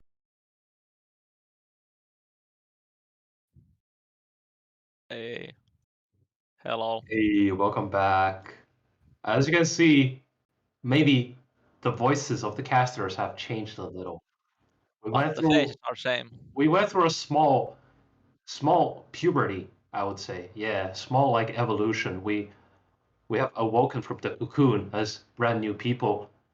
Hello, Yes. I'm Jam Jam, and with me is Tuukka. Yes, we took over from the inferior casters. Exactly. And it appears Sylinen and Repe have won the giveaway. Big congratulations. Oh, Congratulations. congrats. Absolute mad lads. Exactly. Yummy. You Do you know want what some they won? Hextech chests. That's Hextech with a big H. Hell yeah. No, but like, I usually have super bad luck with the chests because I just get some shitty emotes from there. But maybe they'll have better fortune. Believe in the better fortune. Exactly. Okay, Taking so a look lower at the bracket. brackets. Lower bracket. We're enjoying the finals. Not yet, actually. Not yet the finals. What is happening now is this is the finals. Oh my god, it's the finals. Turbo League Enjoyers versus Lunatic Gamers United. Yeah, but are we looking at the do we look at the semifinals of the high bracket or Oh yeah, we're gonna be spectating the semifinals of high bracket. So against each other are going to be Yanni on Ninja and Fysico Gilda for profit. oh, for profit? Not For for fun, profit. but for profit. I don't know, do we, because it's best of 3 at the I think finals, it's best do of we, one. Is it best of or is best of 1 or best 3? I think it's best of one. Okay. The finals can then be decided if they want to have a best of one or best of three, Okay. depending on the stamina of the players. Okay. But we're getting into the champ selections. Yeah. Rel and Tariq bans coming. Support focus right here. Okay. Interesting.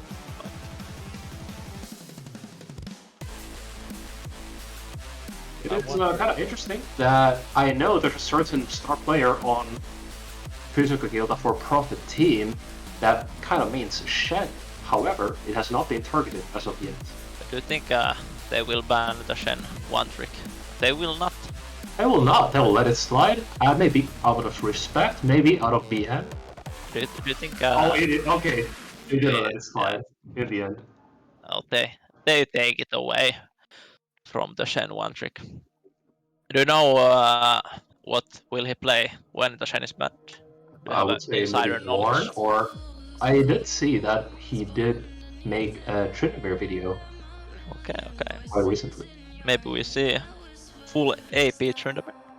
Maybe. Okay. Could be Maybe some Fiora. could be an Amu support probably, and is this fiddle is Fiddle this Diddle. or is it fiddle? Oh, that is delightful to see some new winds brewing in the meta. Well, Is that actually fiddle middle? Fiddle Middle. Do you think so? And here's our Misfortune, a staple in the current meta and also in this tournament. Yeah, I think Worlds have had a few misfortune games. Yeah. I think it's like 100% pick ban rate. Yeah, the ult is really strong. I think. Especially in a coordinated environment. Yeah. Sync so could become true. That's probably jungle. Alright. Well, actually, the proper Chinese way of pronouncing Qing Chao is Xin Zhao. Yeah, Xing Chao. Just like it. Yes, precisely. Yes. You already know. Okay. Expetu. Not happy about the Shen ban. No. Will he pull out something or leave it till I was told that the Fiora has been. the Vigar. Well, I could see Xin Zhao and Vigar interacting in a way that the Xin Zhao ulti could not. We wanna see the 5-man Veigar Xing Sa combo. Maybe. That's all. Oh, Bard. Bard is really good. The roaming Bard is nice. Yeah. Especially when if your ADC can like not int. Right. Yeah. That's a strange concept of not. Yeah, I knew that might be a little new concept for. There's a lot to ask for, yeah. honestly. Not very If easy. Fiora being banned. Yeah. They have spectated the last games probably. Right. Okay. Expetu has been playing Fire. Expetu with limited options. That's our. That's okay. Yeah. Mordecai, sure. So I guess maybe top lane bans. The last two probably. Very interesting. Honestly, it could be Fiddlesticks jungle. As an answer to the mobile engage as a form of like counter engage and disruption. Camille banned. So few fighter bans top line. Right. I wonder what would work here. Is it good? Is it Veigar bot? Probably Veigar bot. Could be. So if it's Veigar bot and Amu support, maybe Xingsa Jungle. So Maybe instead of like Vigar as an answer to the Fiddle, if Fiddle is standing still while doing the sucking healing thing, then the cage can be a good interruption to that. I don't think it's probably. I don't think it's that. Yeah, I don't think so either. I think they need more damage for physical kill for profit. They definitely do. I Perhaps think if like they pick on top, then they will need like some they need some longer hyper damage. carry, I would say. Yeah, maybe. And So some they- AD. If they take on top, they could take like Yon mid or something like that. Still think the Vigar is mid lane. You wanna bet on that? Yeah, sure. I think it's what I'm gonna go with the bot. Yeah. Okay, Darius top. That's alright. Few fighters there. Her stuff? Well, there lies some damage at least. Yeah. It's Silas could be mid. I guess it's fiddle jungle probably. First to see what the last pick will be. Now we see if it's the bot lane Veigar or Expecting an ADC yeah, it's. with some But they have 0 buffers, so rapid constant damage. Yeah, Lucian's passive is unused here. that is true. They do not have enchanters on their team. Does Amumu if he takes the Is it Zeke's conversion? when he sees someone and then if someone hits it, they Oh, get killed. mandates. Maybe. No mandate. Huh? The rune. Oh that yeah, the you- Font of Life. Yeah, Yeah, maybe. does that proc Lucian passive? I don't think a move would just take Font of Life, for what it's worth. Yeah. We can Nar. yeah, Gnar top, Fiddle Jungle and Sylas mid, I assume. If there's no funny business here. That is interesting. How do you I think think- the team fights will go? I think both teams seem to have like decent team fighting. Yeah. I think if Sylas steals like ult, they might have a big combo income. Well, yes, if we look at like purely 5v5 team fighting, Yanni on Ninja, their comp really has a lot of explosive AoE abilities that FK4 Prophet might not be able to answer. FK4 Prophet has very direct, very targeted single target damage in terms of the Vigar ult, not the Oxygen Guillotine, and the calling. And Yanni on Ninja, I would see, well, basically every champ has some huge AoE ability. Imagine Sylas taking the Xin Zhao or Amumu ulti, and then the Gnar, the MF, the Fiddle. I think if Bard hits a good ult, they will certainly win a team fight. Yeah. Like if Bard lands a 3-2 man ult, Fiddle gets free ult, then I think they should win that. Indeed. There's very clear direction in Yanni on Ninja's comp. Yeah, I think For Profit has an easier time to get a pick. Definitely, yes. Like Almo Q and Veigar Cage. I think it's easier to get a It's skirmishing, definitely. But and perhaps even stronger lanes. Well, it really depends, though. It really depends. Yeah, it's gonna be an interesting game. I think if Bard gets the roam and Sylas gets fed, I think that's gonna be a good way to try to win. For sure. I understand there's like a PP poo-poo break, and then we'll be getting into the game. Yes, the players have to relieve themselves. Yes. It's been a long day. Indeed. A long day of gaming. I guess we're going into the game almost. Very The players have to replicate these picks and bans in the champ select. Yeah. It's always a process. And we'll get in. Is there pictures of the last game somewhere in the Discord? Do you know? There is, right? In game results. Ah, yes. So here we see that Yanni on Ninja had a very like close game with Rift Slayers, fighting tooth and nail, but clutching a victory at the end.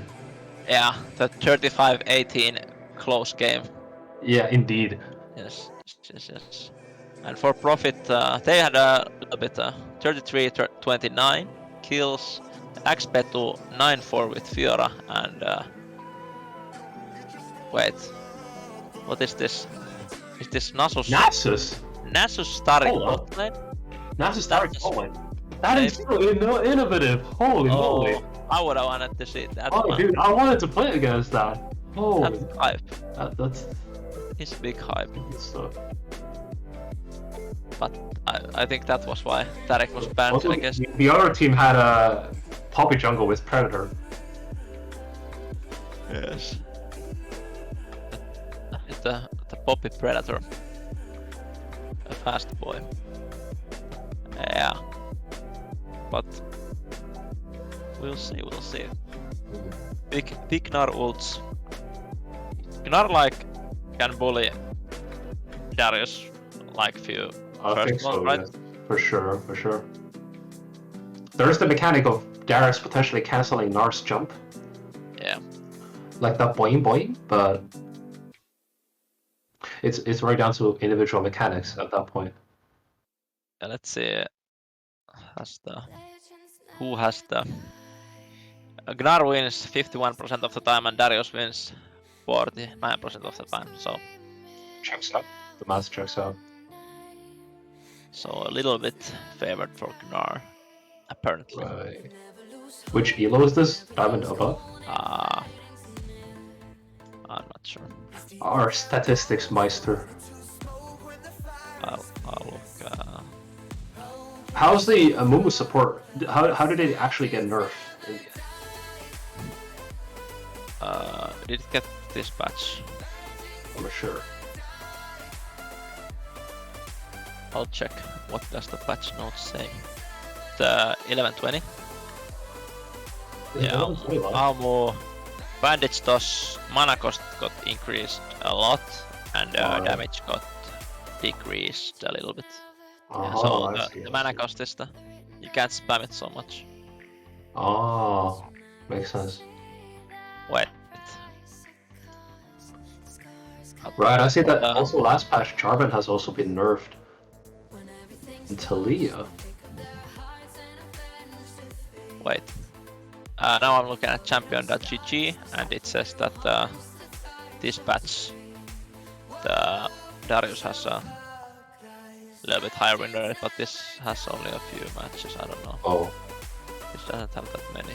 Oh dude, you know, I'm checking the patch notes and it seems Imperial Mandate got a small buff. So we're gonna test that out in duo queue for sure. Yeah, probably. Imperial Mandate, what did they do?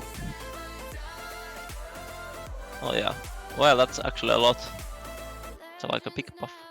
Yeah, it's kind of substantial. Oh no, damage dealt by Imperial Mandate's mark will be probably attributed to allied champion who consumes it. That's a big buff. So your stats will look better. Right. Just in some bug. Okay. Smite doesn't heal anymore. As much. Yeah. And Udyr got... Honestly, there's a shit ton of sustain in this game right now, and I wouldn't mind them knocking the healing down a peg. Literally everyone is building Boardrinker. Like, top laners, mid laners, junglers. Yeah, I think the 60% reduction with most items is... I don't think it's enough. Yeah. I think there should be like harder counter to the healing champions. Maybe. Do we have anything in the game that negates healing entirely? Like 100%? No.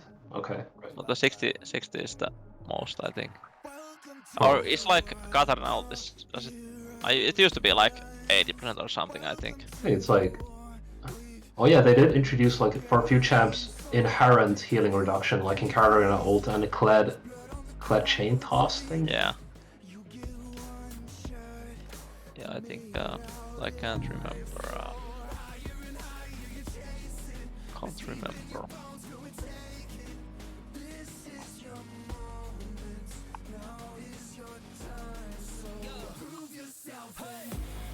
How much is it? Is there or not? It's 60% No. previous ones. I think it used to be like 80. Maybe I'm wrong. Do you think there is like a power imbalance in terms of blue and red side on the Rift? Yeah, I think it's I enjoy blue side more. I think me too. But It's better for Baron. You win less on blue side, right? I'm not sure. I think I win. Yeah, I definitely win more on red side than blue side. Yeah, that is for sure.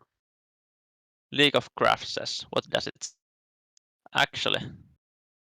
Let's see what do they say. Blue team versus red team. Ranked flex. With 53% win rate on red team. Actually, what is this? Oh.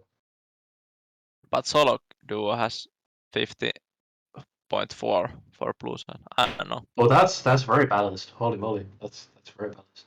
I'll look wait. Diamond, it's like 60% win rate on red side. What is this? Wait, what? Can this be right? I feel like it kind of makes sense because the meta is very Drake centric. Drakes are. It's easier to contest Drakes when you're on the red side if you're lacking in any wall hopping abilities. I guess. All right. Historically, it's in Flex, red side has been winning a lot more, and in Well, solo duo, blue side has Well, been winning. Tuukka, we're entering the game. So what we see right from the start is that red team is much more eager on pinging on the map. It shows initiative. It shows that they're thirsty. They're thirsty for this win. Look at this Leivos guy. He's ravenous. There is Bard got his stacks right, and Did he yeah, get Bard some got meats? one stack. And And a there's an probably He the does have one meep.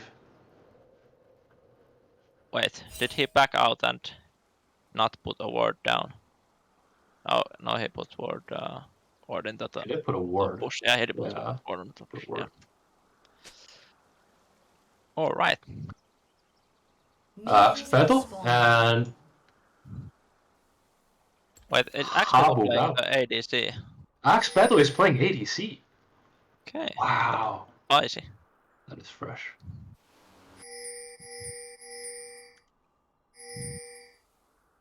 Okay. So what we have here is in top lane we have AG73 playing Darius, Dunk Darius, Rockbuck. Oh, they know. Oh, They they are. sniffed out the The Fiddles. Fiddles red buff. Fiddle strategy, smiting the red buff. Should they get Zin's out, stacking Conqueror the to knock? full. Oh, the flash out. He gets away. AG uses both sums. Okay. Girl Gamer kind of getting caught a little bit. He's okay. Where is Not being able Spice? to fully commit. Spice Some start? explosive start to our game here. Both junglers kind of getting scuffed for this. Indeed. But Rockbuck able to take the big wraith away from Leivos. Yes. But Leivos indeed, the getting beginning the is a small ones. little bit scuffed. Small ones for the Fiddle and Small ones for the Fiddle Diddle. the blue buff. But Bit of a delayed start for both junglers here. yeah, kind of a little bit delayed on the.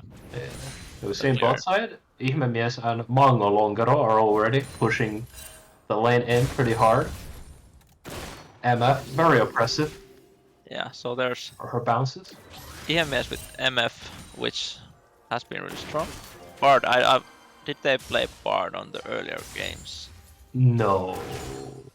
At least not the last game. Yeah, They played. What Mango Longero played last time was Pike. Pike. And Pike was Change, banned. change Pike's in banned pace. Yeah. And HA have taken the place of Axpeto as a top player. Axpeto usually plays Shen top, but Shen banned, so maybe they opted out to the bot lane where Axpeto is playing the Lucian. Let's see if Amumu has the.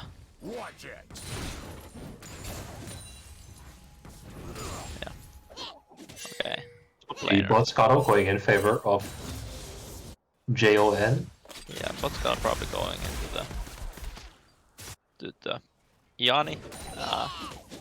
Top side kinda pushed in, so let's see if the jungler can get the double scuttle for Gnar pushing and bot lane pushing. Now bot Alright. lane. There's Bot lane a fight. portal Axpeto's bot. coming through. Axpeto will die. Oh, and Will- oh no. Goes Abu to Gabu. Fiddle. Oh, Abu Gabu forced to flash. That's a nice gank. JON. Nice gank after getting the scuttle Indeed. for Yanni. Indeed. 1-0, 1k gold lead already. A lot of pushing. Top laner having farm with 26 to 26, very even on farm. Right. Kanye West not being poking a lot, probably gonna Oh, misses the spear. lose the flash. Not Yeah, lose they the flash. detrimental to the gang. Wait, he does lose the flash. Yes. Just forced the flash. Yeah, but no kill, unfortunately, Who kills? for the rock puck. But Scuttle gotten, and let's see what's happening in the mid lane. Mid lane farm pretty even. Sulas on a little bit of lead, and Veigar with few AP. Gnar probably going back, maybe, yes. Gnar backing out, and I think Sulas might be also looking for a back in the middle. Oh, to repeat gank. The classic old and reliable tactic of shutting Oh, down not top lane. reliable.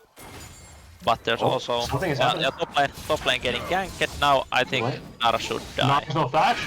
Yeah, Seems out Nara saving got, up the E. Nara got spanked like a little yordle he is.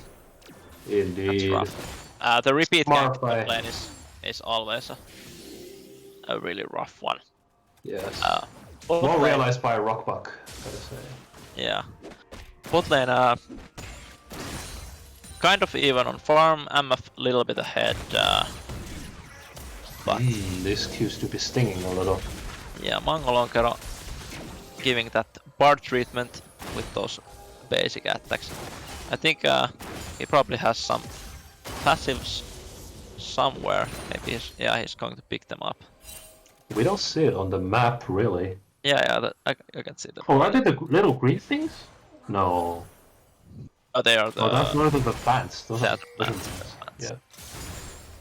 I think they might go for a dragon soon. They have a trio in bot lane, and Yeah, they might. Fiddle is kind of rooting towards bot lane. So mid is also shoving. Girl Looking gamer, mid.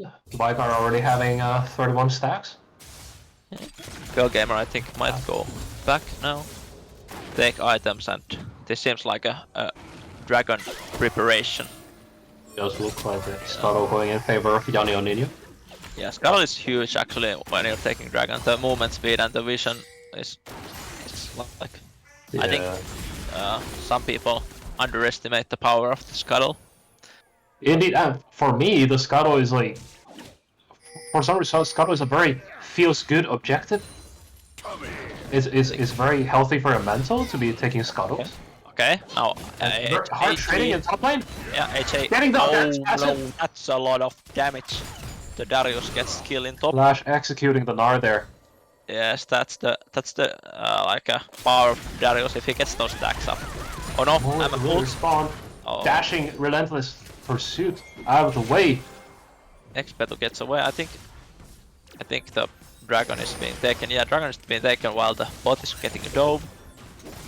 I think if Levos gets sick soon, they will dive the bot lane. For sure, for sure. He's almost level 3 6. minutes always also heading. Yeah, he gets towards level bot lane. 6 from that. So now dangerous fiddlesticks on the map. Indeed, indeed. I think the bot dive might be what they are waiting for. There are ways to counterplay though. If Lucian and Amumu manage to get level 6 before that, Yeah. very probable. Okay, there's a three-man Turn. boy band right there. Let's see. Just chilling in the I'm bush. looking for Bard teleport is coming. Yeah. Kind of looking for it. Hitting the chain, forcing the flash out of the way. That's nice. Veigar with no flashes. Worthy investment. Worthy. Yeah. I think. And here he comes again. We've seen this before. Not the- managed to get the last knockup though. Oh no. Take a lot of damage from the tower. Nara survives. That's good for Yanni on Ninja. They get the dragon in bot lane, but don't push Nara in the top. And here it comes again. Okay, Vigar the used flash up the last time, It's and the Kingslayer does way too much damage. There isn't really a way to confirm if Silas is maxing it. I would think he's maxing the Q, probably. yeah. Let's see if his W is maxed. Yeah. Oh, actually, 4 yeah, he's maxing the W. W. He has 4 points, yeah. Okay, Bard is getting caught, but there is Fiddlestick, so this is probably gonna be. That ball game also exhibiting good. Oh, okay. Okay. Darius got another solo kill on the Gnar. But bot lane is getting. And bot lane is rock getting puck. the Xingsa finds the kill. He gets. Doing that. Oh, that's a flashing good. on Axpedu there. Yes, Just good a- play by MF. He was dead anyway, so that's a good play. Good play. Yes, and a spear behind it. Yeah. But the gank on middle was a really nice Bard usage. Used the ult Yeah, indeed. after Veigar ults, and he has level 1 boots. Very hard to dodge the Bard Yep. ult. Yep. there's been a good use of the repeat ganks on both teams actually, on Gnar and on middle. Gnar might be looking for top lane. Is there gonna Goes be for a damage. top lane fight? He doesn't have any mana left. That's yeah. getting a few grasp attacks. Yeah, it's a good thing to get a few of those in. Yeah. He has used 6 grasps. I think the Bard roams are gonna be a little bit awful for the mid laner as the flash is not coming back very soon. Yeah, it's putting Vigar in a very precarious position. Yeah, it's. And once again, we see ooh, these boys are just hanging out here. They have a sense that Vigar's. Oh, good cage usage. Yes, good. I still feel like Silas W is more than enough damage to finish the job. Yeah, that's a pretty aggressive place to go. Okay, we're stealing the move ult and getting to use it. Finally, Spell cleansing a little bit late. But he dies. They get one back. The Emma ult. Oh, almost does the job. Well played, Bao. The Matrix dodges. Yeah. But dodging the bullet time. Leivos tries to get the finish, but well played by Momo to dodge that. Good try from Ihmemies also. Okay, let's see. Darius 3-0, Gnar 0-3-0. That's a strong Darius, but he hasn't been able to fight with the rest of the team. And Sulas is better positioned for the dragon. Yes. It will be very interesting when these teams actually get into a full-on team fight. So far, it's Veigar only is getting skirmishes. Veigar is getting smacked This is a again. 2v2. Hard to say which one will triumph. Oh no, I don't think GoGame has enough speed to catch up to Vigar there. And Phantom ult goes wasted as well. That's a rough one. Dragon coming in like 30 seconds, right? Huge And, mental win for that's FK for profit there. Yeah, that's big for free midis. Free midis. Free midis. Gets to farm That's a little bit. clever, And, clever wordplay, I would say. yeah. Now, for profit is, I think, preparing for their dragon. It seems to be, but Jani on Ninja seems to want to contest it. They teleport for the middle. Close. Go I again. think short on the Everfrost there. Yeah, it's, and here comes the dunk! Is the dunk enough? Oh, the Darius is gonna get the double here. That's gonna be a painful. The double. Oh, gives the kill to Axe Spell. That's actually might be good because Darius is already really big. So indeed, he probably doesn't need to kill. So good thing. What a nice guy, man. What a nice guy. Yeah, that's what I would want from my top laner. Me too. If my top laner went 4-0 and gave some kills to the ADC, that would probably help. It only happens if, like, fairy tales, dude. Yeah, this is a really good start for Darius. But it's maybe a sign of their friendship and unity. The power of friendship. Sacrifice such novelties for your ADC. Yes, it's the shared joy is double the joy. Yeah. Okay, Bard has how many souls has Bard gotten? He has. Can I see it somewhere? I think you can. These wait. So what do you call them? So there are chimes and then there are meeps.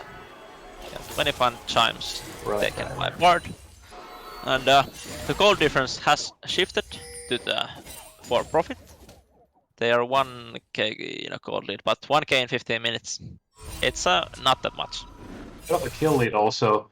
Most of the gold has gone to their 80 carries, and I feel like Jani on Ninja has adapted well with double ninja side-by-buys on Gnar and Bard. Yeah, I think if you look at the individual gold lead, I think that will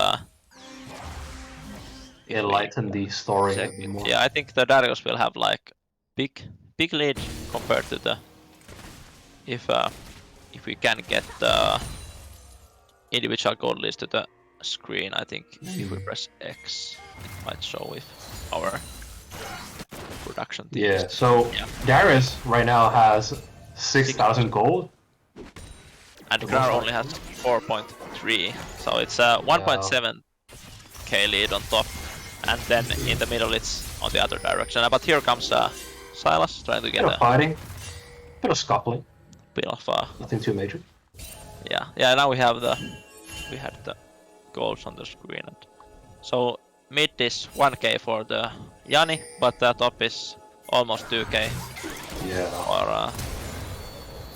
For blue side.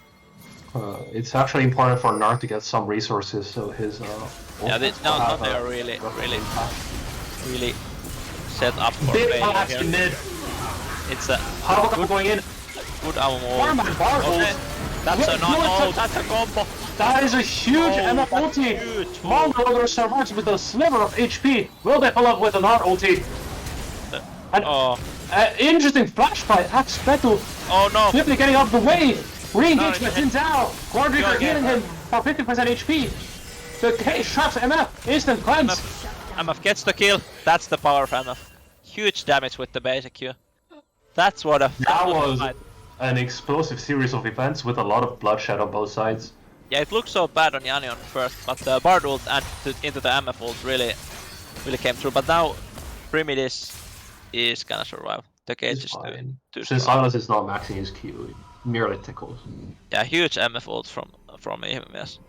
Dude, I can feel my blood pressure escalating there a little bit. I wish I had the like damage last fight counter. Yeah, we should have a world level production where we have like damage dealt last team fight. How do you even define that as a team fight? Like when did it actually even start? I think it starts like when the team fight. When they get caught in the. Right, it's like Amumu ult, and then Silas uses the stolen Amumu ult, followed by a 4-man bar ult, followed by MF ult. MF ult. I don't even know what it's called. Is it bullet time? Yeah, bullet time. I think. Something like that. Yeah. Right. Yeah, but I think Kanye West the Gnar when he flashed W, right? He should have flash ulted for sure. Yeah, true. If he ulted backwards, I think that's a free kill right there, and he doesn't die. But the flash. Well, his ult came very late. He wasn't able to charge it. Yeah. Well enough. They seem to be Yanni seem to be taking a mid play. Clutch E followed by the Everfrost. Oh, that's. Did I even need MF there? Oh, that's Very Veigar. damaged by Gogamer. Yeah, the Silas is really popping off.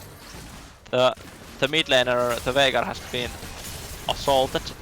I think he might be able to contact Utevo and also get some opting help. for a high ego. High ego built their double magic pen and stacking that tier. Yeah. That's... Lacking a bit in utility. Oh no, Lush Axe Betu is getting. Wait, Axe Betu is getting killed in the enemy jungle. Holy, what happened but there? Now Gnar is getting killed. Gnar is also a huge Noxian guillotine. But he gets away. Kanye is still able to get away. Oh. And flashing over the number Q. AJ just starting on them. Yeah. But now Dragon going. Down steal! Great! Actually, that's huge. Doing the MF. Well, they hit the MF. They hit the MF. Followed by 2-man penalty. They're dead here for sure. Unless. Yes, the kill. Holy moly, the Ignite not being able to tick. Oh, Philostic survived sliver of HP. That's nice. But the Dragon Steel, I think that's probably worth. Like that was quite humongous. I would say it's worth since they really don't have any nearby objectives that they can. Yeah, they can't go on.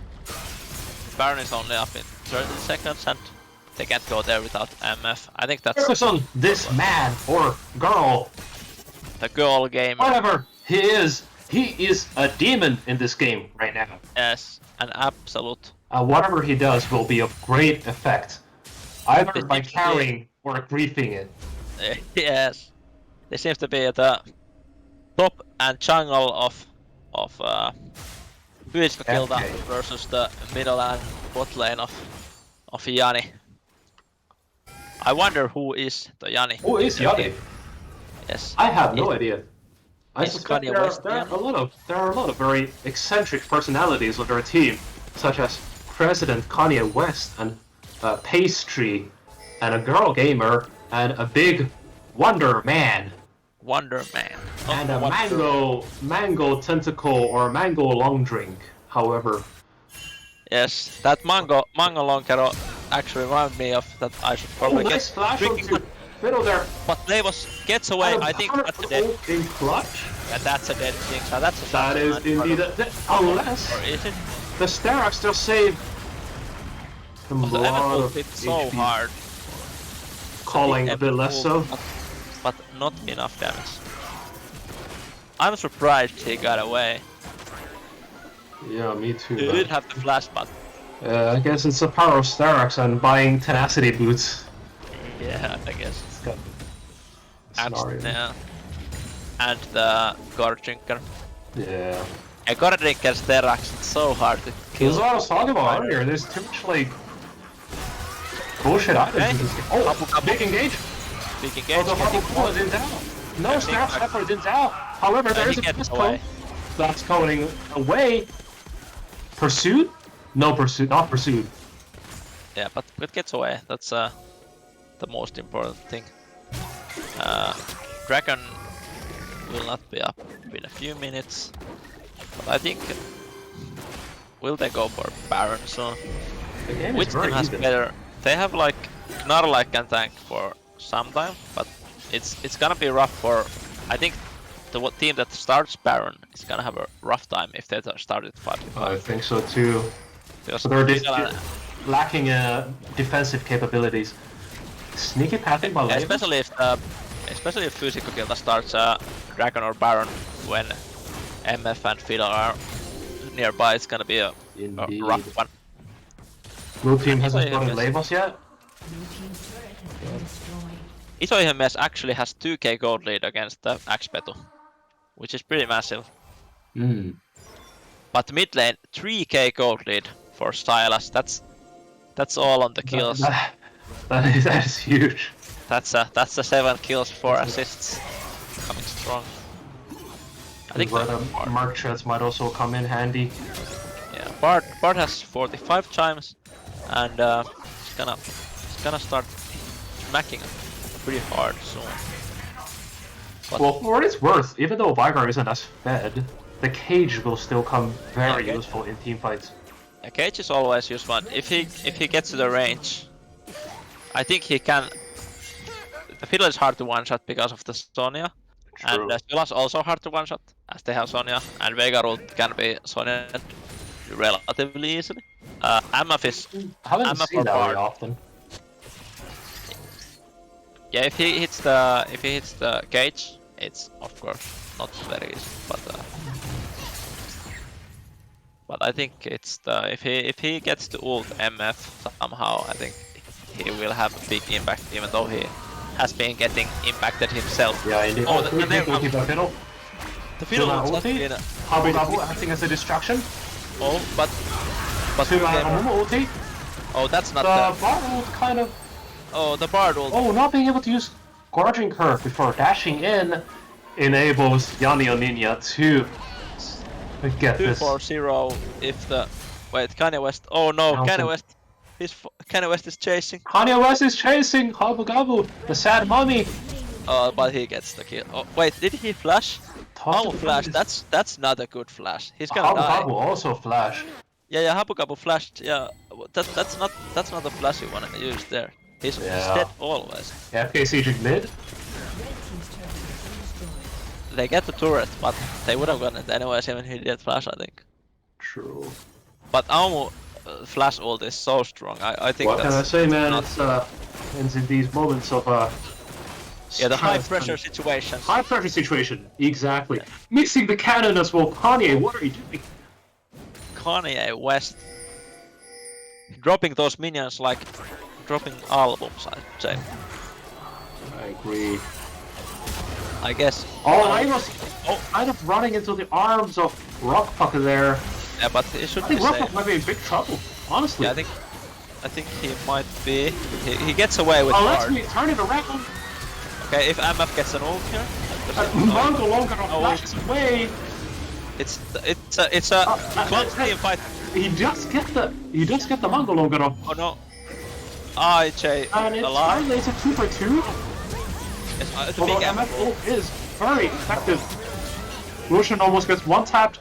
It's up to the Darius. Darius wins this if he hits a Q. Oh yeah, he wins this. The double Q, that's a big Q. That is huge. Oh no, oh no, they all die. They really don't have a way to deal with the 10-on-1 Darius. Who's gonna come and deal with this My one? god, and he's going to build a Gargoyle Stoneplate. This man knows. Oh, and When you are ahead as a bruiser, you do not build into damage. You build into defensive items. Because your base damage is so high already. 12k gold on Darius. That's so much. That's 4,000 gold lead against his lane opponent Gnar. That's a big. That is crazy. That is crazy. And when we think about the red team is actually 500 gold ahead, that's the Darius 10-1. 10-1 Darius is almost the only threat at the moment. Well, funnily enough, MF also has almost the same amount of gold as Darius. Yeah, he has 8 kills and 8 assists. Just down to MF to get his last Whisper item completed, either Cyrilda's or LDR. Yeah, I think LDR is more useful in this case. He already has a Collector, and if you build LDR into IE, that could be a big Bard ult, maybe if he's Bard ulti? Yeah. Is it time to Axe Battle? Does not aid against the Fiddle ult. That's gonna be a Baron right there. Situation. Habu Gabu. Able to run away. I think they should kill Ali. But can Darius reach? If they focus Darius down reach his enemies? Darius. Or will he get chain CC'd? They should Run down, or will the Nox and Unity swing high? Yeah, he will get killed, and now it should be Baron. If they, yeah, they are I really think low. this was a game or a team fight of inches. Look at these HP bars. They were so close. If Darius gets the ult resets there, he gets absolutely like 3-4 kills. Yeah, I think the ulti was very close. Did he ult Gnar? Can recall. I can't recall, but it came down. The Bard engaged on the beginning, getting Spetu right, or yeah, that was really game-changing Bard ults here. Absolutely playing Bard very well, I would say. Good roams on the mid game and good ults on the late game. Exactly what you want from a Bard. Good setups. Went back a bit to the fight and I saw Darius ulting Girl Gamer there. Left the Silas at like 100 HP or something. That was really close, really close. When we look at the healing reduction, do they have any healing reduction on Fyskakilta? They do not, right? Yeah, Fyskakilta has no healing reduction built. They don't really, no. Yeah, so that's gonna be like really. They have Fiddle and Silas, so I think they at least one. Like maybe Amumu should build something or not. I think so. I think, Pokemon getting bursted. The MF ult is huge. Get the comeback and AJ is in trouble. And AJ is he gets killed. The Bard's morphing here. But the MF just does way too much damage. Spiker just get shot down on the MF. Kanye West got the kill and they get the dragon for sure. Flashing on Illusion, securing the kill there. Another Mountain Drake going on Yanni on Ninja. Yeah, they get the soul point, and I think now that they're on soul point, I think they have a pretty big edge here. Kanye West missing the Q from the dragon. Awesome. Oh sheesh. Well, let's try to think of this from FK's perspective. So they do think they have enough damage and enough consistent DPS to be able to kind of. Yeah, I think the front to back team fight is not gonna go that well for Fyskakilta. Their ADC just is so far behind. Axpetu will not do nearly enough damage. Will not do enough. Their only chance is, I think, that Darius somehow gets the back line and kills MF. Yeah. With Xingsa. Xingsa Darius has to die like do a little bit of juking and get to the back lines. Yeah. Guerrilla warfare. Kind of like sit in the jungle. However, if they're pressured from lanes back towards their base, their game plan becomes very difficult. Yeah. Baron coming up in a few minutes. I think it was taken in like 27 minutes, so it's 2.5 minutes until Baron. Yeah. And I think when the Baron is taken, assumedly by Yanni, it's gonna make it really hard. Will propel their push even further. Yeah, and there's even 2 teleports from the Yanni team, so Darius can't really split push, because Darius would be best to split push with teleports, but he can't do it. So because Darius would require at least 3 of the Yanni team, so that would be a good split pusher, but only one with teleport is Veigar, and Veigar can be easily killed by Girl Gamer or Kanye West. Yeah, for sure. By anyone, basically. Well, Veigar is basically, at this point, a huge glass cannon. Yes. I don't even know if his damage is... Kapu Kapu getting caught. Mangolongero decides not to ult the Mumu. Opts to save it for the Baron fight, I guess. And they engage with Fiddle here. Fiddlesticks flashes away. Close. Good efforts by Fiddle. The crawling just tickled a little bit. Ooh. The Yanni team feeling themselves getting kind of risky. Taking risky plays, but they have a lot of vision compared to the first builder. But now they leave the Baron side up for establishing vision. Okay. The vision dance. Get the Veigar flash with Bard ult. Nice, I assume Bard has Bard cooldown only 60 seconds, so he will have the ult back for Baron fight. But Veigar will not have his flash, so that's another good play by Bard. Big power spike by 3 Midas though, getting the Archangels completed. Actually, 3-item power spike. He's gonna be smacking now. He has 990 AP, so even though he has been behind, he's very squishy. It's gonna be. He is very squishy. But there will be situations where the carries of Yanni can be caught, and they really don't have much magic resistance. And then bullets are just shredding Darius, despite the ult, it's so hard. It's plethora of defensive items by Darius. Darius getting caught, that's not good. He will not be back for Baron, right? Or will he just make it? Oh, he does have teleport, so Baron most likely going to the hands of Yanni. Most likely. And if they lose... They will get the Baron. If they even do any resemblance of losing a team fight at Baron, they'll probably just lose the game. Yeah. Very easy for Yanni to march down mid. Bard going Good Butter Gage! It's gonna be hard to come back. That's gonna be a big... This game looks very desperate right now. Yeah, it's huge. The robot will die. Stopwatch is kind of futile. Yes. The Bard ult has been absolutely That was the on-flame Bard ult. Yeah, Fiddle ulted a little bit too early. Didn't get the fear out, but good combos coming from the Yanni team. I don't think MF even have. Yeah, MF didn't have his ult, so. No. But still, absolutely massive. Gets the double stun. They opt out not on tracking the Baron. They will instead want to set up for Dragon. Interesting.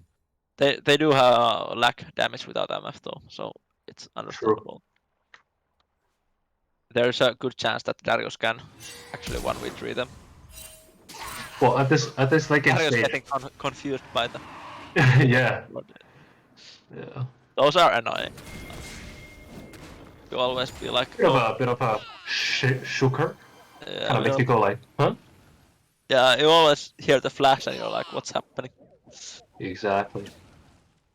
For this win, they need absolutely massive Ammo ult. Oh no, Girl Gamer gets Ammo ult. Kind of getting Narqued. Not much follow-up. Yeah, and Girl Gamer with Sylas has the Ammo ult, so that's gonna be huge on this team fight. Quite massive. Do they even have enough time? I think the Drake's gonna be fired. Oh, the And MF the ult ult is once again. absolutely massive. It's hit so hard. I think this AJ has doesn't to have be enough the time. game. This I has think to be the SK just game. something ran over like Yeah. a steam mill. They be And run Mongo over Longo like. pursuing the 3 and 9 Lucian. Or will Yeah, he? I think he's gonna just make sure that He's Lucian gonna can't get be- back to base, and then the rest of the team is gonna go try to end. His strategy. I assume. This has to be the goal of the board. Gnar dancing merrily, knowing the game is pretty much over. They might not actually be able to end this. Yeah, Lucian gets the base. Lucian gets the base, no cooling though. Yeah, they will just opt out for Baron. Yeah. Kinda wish they would have committed there. We could have maybe seen something very, very spicy. Opting for the Baron, the safer, much safer option. Yeah, I think they did not have time for Yeah. it. But the Baron should be free. Yes, and and it's falling down pretty fast. we see that all of their ultis are also up now. Yeah, but what is this 900 damage I'm seeing, like, doing to the Baron? It's MF basic attacks. Yeah, I'm a full build, absolutely huge, no boots, only damage, going for those big hits. That's why he's melting even the Darius with lot of resists and health. You know, the funniest thing with MF is this MF, she's not taking Scorch like you often maybe should for lane bullying purposes. She has Gathering Storm, and Gathering Storm at this late, it gives you, I think, a lot of 2980 at least. It's probably 48 after the 3 minutes. I think after 40. I think it's 48 after 40. Oh no! And Zintel getting caught, GA getting flopped. That's an ambitious. His life lost in the process. Yeah, Bit of ulti. Oh it's no! free. Why is it Margaret page, however? Oh, just oh no! Rips through the battle. Oh no! They're getting smacked. Little Vygar and Darius just. Yeah, they're standing there. You know, it's a gesture. It's a gesture that matters. It's you being there. You're like the captain of the Titanic. The ship is falling, but you're falling with it. It's very noble. I think I'll probably be somewhere clearing bombs or whatever. But yeah, this Darius and the Vygar, they're sticking in. They're sticking by until the bitter end. Yeah, the Darius can't absolutely. There's no way he gets. Yeah, it's all over. Well played by Yanni. I think the absolute highlight here was Sylas early game, and Bard played really well. Bard was a huge playmaker throughout the whole game. Well, Darius had a brilliant brilliant individual performance. But the efforts by Girl Gamer and Mongo Longero were far superior. We have Jaska here. Hello, Jaska. Hello. Hello, Jaska. I'm the Gnar from the game. Oh, you're the Gnar.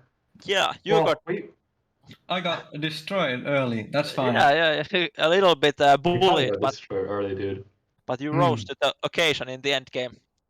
So how does it feel to win this one?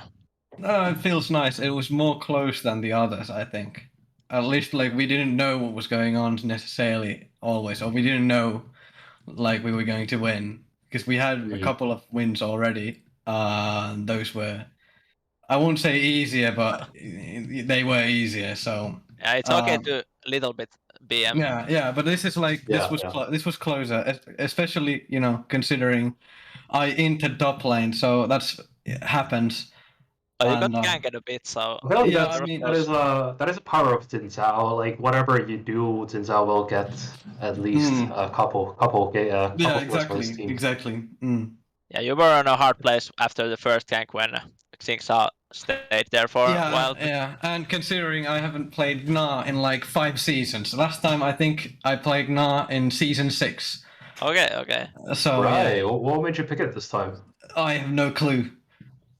I was pressured. I was pressured by the team. It's fine. Okay. Well, in the end, 6, and 11, not it's not terrible. Yeah, it's fine. And considering we really just like do really well, I guess, in team fights. That's kind of what we base our gameplay around. Yeah, that's You just had like, huge AoE abilities that just Yeah, I decimated mean- the other team, dude. I mean, like we had Gnar, and then we had well, we were supposed to pick a Mumu, but with Silas ult, we just kind of, you know, I mean, considering they picked a Mumu, we just picked Silas, Yeah. so we can use a Mumu ult ourselves, I guess. Yes, That's the part we want, and we had a kind of a team fight comp going around. Yeah, going we on. looked good. Absolutely, like I have to, as a support main, I have to like say that Yeah, I mean, Mangalongera threw a few really Yeah, nice. shout out God, we he have was to great. commend Mongolongero, even though the build he utilized was very interesting looking, starring Anathema's chains and Morello whatnot. And Oh, also, it's one thing we great. pointed out was that you Enemy guys team. had the intuition to build anti-heal, whereas the other team really didn't. Yeah, they have 0 anti-heal items even in the end. So Against you have Fiddle. Tylas and Fiddlesticks, and we thought that was a interesting choice. Yeah, on I their mean, part. Phil can still be bursted, but for Silas, Yeah. yeah, you definitely need anti-heal, which I guess they just couldn't decide like who wanted to build it, or maybe Yeah, they felt like they felt that they would do more damage, even like Yeah, even I guess. comparing against anti-heal items. I don't know. But I think the Amomo should have maybe taken a Morel or at Yeah, least. perhaps. And I mean, like, it's like like compared to them, we had a lot of anti-heal, and at one point of the game, Darius had hit like one big Q or something, and we just decided, okay, everybody's buying anti-heal, and that's it. Right. And that's everybody just bought anti-heal. Yeah, it was probably the one where Fiddle and Gnarr was you were against. I was also thinking 2v1. Yeah, that was the one. Yeah. Did you maybe like overkill the anti-heal a little bit? Because I'm seeing the Gore Drinker, and I'm seeing the Darius Q. However, in other parts is not as like. Yeah, but it's fine. Yeah, Just but I Jigsaw mean, has it's like, also. I mean, the anti-heal items in this season, they're not half bad. Like Thorn Mail, I was gonna build that, and I was gonna build that anyway. And I mean, true. Morello's kind of sucks, but it's still fine. It gives you HP. You're gonna want that, and it gives you AP. It's fine. Right, yeah. It's perfectly fine. For the next game, you're against Team Banger. Are you? Right. Did you check out already what they will be playing? I assume the others did, but I haven't. So okay. I guess I hope I will not be playing Gna anymore. So yeah. Okay. Understandable. But you did fine. Yeah, you did good. You did good, Jaska. Thank you. Yeah. Wish you good fortune in future games. Yeah. Good luck in the next game. And we lost to the team. Me and Jan were playing against Team Banger earlier, and we lost. So. Oh, we played against you too, actually. Yeah. Oh, wait, yeah, you did, right? Yeah, we did. Yeah. Yeah. It was a good game too. So there's two teams that have won me and Yami playing against each other now. That's true. Let's see who's the better one. I hope it's us. Okay. Yeah, well, good I luck. guess I'll go back. Yeah. Good luck. cheers. See you, Jaska. GG.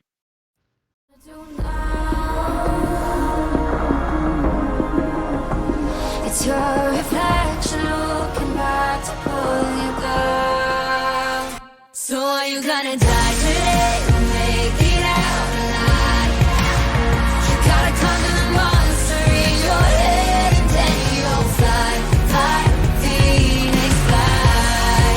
It's time for a new empire.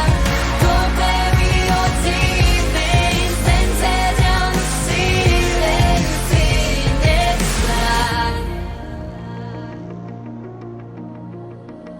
And now you're playing with matches, come out of the ashes underneath you. A million voices in the crowd, they're screaming, stop now. Well, let them swallow the pride, you're turning the tide to true believers. Got them in the palm of your hand, you're playing God now. What you gonna do now?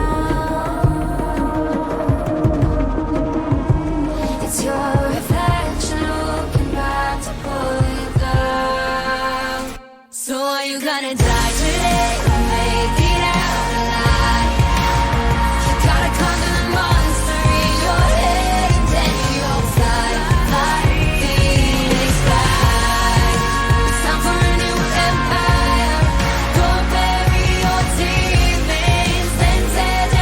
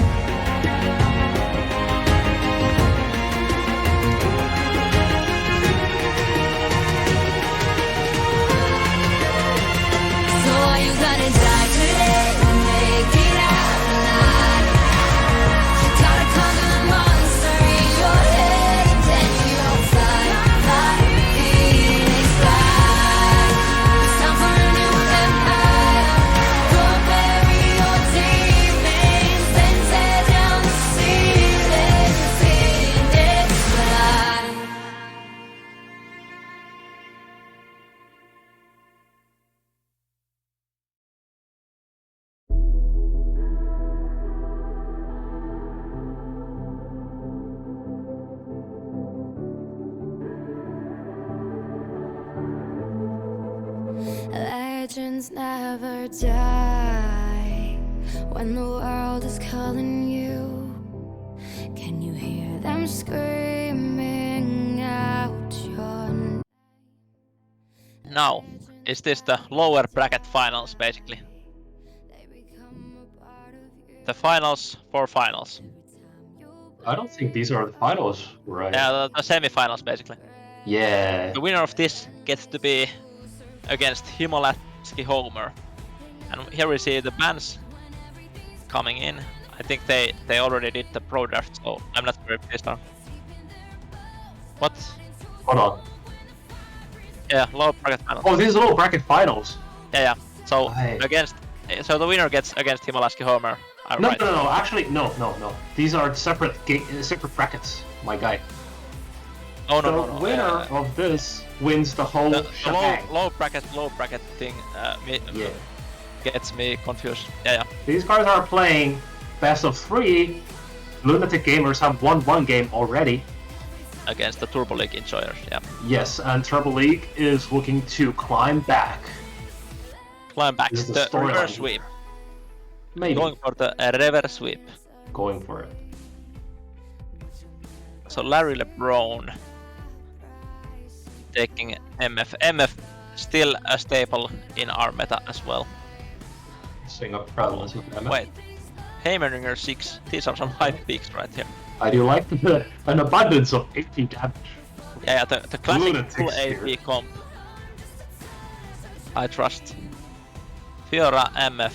The Amu has been also a very frequent pick on this tournament at least. Yeah. I haven't been following the worlds so closely, so I can't remember if. I think it's quite prevalent also in Worlds. Yeah.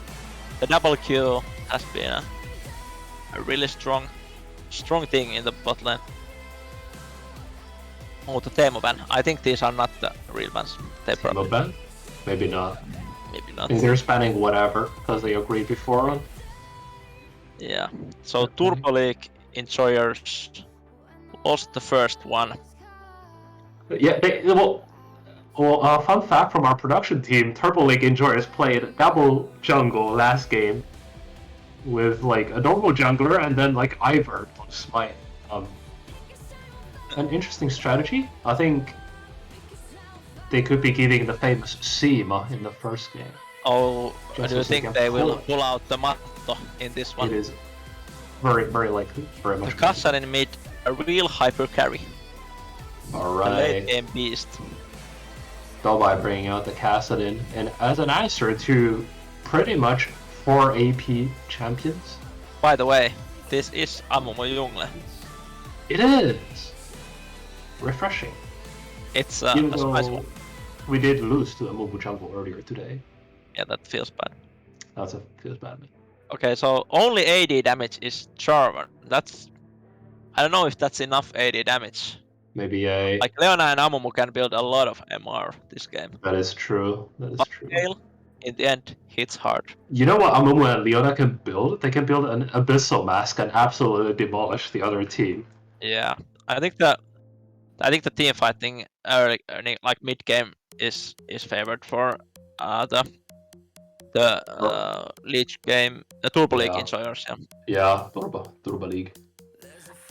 Oh, so what's like the average fan of Turbo League then? If these aren't enjoyers. Oh yeah, the average fan of the Lunatic Gamers United is not as good as Turbo League enjoyer. Yeah, probably like a average fan, they would play Amumu in support, but Yeah, he's enjoyer takes into the jungle. Exactly. But the bottom lane, Leona Misfortune is gonna hit hard. 6 had to hit its W as well. Yeah. It's 6 Heimer bot lane, I guess. The satchel is very important. Yeah, I think so. Kel top J. Heimer is Heimer. I feel like is a death sentence against Fiora. I would say, or is it? What do you think?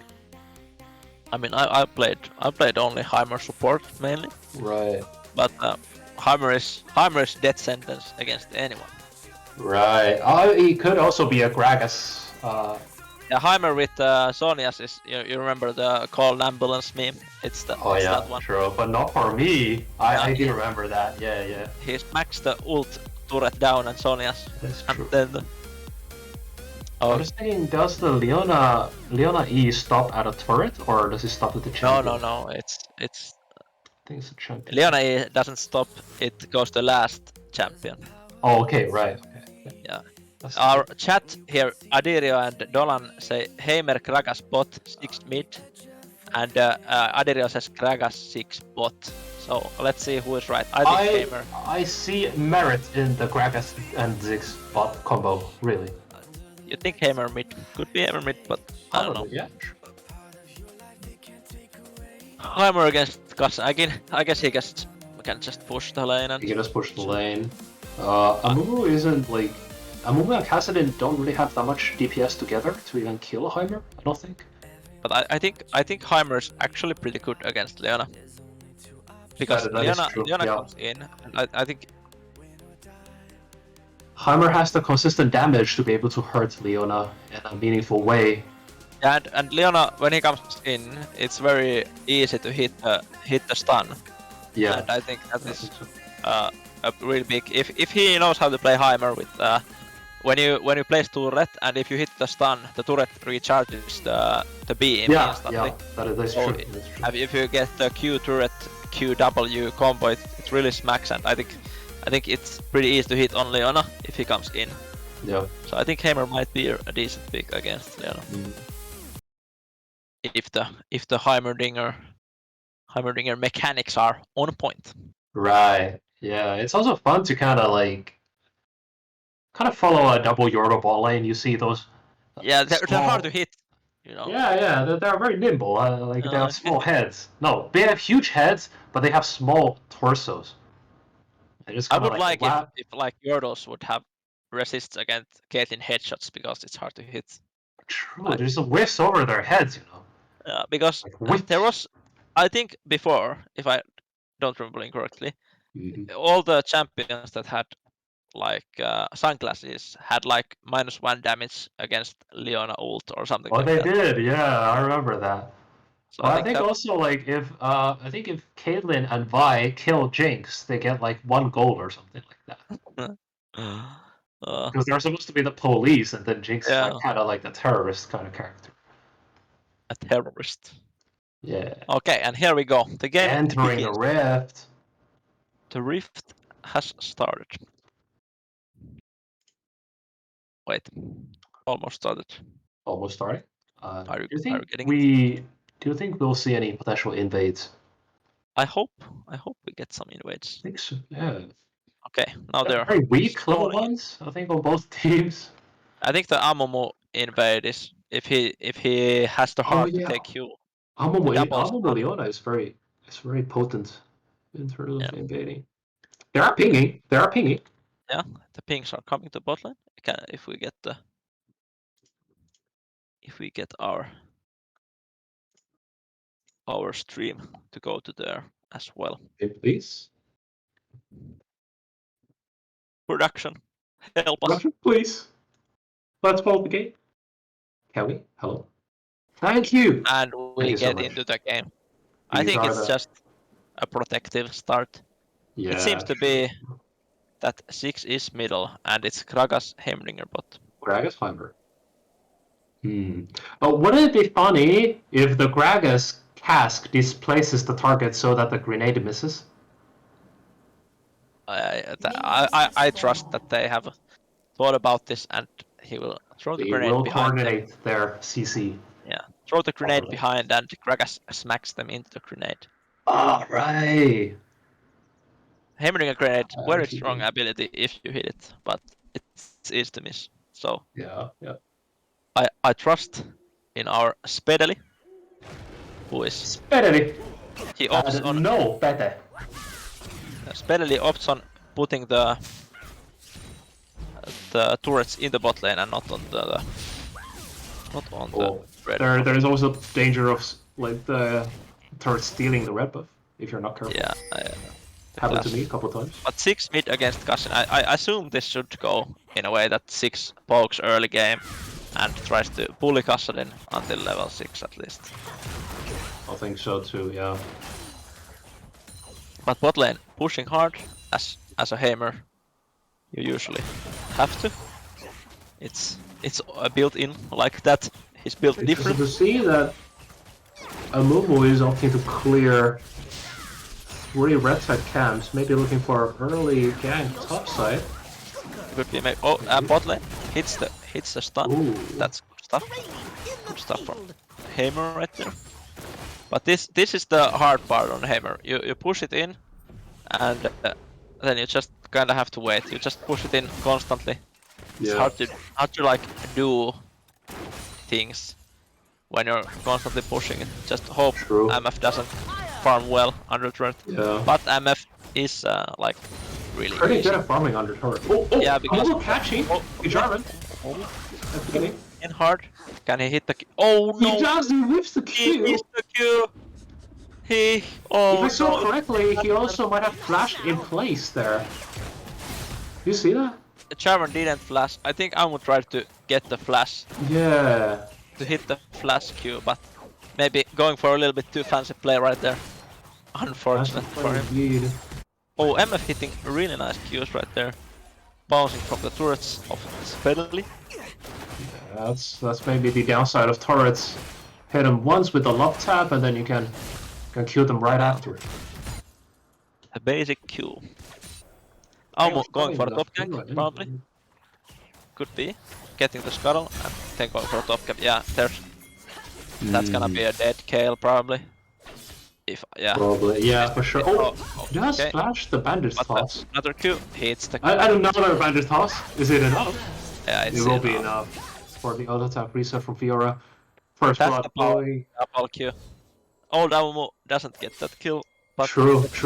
Yes. Indeed. Whoa, first blood going in for Turbo League enjoyers. Yeah, for bit of momentum for them. Yeah, but in the meanwhile, Lethal Man, Jarvan invading jungle, getting blue side camps, getting the blue as well. The colliding man. Bullied by We Leona. have the Grant, he can secure the smite. There we go. Yeah, he should Leona be able, can yeah. do nothing Get but away. flash in dismay. Yeah, there's no way. Oh, just engaging. Okay. Followed by the Gragas. Flash! The Gragas? That is flop. No. Followed by Wait. flash from Leona. Not much else, unless a movement chooses to I think they should just go away. Don't disengage. They do run away. And meanwhile in the mid lane, 6 poking. He's poking a Fight little. with Tobey, who is playing with us. Has a small CS lead as well.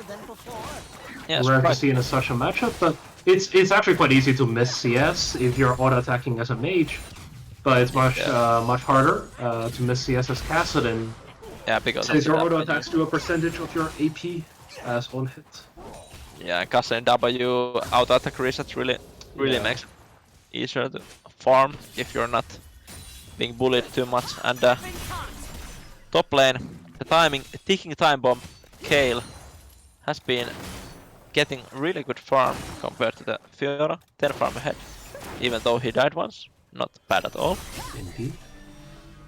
I think there's 2 time bombs in this game. There's Kassadin going for the level 16 and Kale going for level 16.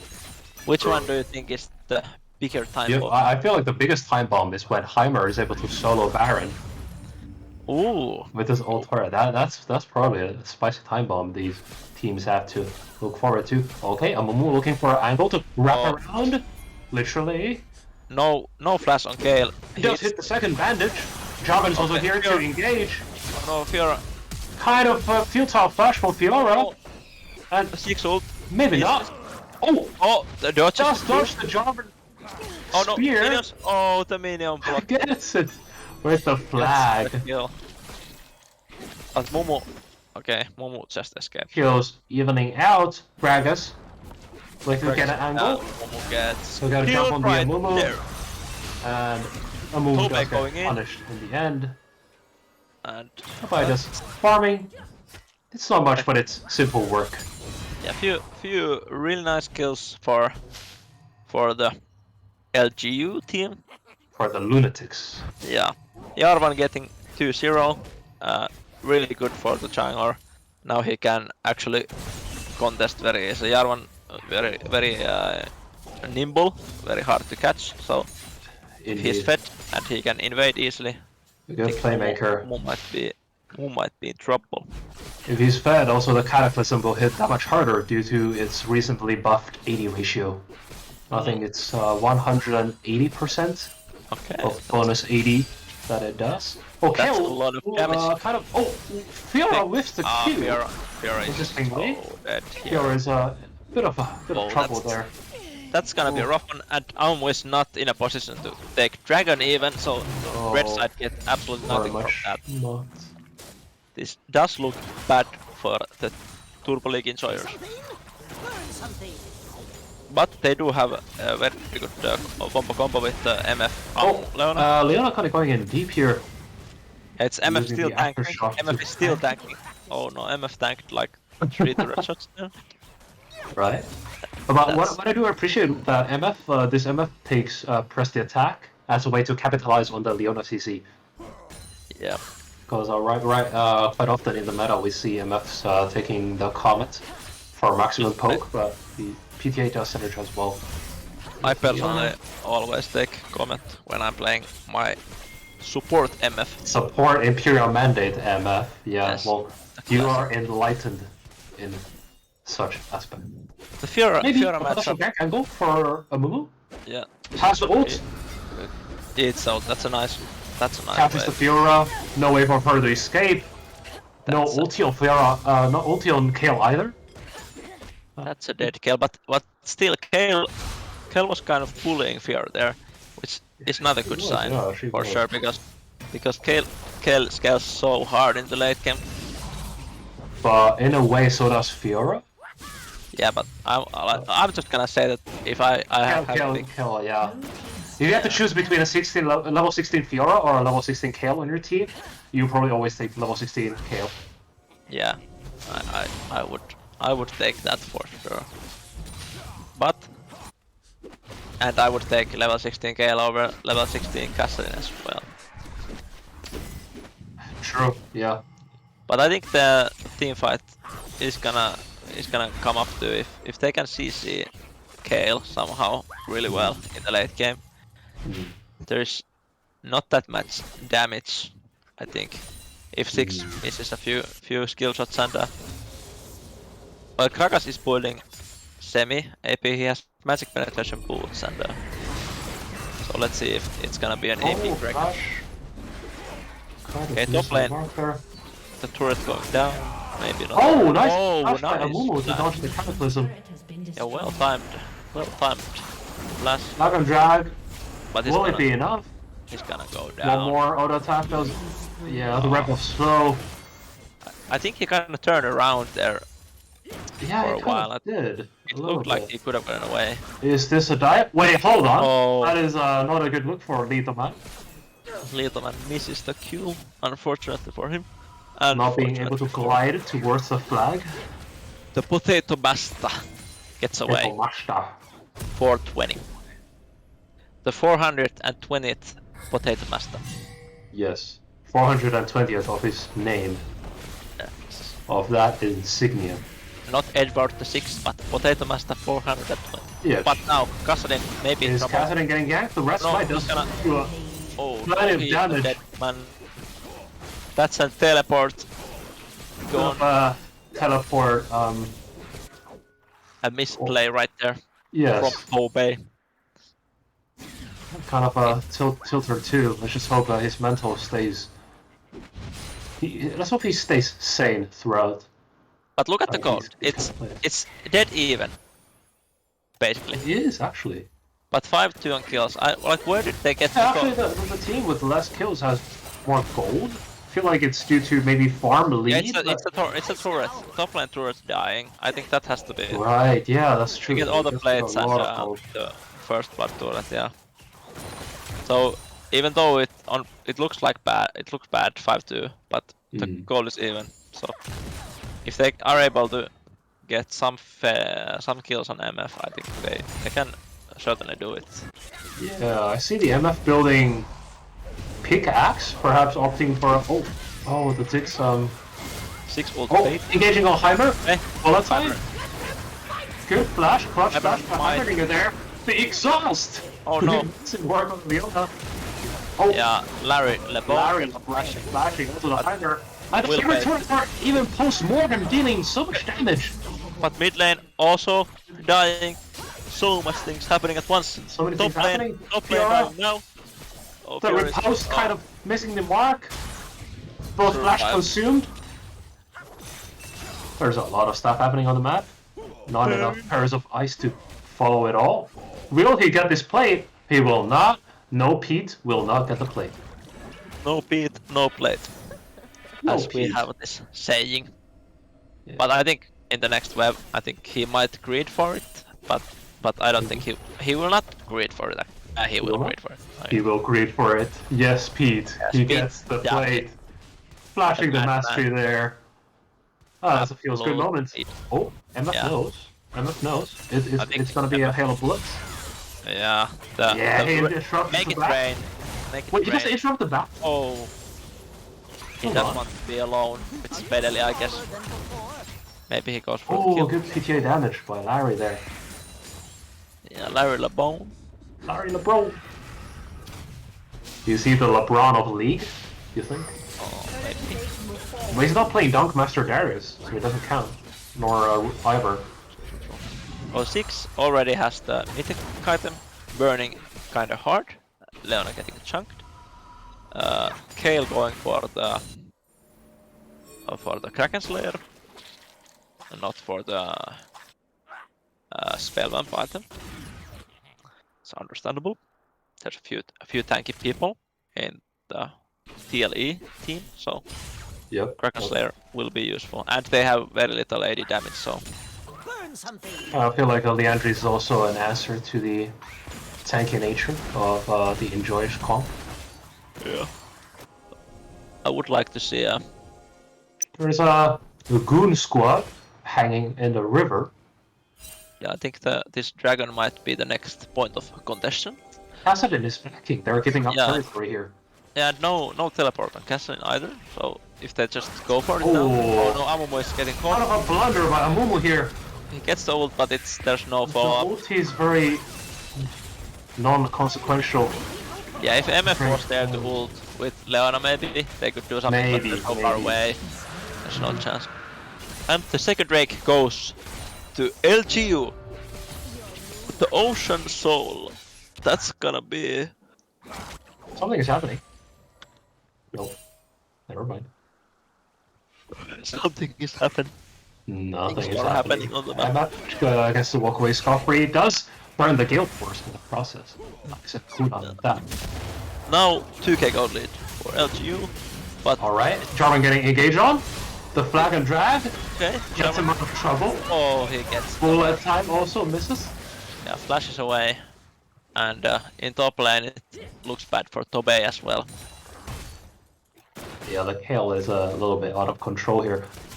It's actually a bit do or die for Enjoys here. If they lose this, then it's pretty much tournament all over for them. Yeah, it's then the LGU will win the title of the lower bracket winner, Lower bracket champions. the champions of the lower bracket. Champions of lower bracket. Maybe they will be the enjoyers after all. Yeah, maybe they'll get to enjoy the fruits of their harvest. Some prizes and good memories. Yeah.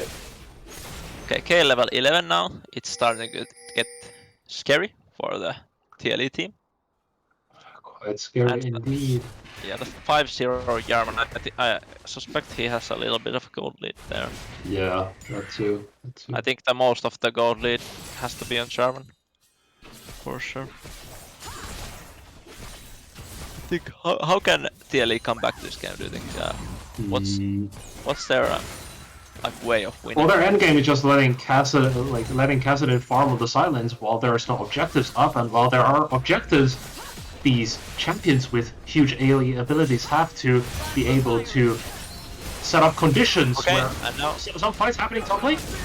is this Fiora is probably Jumping Demacia on top of Fiora. Okay, and Good that's Amumu ulti, Oh. hitting 2. but Kills it's part of the Fiona. process, but Oh, okay. and Amumu gets the kill of the gets- kill there. Cassidy and TP. Okay, that's Not amounting to actually much might in the be a end. kill. However, Leona, Kobe Jarvan is It's- actually massive. dead by the red. Oh, that's a Oh, the disaster. rip of. And Leona might die too Yeah, if he die just too. inserts the flag in there. Oh, Six bomb does get it. finishes the Bomb. Finishes Oh. the job. If I didn't count, like, if I counted correctly, that's 4 for 1 in the end. That's a big loss. That is a moment of pity for the Moment of enjoyers. despair for the league enjoyers. Mumu also, no, the Heimer also hitting quite hard. Yeah, I suspect it's not enjoyers at this very moment. They're not enjoying. Rather, could you say masochists? Yeah, maybe they are a little bit of masochist and they're actually enjoyers. I guess. I mean, the K ult really stops them there. It's Yeah. Well, also the fact that they have very little anti-heal, and also I don't even know if it's worth the investment to buy an anti-heal for one gorging curve. However, that gorging curve is giving Jarvan so much teamfight presence and skirmishing presence that it's very hard to deal with, especially with Cassidy having none of the Q participation. yeah, Cassin is probably kind of behind also. Yeah, 500 gold behind about. But The kill and 34. assists. It's kind of an ugly score at the moment. Let's hope for the TLE enjoyers that they are able to climb back to this. Let's hope so. Tobey needs to start dealing some damage with the Cassidy. I think so. But he is level 12, he's going for the level 16 power spike. And he's also kind of setting up something, or just safely. No, they're definitely setting up something. Yeah, it's gonna be a bot lane setup. They don't see MF and Leona coming. Maybe if they could get on the Heimer here. Heimer should be dead. Yeah, Heimer Okay. is dead. Is it going to Leona or is it going to Cassidy? Oh, kind of mistiming on the Cassidy. Oh. Wait, He has to flash for that. That's he has the flash for it. Mistiming on the Cassidy ulti rip walk there. Yeah. But they do get a kill out of it. And only lose a bot tower in the process. But that's Oh, a this, big investment for a kill. True. A lot of time, a lot of resources for only one kill. But maybe it's worth it in the end. It's a mental reset, I think. Yeah. Really. It's some light at the end of the tunnel. But they lose their dragon. Okay, it's kind of dark tunnel. I think. Yeah, the is tunnel is actually not getting any. The tunnel I is think- kind of pitch black right now. The soul. I think the only light they can see in the tunnel is the end of the tunnel. Right.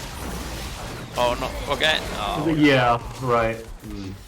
the Jarvan Oh, is the- so big, 9-0-3. That's I would not want to be playing I against. wouldn't.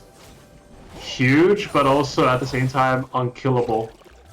Yeah, 9,500 gold on Jarvan. Next, the enemy jungler has 6.9k. Nice. So that's a 2.5k gold lead for Jarvan. So it's not. I also feel like it's smart for Kayle to itemize into AD, since it really evens out their damage output in the end. Yeah, I think the Kayle build is good for this. The base damages are nice and getting some AD on the board is not half bad. Even though there's not that much match resist, but they are starting to build. Leona has a lot of match resist and Mumu is starting to build the Abyssal Mask, so... Well, it would be nice if we see like one good team fight out of the enjoyers. Yeah, I would like to see a good Ammu Leona MF combo. Combo, exactly. Let's hope the Baron is a classic place to throw the game, so maybe LGU opts out for risky Baron. True. But they have been playing really well this game, so They have hard to imagine them throwing it on a risky Baron call. They have a very streamlined and organized approach to how they play it. It's not like they just like find random people in the jungle and just like sit in some wacky bush. No, they just like shove in lanes, they exert pressure, fight at objectives when it's necessary. Yeah, and mostly don't even fight at objectives because of how far ahead they are. Right now, they don't. Yeah, they don't really need to anymore. The league enjoyers. No. Okay, maybe. It's something on the gravis here. Yeah, this is a big. Oh no, it's not a big. The cast. The Leona ult missed. The cast really disperses. No, Leona. Cataclysm? Well, we did get a flag out of the Jarvan here. He's probably looking for another flag and drag on the MF here. Yeah, yep, here we go. Oh, good Gale Force away. Yeah, he gets away. I think this should have been the TLE's fight. But Gragas, too tanky. Even though he has built a lot of AP, he's still a tanky boy. He has a high base HP. Yeah. A thickest of the boys, as we say. Indeed. Oh, the Amumu didn't ult there. Yeah, Amumu didn't ult. And Leona missed his ult, which is unfortunate. Right, yeah. They didn't. The CC chain was interrupted. I do like the Abyssal Mask rush by Leona here. Yeah, Leona and Very Amumu smart. going for the Abyssal Mask rush. Both of them. Which is reasonable. But Lateral Bone, maybe in trouble. No, Jarvan takes the conservative line and does not take the risky fights. They are so far ahead that they have decided to maybe step out of the gas a little bit. And yeah. It's kind of just like this looks like the soul wait, as we this say. looks like the soul, yeah. But the calm before the storm. Yeah, they just take their power spikes, push the lanes, and go for the dragon. Kale has TP, but Kale decides to come straight to dragon instead of, or is he's going to? Yeah, he takes an. Amumu maybe getting caught here a little. Oh, double knockup by Jarvan. That's big. They are the tanks of the team. Don't play Amumu. Oh, a double mag cataclysm. The follow-up comes too late. MF has a silver HP. Fiona flashing in. And dying to the Leandry's uncommon combo. And Gragas survives with 1 HP. 3 for 0 here. I don't think Tobai has enough. Just gather mana for Rift Walk, but the damage is... It's too much. Way too much to deal with. Oh no. It's a Baron call. They decide to opt out for Baron. This is a deep Baron angle here. Yeah, the level 14 Kale starting to smack. As well to Heimer turrets. It's gonna be a really hard battle to win. After this Baron is dead, they get the soul. Yeah, they're heading towards the soul as well. Oh, no. Now they would need that anti-heal. Yeah, and Amumu and Leona can do nothing but just watch in despair and agony as the Ocean Drake. Yeah, they really need anti-heal. They can't from under their feet. They can't Ocean kill Soul anyone goes else. to the Lunatics. Yeah, Lunatics. Pick up the soul. And I guess they reset and go for the mid tower. Classic. You know, if they just... I think they just get 2 inhibitors at least here. It's fair. Yeah. I can't see Larry Bone and OK10 Gaming stopping them in the mid lane. No. Potato Master splitting. They decided to opt for 2-2-1 approach for this. They wanna, or maybe 1-3-1, I guess. I think it's more of a 1-3-1. Tobias still wants to farm up. Get the Archangels. Yeah. I don't even know if he will get that before the end of the game. But Kale getting caught, maybe? Okay, if Kale ults, nice. He gets Jane CC. Kale does ult. Will he be able to...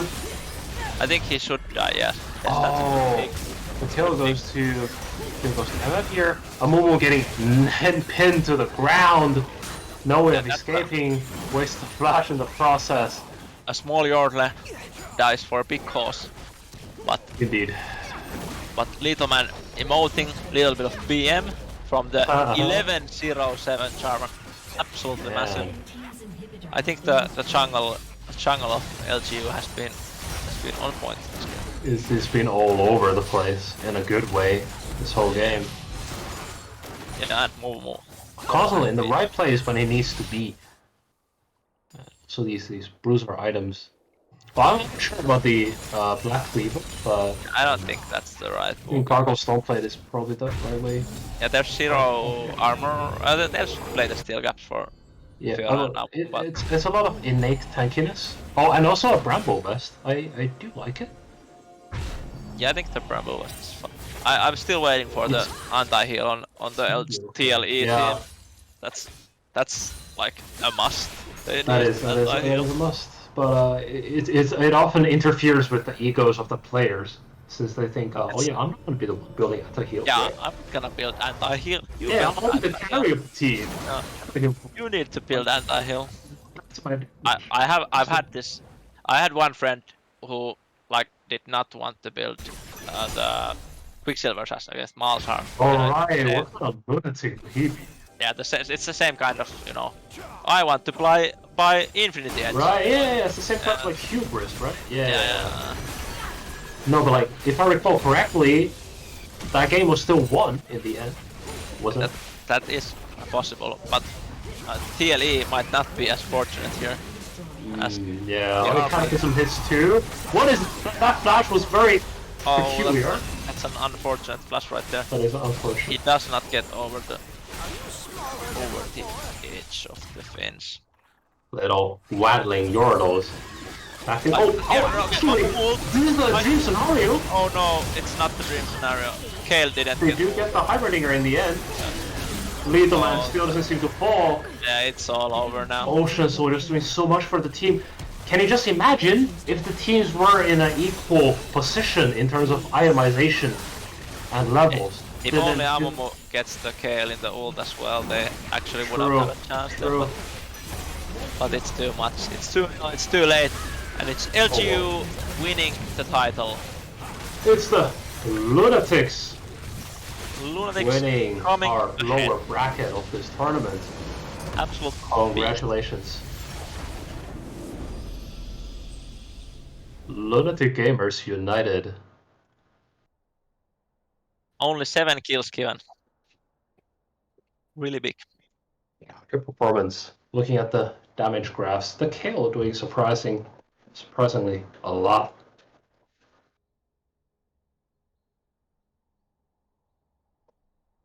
I've heard from our production team that we're getting the whole team for an interview. So here they come. The Lunatics. Okay, congratulations on your win. You did absolutely fantastic on this. Thank you. How does it feel? It Pretty feels great. good. We amazing. lost the first game versus this team. We got confused by the draft, and then we just decided that we're gonna play our own game. We win the 2v2s in the corners, and we played slow, and we win. Just play our own game. That's how it works. That's big. Right. The Charvan was smacking the team all around. We were following the 11-11, the 11-0-11. Charvan really helping out all the lanes. Was your strategy like focused on the jungle, getting ganks a lot, or did you think about it beforehand? My strategy was play Jarvan because he's broken, and so for some reason the team against us didn't want to ban it or take it, and gave it to us every time, and we win with it every time. And also, I heard the casters say Black Cleaver was bad this game. Actually, I disagree. There were too much armor on the enemy team. There was Amumu who had aftershock, also 2 tummies. Alright, yeah. That is a good point. Alright. That's a good point, yeah. It's alright. I would have personally, instead of Black Cleaver, the Infinity Edge would have been. But you know, it's Yeah. Oh, you're right. Yeah. You got 60% crit chance, like, it's to Yeah. work there. Yeah, my teammates forced me to play kind of this tanky Jarvan. Yeah. I was going to go full lethality or crit, but Walrus Claw? Yeah, we held him back. He was gonna go insane. Yeah, you focused hard on the dragons. You had an early lead, and you really, we thought that you took it kind of safe in the mid game. Just wait for the soul. Was that the like decision you made? That you're gonna just wait for the soul and I think it was. I think we were just playing our own game and scaling. I think we decided that we're just gonna play our own game and scale and go for the soul. yeah, we kind of usually win the early game, but then we int it in mid game, so we decided not to do nothing, you know. Oh, that's like the not inting mid game is a good strategy for sure. That is great, yeah. I found myself like always falling into the pitfall of kind of getting an early lead and getting too cocky and then kind of just throwing it. But kudos to you for holding on. It's not like LGU to get cocky and be aggressive. Really. We're a very controlled, macro-heavy team, kind of like Prime SKT. Clean and methodical. Yeah, I see. That's good. That's good. How did you come up with the name to begin with? We just thought that we need something that describes us well, and we are all gamers, we are all lunatic, and we're all united. Right. Oh, that's nice. That's pretty Is this were you first time playing together, or have you played before, like as a team? Yeah, this is a long time coming. We've been screaming clashes just for this tournament since 2019. This is just the beginning. The beginning of the Lunatic Gamers United, time Dynasty. of the Lunatic Game. Yeah, dynasty of Lunatic Gamers United. Right. Yes, I think so. Yeah, but very well played. Congratulations, you guys. Thank you. We're looking to get some scrims with some of the world's teams next. Yeah. Oh yeah, I got that one, right? Yeah, I think we have on Tuesday. Oh, that's hype. Yeah, on Tuesday we had said we had Damun and FBX coming, so. All right. Yeah, we saw the Kragas Heimerdinger bot lane, a spicy one. Have you been playing it before, or is this did you come up with that for this tournament? I think it's kind of a comfort bot lane for us. I think we lose every game with it, but yeah, we're just playing our own game. Yeah, sometimes comfort picks don't have to be good. Yeah, true. Sometimes, like if you play comfort, you can still enjoy the game even though you lose. Yes, exactly. Yeah, I have comfort pick APM support with 23% win rate, but it's a comfort. Yeah. So, but you had like only 7 deaths whole game. That's like really nice, really well played. 3 persons with 0 deaths, and we thought that the Amumu Leona like big potential would maybe hit harder, but you were able to dodge those very well. And very good disengage. Yeah. The Kale ult came in clutch a few times there. Yeah. Well, is there anything you would like to say to the other team that because you did witness them playing double smite the first game? So do you wanna say anything to the Turbo League enjoyers? I think they were kind of disrespecting us in the first game. So we took it personally and came back with a serious mindset to the second game. And we won the 1v1 battles in the corners. Right. Yeah. The corner battles. Yeah, but very well played. And congratulations. Thank you very much. Guys. And congratulations, guys. Thank you a lot. Yeah, sorry for roasting your Black Liver. I wasn't serious. Yeah, it does give you movement speed. So. Yeah. I was pulling on autopilot. I actually don't know what I'm doing, so. Yeah, we neither. Yes. Yeah, but. All right, lower bracket champions. Yeah. Congrats. Yeah. Enjoy your fame and glory and rewards. We will. I think someone will maybe give you the rewards. Hopefully. From our production team. Yes, that will take place. That will happen. Certainly. Yeah, but do we know, Yami, the next game is the higher high bracket. We will enter the higher bracket finals. Yeah. Thank you, guys. And bye. Thank you, guys. And I feel like it's still going on right now. It's Team Banger versus Yanni on Ninja. It's still playing, if I'm not mistaken. And we will have our finalists from that game, right? Yes. Okay. And All we right. have a Turbo League coming for an interview. The Apparently. Turbo League gamers. The enjoyers. The enjoyers, Hello there. indeed. Hello there. Hello. Hello there, General Kenobi. Now the classic "How does it feel?" question. You know, we were actually quite nervous coming into the tournament because we are Turbo League enjoyers and we didn't know if we could actually play it. So the first 2 games we won very barely, which was really good for our confidence because we hadn't practiced actual team comps. We've only practiced the Double Smite Turbo League special. And it was very close. In the first game, it was very close. It was unlucky. The team just played better than us. But we really, we tried to stick to our guns with the tried and true Turbo League strategy. It didn't come out. Didn't bring us the edge on the first game, and then second game we just kind of fumbled. You know? I see you have only one smite in the second game. Is that like a concept? Just to be clear. So what Turbo League is, it's a innovative gameplay where you have 2 junglers. Well, I guess Ivern is technically support, but he's jungler support. And it actually is really fun if you do it in Flex because it just becomes into Earth, but with regular like mechanics. So we're called the Turbo League Enjoyers, and we had to play Turbo League, right?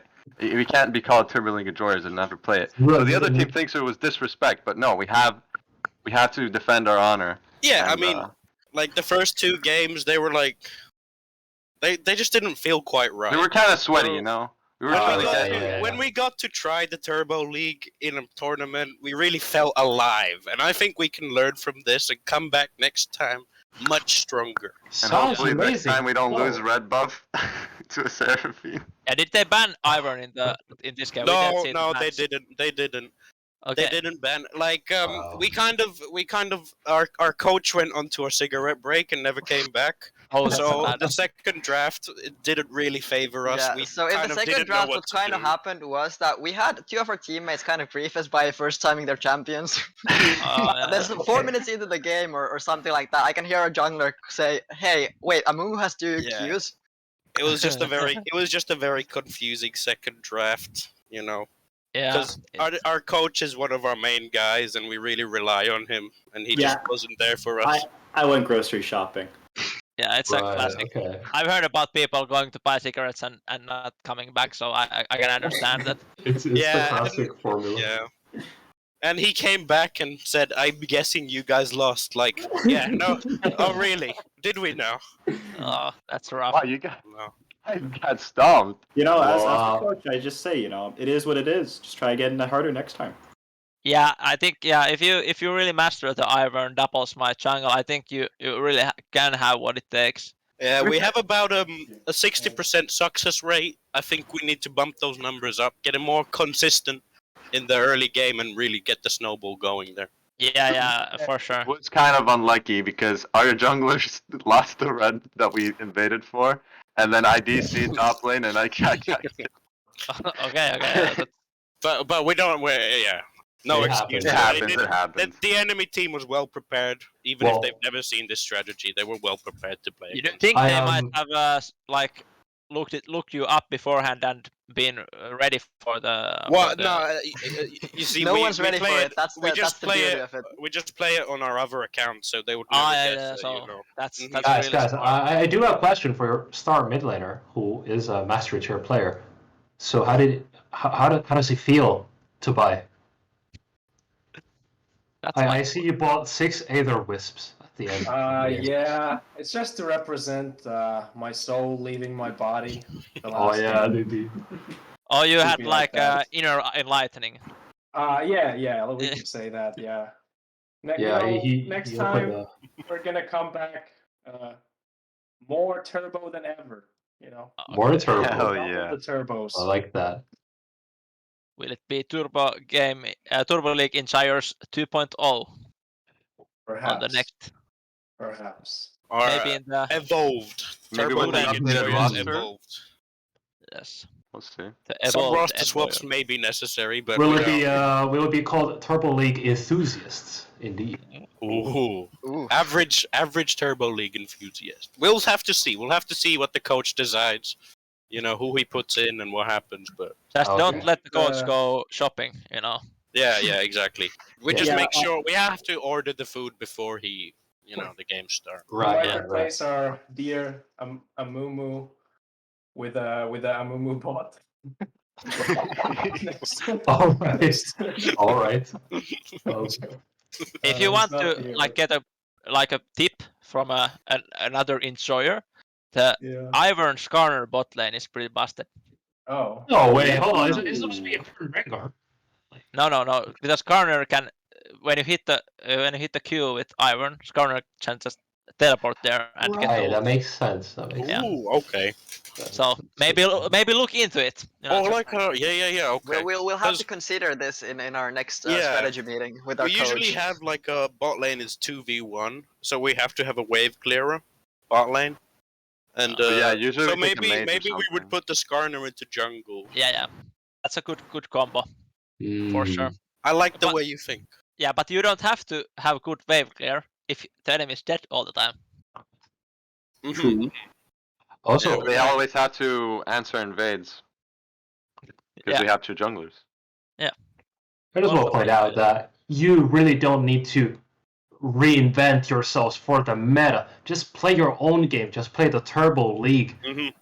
Embrace who you are on the inside. I mean, that was our mistake on the second game. We lost our confidence and we went with the normal stuff. But then there was and then our coach was missing and everything was going crazy. You should have brought out 3 smites. That's we haven't thought of that yet. That's Nitro League you're talking about. I guess we have to go back to the drawing board and pull up some new plans for the next time. Yeah, focus on your own game and try to get the puck onto the goal.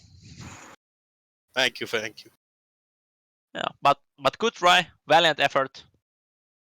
We were kind of heartbroken when you had the CC chain on the Kragas in the river and he didn't die.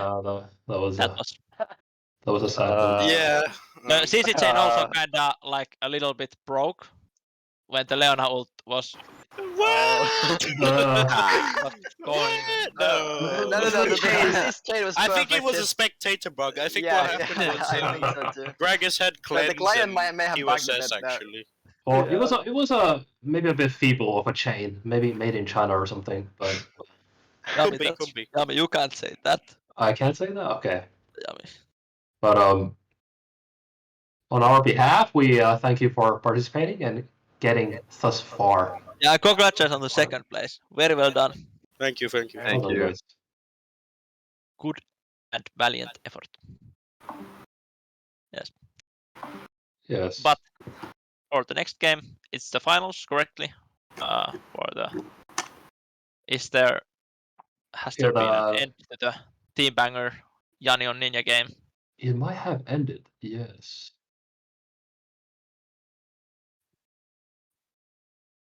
And our production team have just given us the information that Ruffle is starting. And after that, we'll take a small break. And I think Marcus will take my place as the number 1 caster.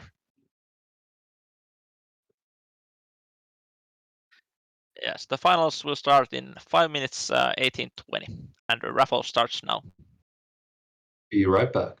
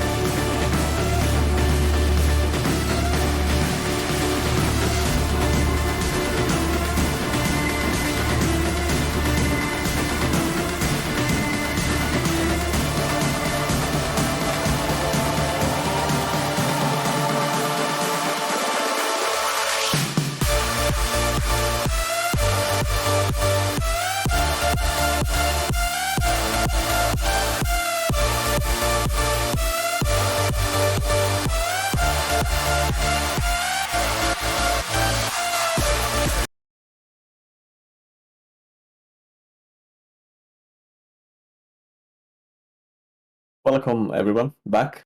The cast crew has changed actually. There has been a disturbance. Yes, I am actually not Jam Jam. I am actually Taco again, and I'm Marcus, not Tuka. Yeah. But yeah, Yeah. it's the same thing. So, the lower bracket has finished crowning Lunatic Gamers United as the victors, and that was a great game to watch last game. And now we're gonna go into the higher bracket finals where Himolaski Homer, really fat Homer, is gonna take on Team Banger. You know, this is gonna be an absolute banger of a game, I hope. Yeah, absolutely. We have actually not spectated any games from the Fat Homer team, so I'm gonna be excited to watch them play. Yeah, me too. They have Bob Bartender, and that is the best name I've ever heard, so I'm rooting for Bob. But obviously, I'm just rooting for a good game. Absolutely. Team Banger actually, or should I say these two teams actually played against each other 3 hours ago, couple of 3 hours ago. Yeah, they played against each other in the winners bracket final, and that when really fat Homer won the game then, and now we're in the grand final with both teams against each other. So I guess these are the two best teams in the tournament we had. Yeah, that is what the double elimination bracket is telling us at the moment. So All right. this is the peak. The peak production, boys. This is the peak meta that we can witness in League of Legends. Yeah, maybe not the peak production, but the peak teams. Okay, not peak production, but peak teams. Let's go with that. Yeah. And peak casters. No, this is hype. Thank you also to the other casters. That was great to give us a little break since I at least had to eat more and had to take a little bit of a breather. Yeah, I had to enjoy me some pizza too. So. Yeah, what kind of pizza did you enjoy? I know you personally, so I'm not gonna say the first ingredient in the pizza. Okay, but guys, let's pineapple. It might just be. It's okay. I don't judge you. Yeah, some meats on top of that. Oof. Okay. Some sounds like a banger of a pizza. Yeah, it was quite a banger. If you eat enough of that, you'll turn into Homer, really fat Homer. Oh yeah. Yeah. Absolutely. All right, my jokes are great, guys. Right? Yeah, but I'm actually like people are gonna be disappointed in me because I don't remember the super fat Homer joke line out of the memory, so I can't quote that. Oh. But... Me neither. I'm sorry, guys. Oh fuck! I can't Google it now because I already told you that I don't know it. Okay, it's okay. Or- It's okay. You can well. act like you have it. Uh, Oh wait, actually, the raffle winners for the second raffle.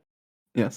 VIX 50 and Crazy IO or something. I think it's low, but it could Oh be yeah, like actually. I don't know, maybe. Who Crazy knows? Lewis. But yeah, Yeah. congratulations to all the raffle winners. Congratulations to the previous ones as well. I wish I won a raffle. Yeah, the Pro Draft is not yet starting. Soon, maybe soon. You sure? Okay. It is soon. They have it ready, just they haven't started yet, I guess. Oh, yeah. Waiting True. just a moment.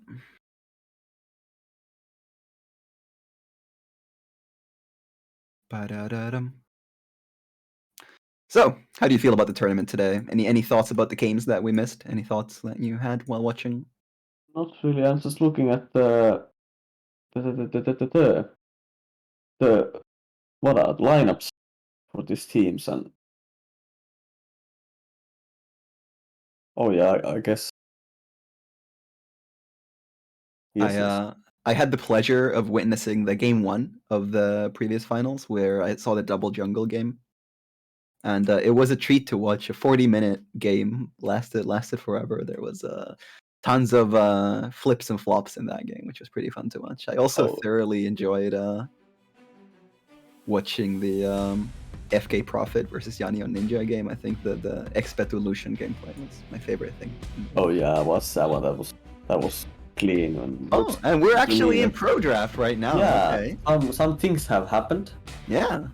So let's quickly go on here. So it looks like Misfortune was banned first rotation, followed by Diana Evelyn from Team Banger. Then HLH banned Urgot and Zillion, and then the Lilia was taken out. Now we're in Graves, Jinx, and Lulu for HLH, and Lucian, Brom, Jarvan, which is actually both teams have a pretty strong core identity at this point. Yeah, absolutely. And HLH team consisting of Hyper carry Lulu bot lane and then Graves being the other ADC, either in the lane or in the jungle. Yeah, we'll see about that one, but definitely a strong start. Graves can be flexed out. That allows flexibility for the jungle pick as well. Viego Pan coming out from Team Banger, which makes sense. They're clearly focusing the jungler with Evelyn, Lilia. Viego must be a scary person there in the enemy team. yeah, I'm pretty sure HLH has played Graves top lane in this tournament already, so. All right. I think we know that much then.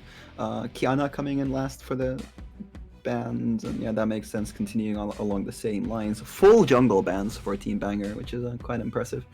HLH going for the Shen, removing the Shen from the being able to impact the bot lane makes a lot of sense. Also the Vladimir to take out the comfort pick ? I guess, but also late game. Okay. Late game threat to the Wishy targets. Malphite's a pretty good pick in here. Like I'd be very happy if I got to play Brom, Jarvan, Malphite. Oh yeah, absolutely. Into very like, enjoyable. Jinx. Yeah, Jinx needs to have the finger on the Gale Force and the flash button all the time. But you know, we trust in the hyper carry Jinx. You got the Lulu movement speed, you got your quick feet. I believe.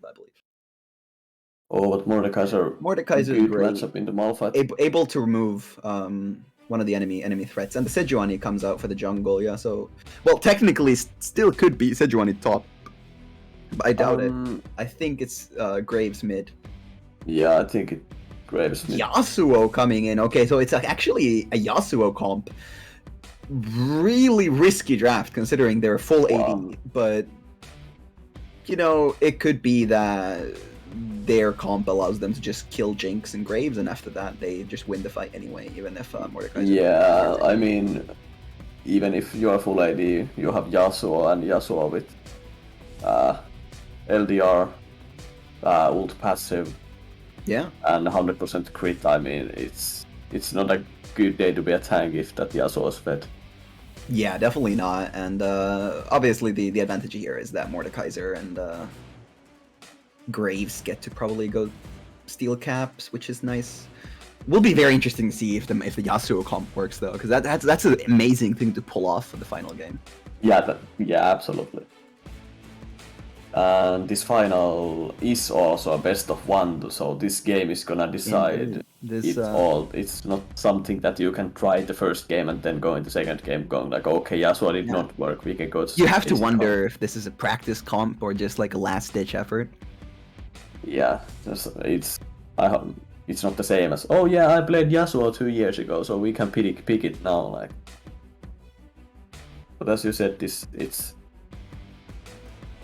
gonna be kind of a coin flip, not coin flip, but still it's gonna be like all eggs in one basket kind of team comp. Yeah, I'm very thoroughly excited for this. I think it's a feast or famine game essentially. If Lucian and Yasuo are behind, that comp has nothing going for it. So I think Malphite might be going for the fudge Malphite build, which is basically the Everfrost and then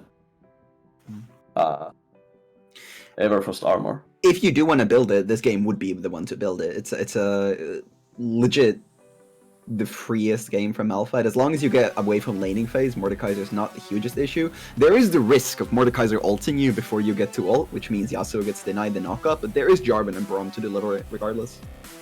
Yeah, maybe the bigger issue is that if Mordekaiser has enough armor and enough kills and money, then he can just ult Yasuo and say that, well, your Yasuo comp even if he doesn't, imagine a team fight starts, Mordekaiser just ults Yasuo, presses Zonius, and then the rest of the team is fighting 4v4. Yeah. That's not good for the red team.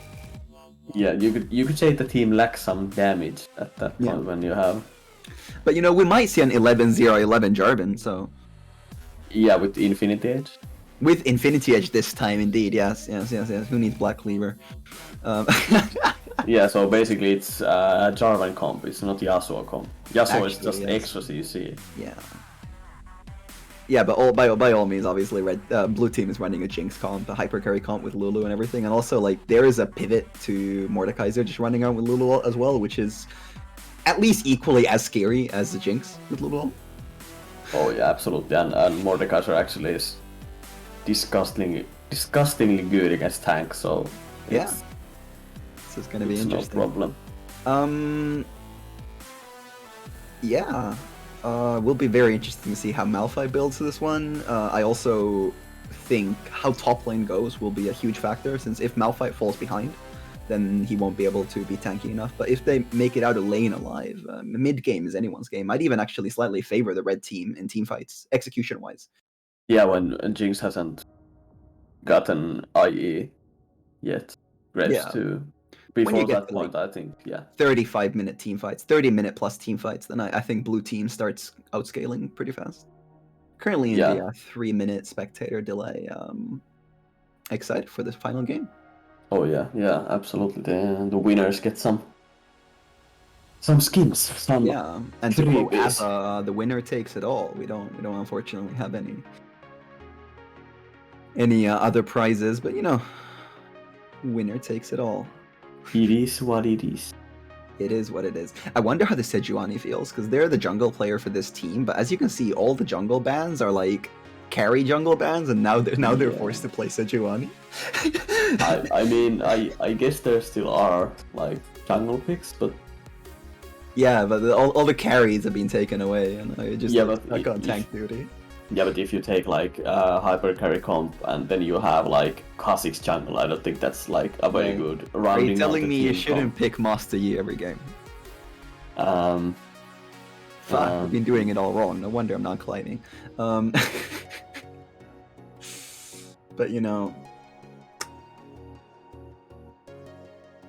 what do you think is the best name that these guys have? I think Bob Bartender. You like Bob the Bartender too much. Yeah, I like Lolo's name. That's kind of like when I play League, it's always like, yeah, nice game. Yeah, nice game. Thank you so much. I'm done with this shit. Also, I would like modify the name so it would be Kiva Pelata. So nice to be playing, kind of. True.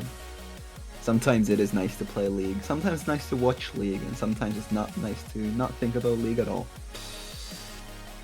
Have you been watching the World's Games on the side? Yeah, I actually, when I didn't watch the game that was like, not last game, but before that one, I was then watching the first game actually. Yeah, we watched Hanwha live, absolutely smacked Beyond Gaming, like completely demolished them in 3 games, and yeah, looks to be well. Cena is not smashing, but they are winning 3 games in a row at the moment too. So. Indeed. Wish the best of luck to both of these teams though in our tournament, and yeah, I think it's blue team's game to lose, but mid game is gonna be where all the action is gonna happen. Now watch me be wrong and watch everyone die level 1. Yeah, actually Braum level 1 is like discussed. Braum Lucian level 1, like if you do get in range to hit a Braum Q, that's pretty much a dead target. Yeah, it's so disgusting. Lucian can just like don't start anything. Look, see Braum hit Q, then you level up E and dash in and insta stun and then follow up with Jarvan E. Attack speed modified Q. Oh yeah, and like, oh my god. The stun just instantly happens. Okay, Jinx going, we can tell you a bit about the game by now, but both AD carries running exhaust, and that makes perfect sense considering the amount of pile up on them from the enemy team.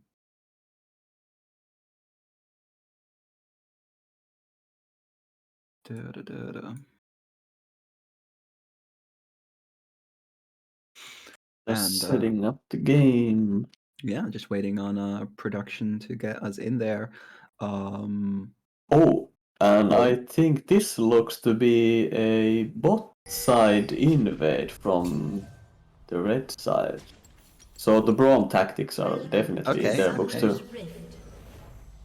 Alright, and now we are in game on stream as well, and yeah, the blue team is red team is going in, but Lulu's gonna spot them. Ooh, and Lulu saw them, there's a ward already on try. This is completely, I wonder if they're gonna keep going or if they're gonna abandon this. No, they are a ball of death flying into the enemy jungle. They are fully, oh, that Lulu Q feels good. Okay, but the ward though, yeah, I wonder if they're gonna stay here. Mordekaiser is smartly getting vision in the enemy red side since they know they're all there. And yeah, I think Graves should also like just go to the top side red buff and start there. You know, they might collapse on this. They know that there's only 3 people in here. But there's Braum, and that's disgustingly good in this position. We'll see. Graves is looking for it though. Graves is not moving away. Wow, they are actually waiting, but Lulu is actually doing now a bit of damage. Wait, okay, yeah, Graves is not the jungler. Sejuani is moving away though. My bad, it's automatic reaction, but yeah, Sejuani is on the top side red buff, yeah. So they're gonna give this one away. Sejuani's gonna have a bit of a slower clear, but we'll see if Jarvan decides to walk mid-level too, since that isn't completely an option. Yeah, it is, but I think it's gonna be fully mirror jungle this time, so Jarvan going to the Krugs after the raids. And yeah, this would be an opportune moment to do the team introduction, so I can start with the blue team. We have Pikiva on Mordekaiser playing for Team Himolaski Homer, and that's going to be a nice little Mordekaiser in the top lane. Then we have Heartbreaker in the jungle playing Sejuani. Then we have Bob the Bartender on mid lane Graves, going to look to bully that Yasuo early. And then obviously, last but not least, we have Zamsa and Kivapeli on bottom with Lulu and Jinx and Lulu respectively. And that's going to be the hyper carry that we're going to be looking for. T-Banger will be there's actually engaged on the bot lane. Jarvan tries to go in, but gets spotted a bit earlier and has to back off. That's unfortunate. But the red side, T-Banger top laner, Metro Boy on Malphite. Actually, let's see if something happens here. Has to flash away, but Sejuani, it's already first blood. Wow, that is well played by Biguma. Mordekaiser just asserting dominance there, and it looks like we're not going to get into any of the introductions here as we look at these like constant fighting in this game. Let's go just quickly. The Repe is jungler, as we know. Jaysa of Gmars, Yasuo mid. Jesus, that name is so disgusting. Yeah, I feel you. Babiusa ADC and Zoxor 98 port. Indeed, and yeah, the game starts out pretty strong for the blue side team with a steady lead from the first blood, and of course the controlling during the lanes. CS-wise, we're actually very much tied in the overall scheme of things, but yeah, there's gonna be interesting to see if red team can, or if Malphite especially, can stabilize this top lane, because it does look a bit scary dying already. Yeah, even using the flash.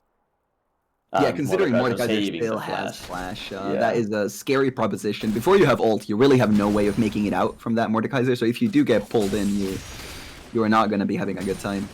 Yeah, on bot lane, some 2v2s happened, and Lulu actually had to use heal in that fight, but... Okay, yeah, no summoners burn for the red team, and it's going to be interesting. Massive wave to pick up for Jinx here.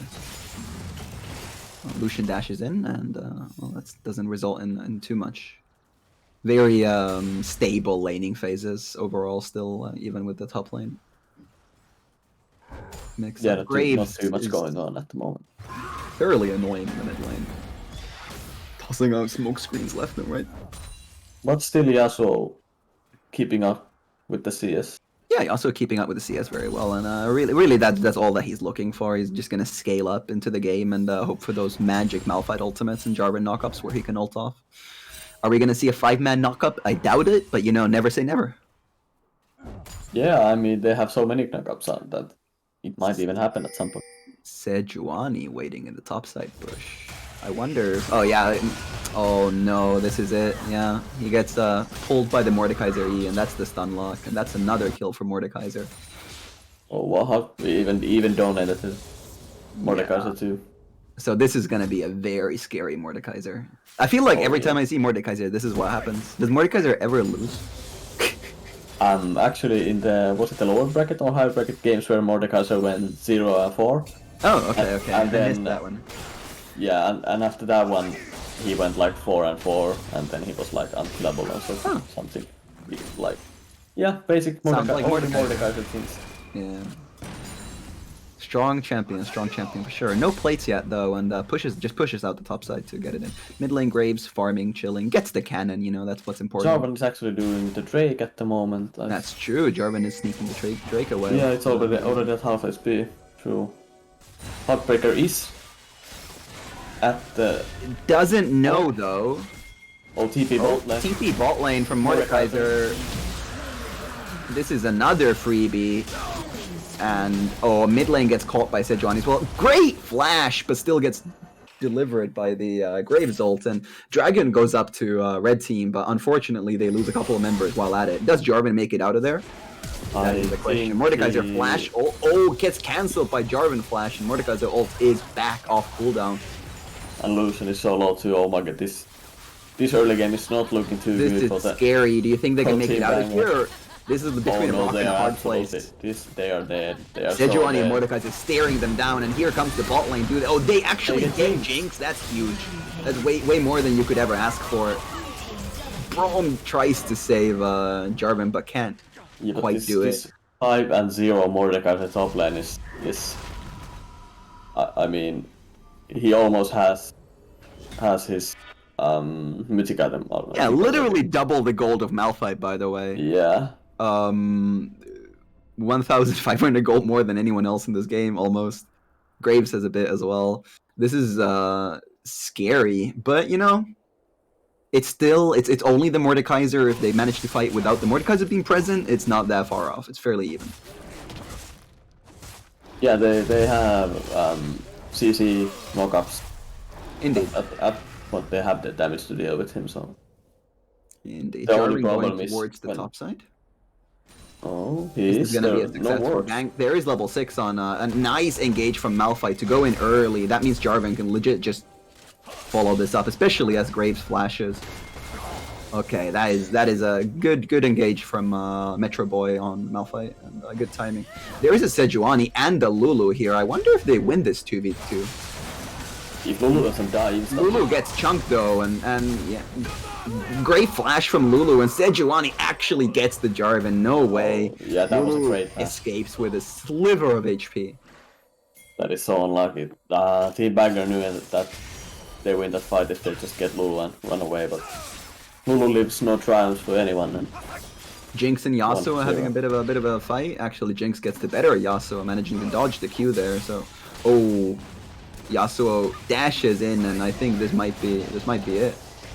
No, the shield comes out, and passive shield is just too good. Clearly knows his limits. I wonder if anyone's going to be able to catch this mid lane farm, though, if it's going to go straight down. I guess Sejuani is actually right there, and this turret is going to get some beating on it as well. Oh yeah, this is domination by HLA from the beginning. These guys did not come here to... They didn't come here to play, they came here to win. Yeah, absolutely. They like almost everything seems to go their way in this game, so... Yeah, now they're going for the Herald objective. Only thing they lost so far is obviously the 2 kills and the Cloud. Red team is around though, but I'm not sure if they can actually reach for the engage before they can Homer can disengage, and yeah, HLA can just walk out. Yeah, and Mordekaiser gets some free time on the bot side, and he has, oh my god, he has his mythic in the Rift Maker. Mordekaiser has a Rift Maker already. That's fair. That's fair. Almost fair. There's some pressure going on in the lane. No wonder no one wants to go bot lane. Yeah, you just ignore the Mordekaiser. That's what I do when I play, and it doesn't always work. Yeah, you play top lane against Mordekaiser and you okay, HLH with the mid lane control and Herald is a scary beneficial. Jinx flash is a Malphite ultimate, good flash, but that's worth a trade because you burn the Jinx flash, and that's way bigger cooldown than the actual ultimate. They still have other sources of knockups if they manage to go for it, and Jinx doesn't get knocked up, but it's still not knocked up actually. That's crazy. They don't actually get the Jinx. They also never gets a chance to ult. Mordekaiser just takes the Jarvan, and Jarvan can't do anything. Sejuani is super low, but there's a giant Mordekaiser in the lane, and they just can't kill them. They just manage to escape with a sliver of HP. Yeah, despite having 3 knockups, it's not enough, cause yeah, none of them heal. Flash dodges everything. Yeah, you dodge one, you flash one, and then Mordekaiser ults the last one. That's what it. The Yasuo knockup also misses, and yeah, the Sejuani ultimate is still up, but Malphite gets picked off as well. Oh dear. Oh dear, oh dear, oh dear. There's almost a 5,000 gold lead at 11 minutes. This is going to be a rough game to come back from, but I believe in them. I believe in them. Herald goes down mid lane looking for these plates, perhaps looking for the first turret even. We'll see if they just get it. Yeah, they just get it. Drake is up soon. I wonder if they go straight for that or if they recall first. You'd imagine that Drake would be an objective they'd be interested in, but it is just an ocean, a wild ocean, so it doesn't matter that much. Jinx, however, positioning for some river control, Graves as well, but Sejuani is recalling, so it does look like they're not interested in fighting this Drake right now, which is probably the good call. They have a lot of money in the bank, and they want to go spend it. Yeah, they have no goals about the Elder Drake, because oh yeah, who needs Elder Drake when you're gonna Banger also got the first Drake, so second Drake is like not crucial. Perhaps this is the win condition. If Banger manages to get this Drake, and if they manage to survive 10 more or 12 more minutes, they might be able to steal the Drakes and get a nice soul. Although Sejuani is here and actually... Oh my god. Jinx kills Jarvan and Drake falls to Sejuani. It is an absolute disaster. Braum is going to die as well. And now it's just running the tails between their feet. Yeah. Need to get away from this. Jinx zap actually hits Yasuo. Is Yasuo gonna make it out? No, gets CC'd by the Sejuani, gets CC'd by the Lulu ultimate. Graves snaps that one, and this is 12-2, and starting to be a bit out of hand. Yeah, I think the tactic wasn't give the Drake, the tactic was to let them leash the Drake for us, and then... Exactly, these men are 2 steps ahead of me. Sejuani ult hits on Lucian, but there's no follow-up because of Jarvan jumps in. However, Jinx is already looking mighty strong with this Lulu. Yeah, you don't really need items when you have Lulu. There is all the carries are extremely fed at this point. This is a scary situation. Even the Sejuani is fed. Yeah, the gold lead. I wonder if you're gonna get it in 20 minutes. See the gold difference.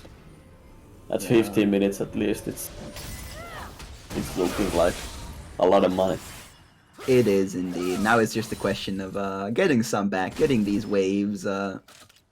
members of the red team just trying to get all the gold they can. Yasuo really needs it. At this point, honestly, Yasuo and Lucian need all the gold they can get. They need to be able to do some damage, and the rest of the team just needs to hit the knockups. And there's maybe a chance, but it's looking grim. It's looking grim. Graves barely doesn't get the Jarvan. No ultimate, so couldn't actually kill him. Lucian comes here to grab them, CS.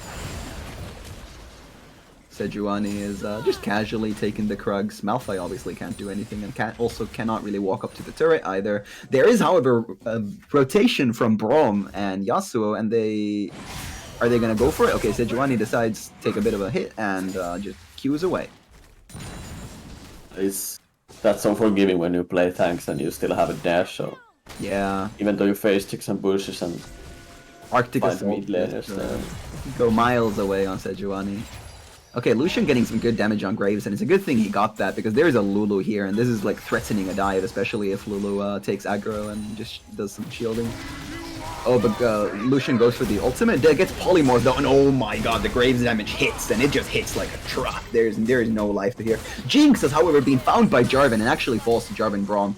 Sejuani also looks like I'm gonna fall. Maybe it falls to Yasuo even. This is huge for Yasuo. Suddenly, they get 2 kills out of nowhere. Yeah, it is a lot of gold for them, but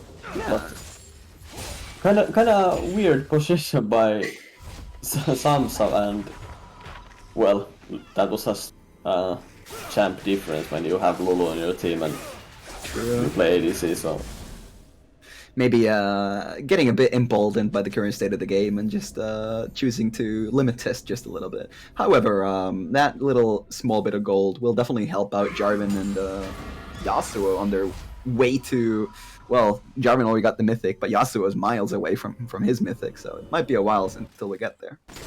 Yeah, but this Graves actually, as you said, hits like a truck with Graves like Dirk. No chill. Yeah. Also the Mordekaiser's demonic embrace as well, so getting those plated steel caps as well is gonna be very, very difficult to kill. Yeah, I mean, he's gonna be almost tankier than the Sejuani. We see another Rift Herald being grabbed by HLH, and that I would imagine is gonna be put down in the... I mean, actually, you could put it down even in the mid lane if you get a nice ace, but you know, we'll see where that goes. Jinx and Lulu gonna rotate top side to get all that farm, and most of Red Team is down by the bot turret. They're gonna 3-man it, and I guess this is a way of getting gold, so that's actually a fairly smart play, considering there's nothing to get on the top side of the map for them.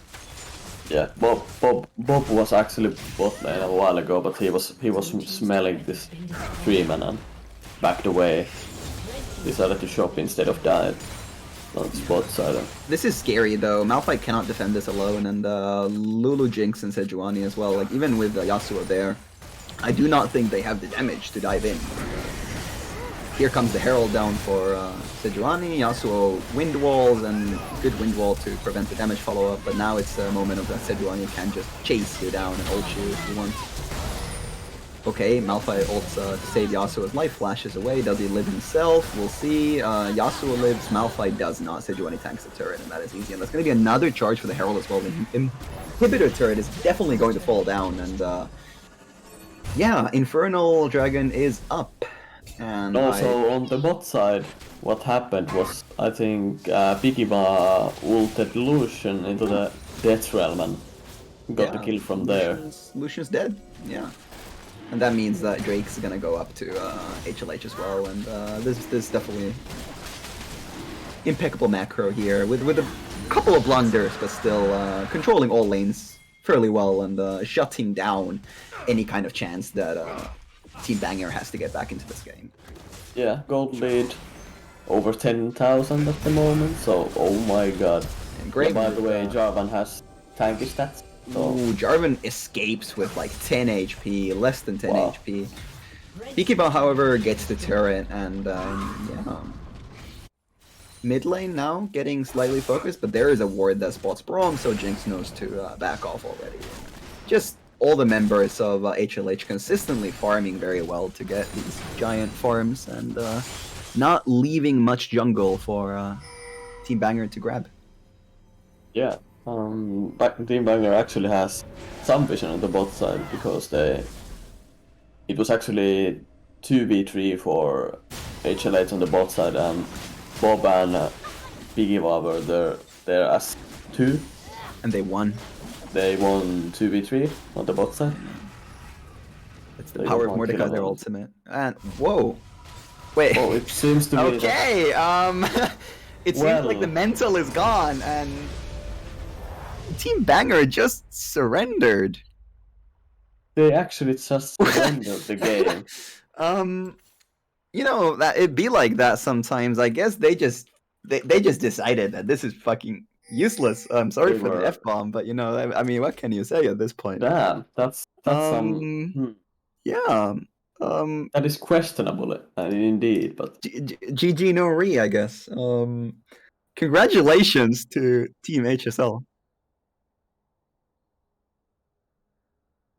I hope we will get the winning team HLAs to interview soon. So we will be waiting for that one.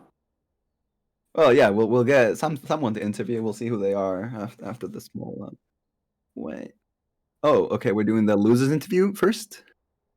Okay. Okay.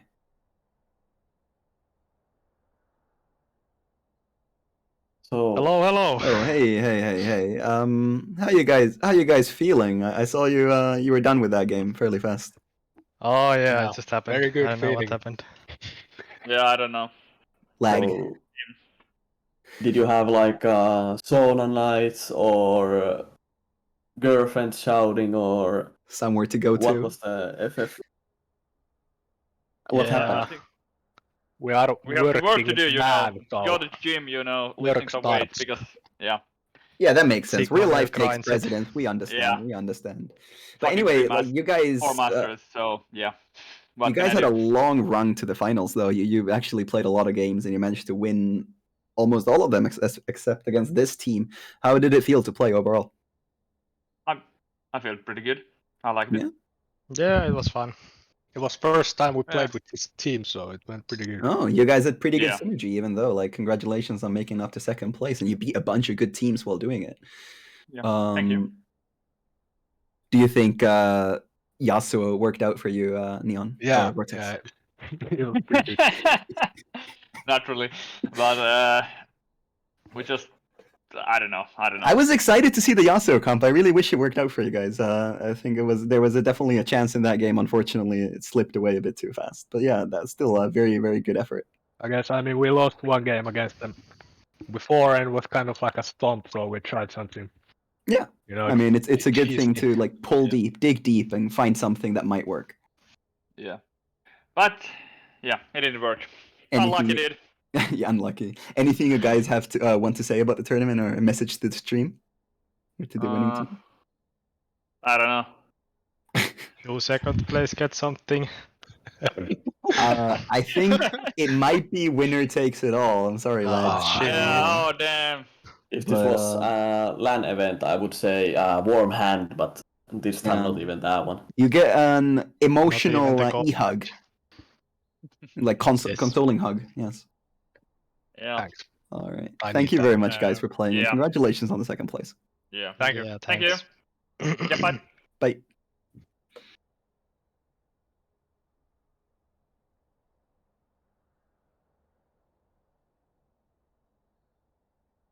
So Team Banger, second place. Yeah.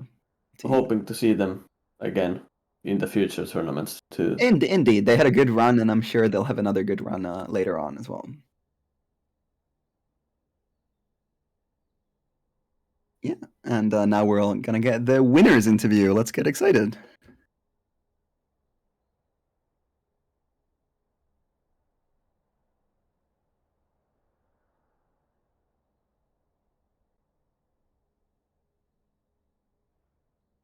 Hey, and congratulations, Team Himalaski Homer, for winning the tournament. How do you guys feel? Thank you, I guess, first of all. I believe the other players are better to qualify for the answer. Kapi, how do you feel? No, be pretty good. Samsa, you can answer. Kapi might not be here, but you know, I'm sure It was a great effort for everyone. Did you guys have a good time? Did you think all the games were like easy, or was it like a true challenge? To be honest, yeah. I mean, we took this more like a fun games and practice for a tiny bit. So we were kind of prepared that there will be not so much challenge, to be honest. Okay. So everything went as expected. So not surprising there. But there was actually in the first 2 games there was still decent fighting. Like they were giving us much more harder time than I believe the last 2 games that we happened to have. Sometimes the flip of the coin goes like that, where the game just ends up being much harder than you expected it to. Yeah. How was the internal communication there in this game? Considering Mordekaiser got crazy fed early, how were you guys like just having a ball and laughing, or like how was the atmosphere? Well, the situation is that Piki wants to really go for drinking, and we say that he cannot be going drinking before he finishes the tournament. So he really, really wants to finish the game really fast. And That is the best motivation. But you did want a best of 3, no? We want the best of 3. Okay. So you just wanted to delay the Piggy's drinking. Yeah, because it's a habit that we want to, as a team, avoid. But if there is no like weight in it, we cannot stop him, so he can do what he wants. I understand. Trying to keep care of him. Keep care of them. I appreciate that. Any closing words you want to say about the tournament or about anything else? Anybody individually? I can say that as the last. I think it was pretty fun to play, at least. But the 2 are waiting, and FF15 wasn't so fun. Yeah, some apologies about that. Yeah, no worries. It's not your fault. I will be just saying thanks for first of all hosting this. It's really good to see this kind of like grassroots tournaments for the Finnish scans. It does really wonders for it, and at least I appreciate all the effort that you do, like streaming and everything. Specifically, thank you very much. It's not the easiest way for the Finnish people to do, but well done. Well done, of course. I mean, the timings are what they are when it's one day game, so I don't really complain about it. And happens what happens, but overall, good job. All right, thank you very much, and thank you very much for all of you for playing, and congratulations on finishing first. And we'll have our production team get into contact with you guys about the prizes as well. Yeah, thank you. Thank you. Thank you.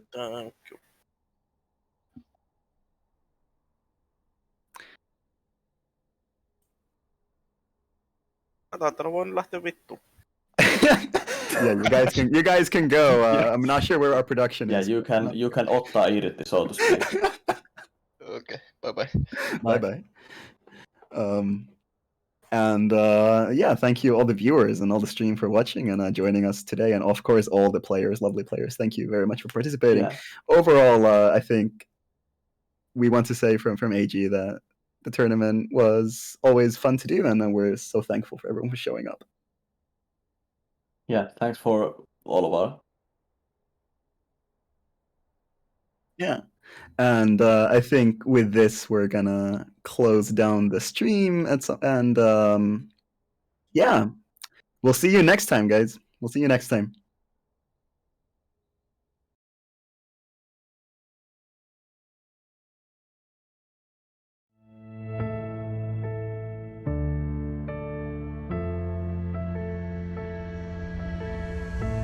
This ain't where the legends come from. You're not what a hero.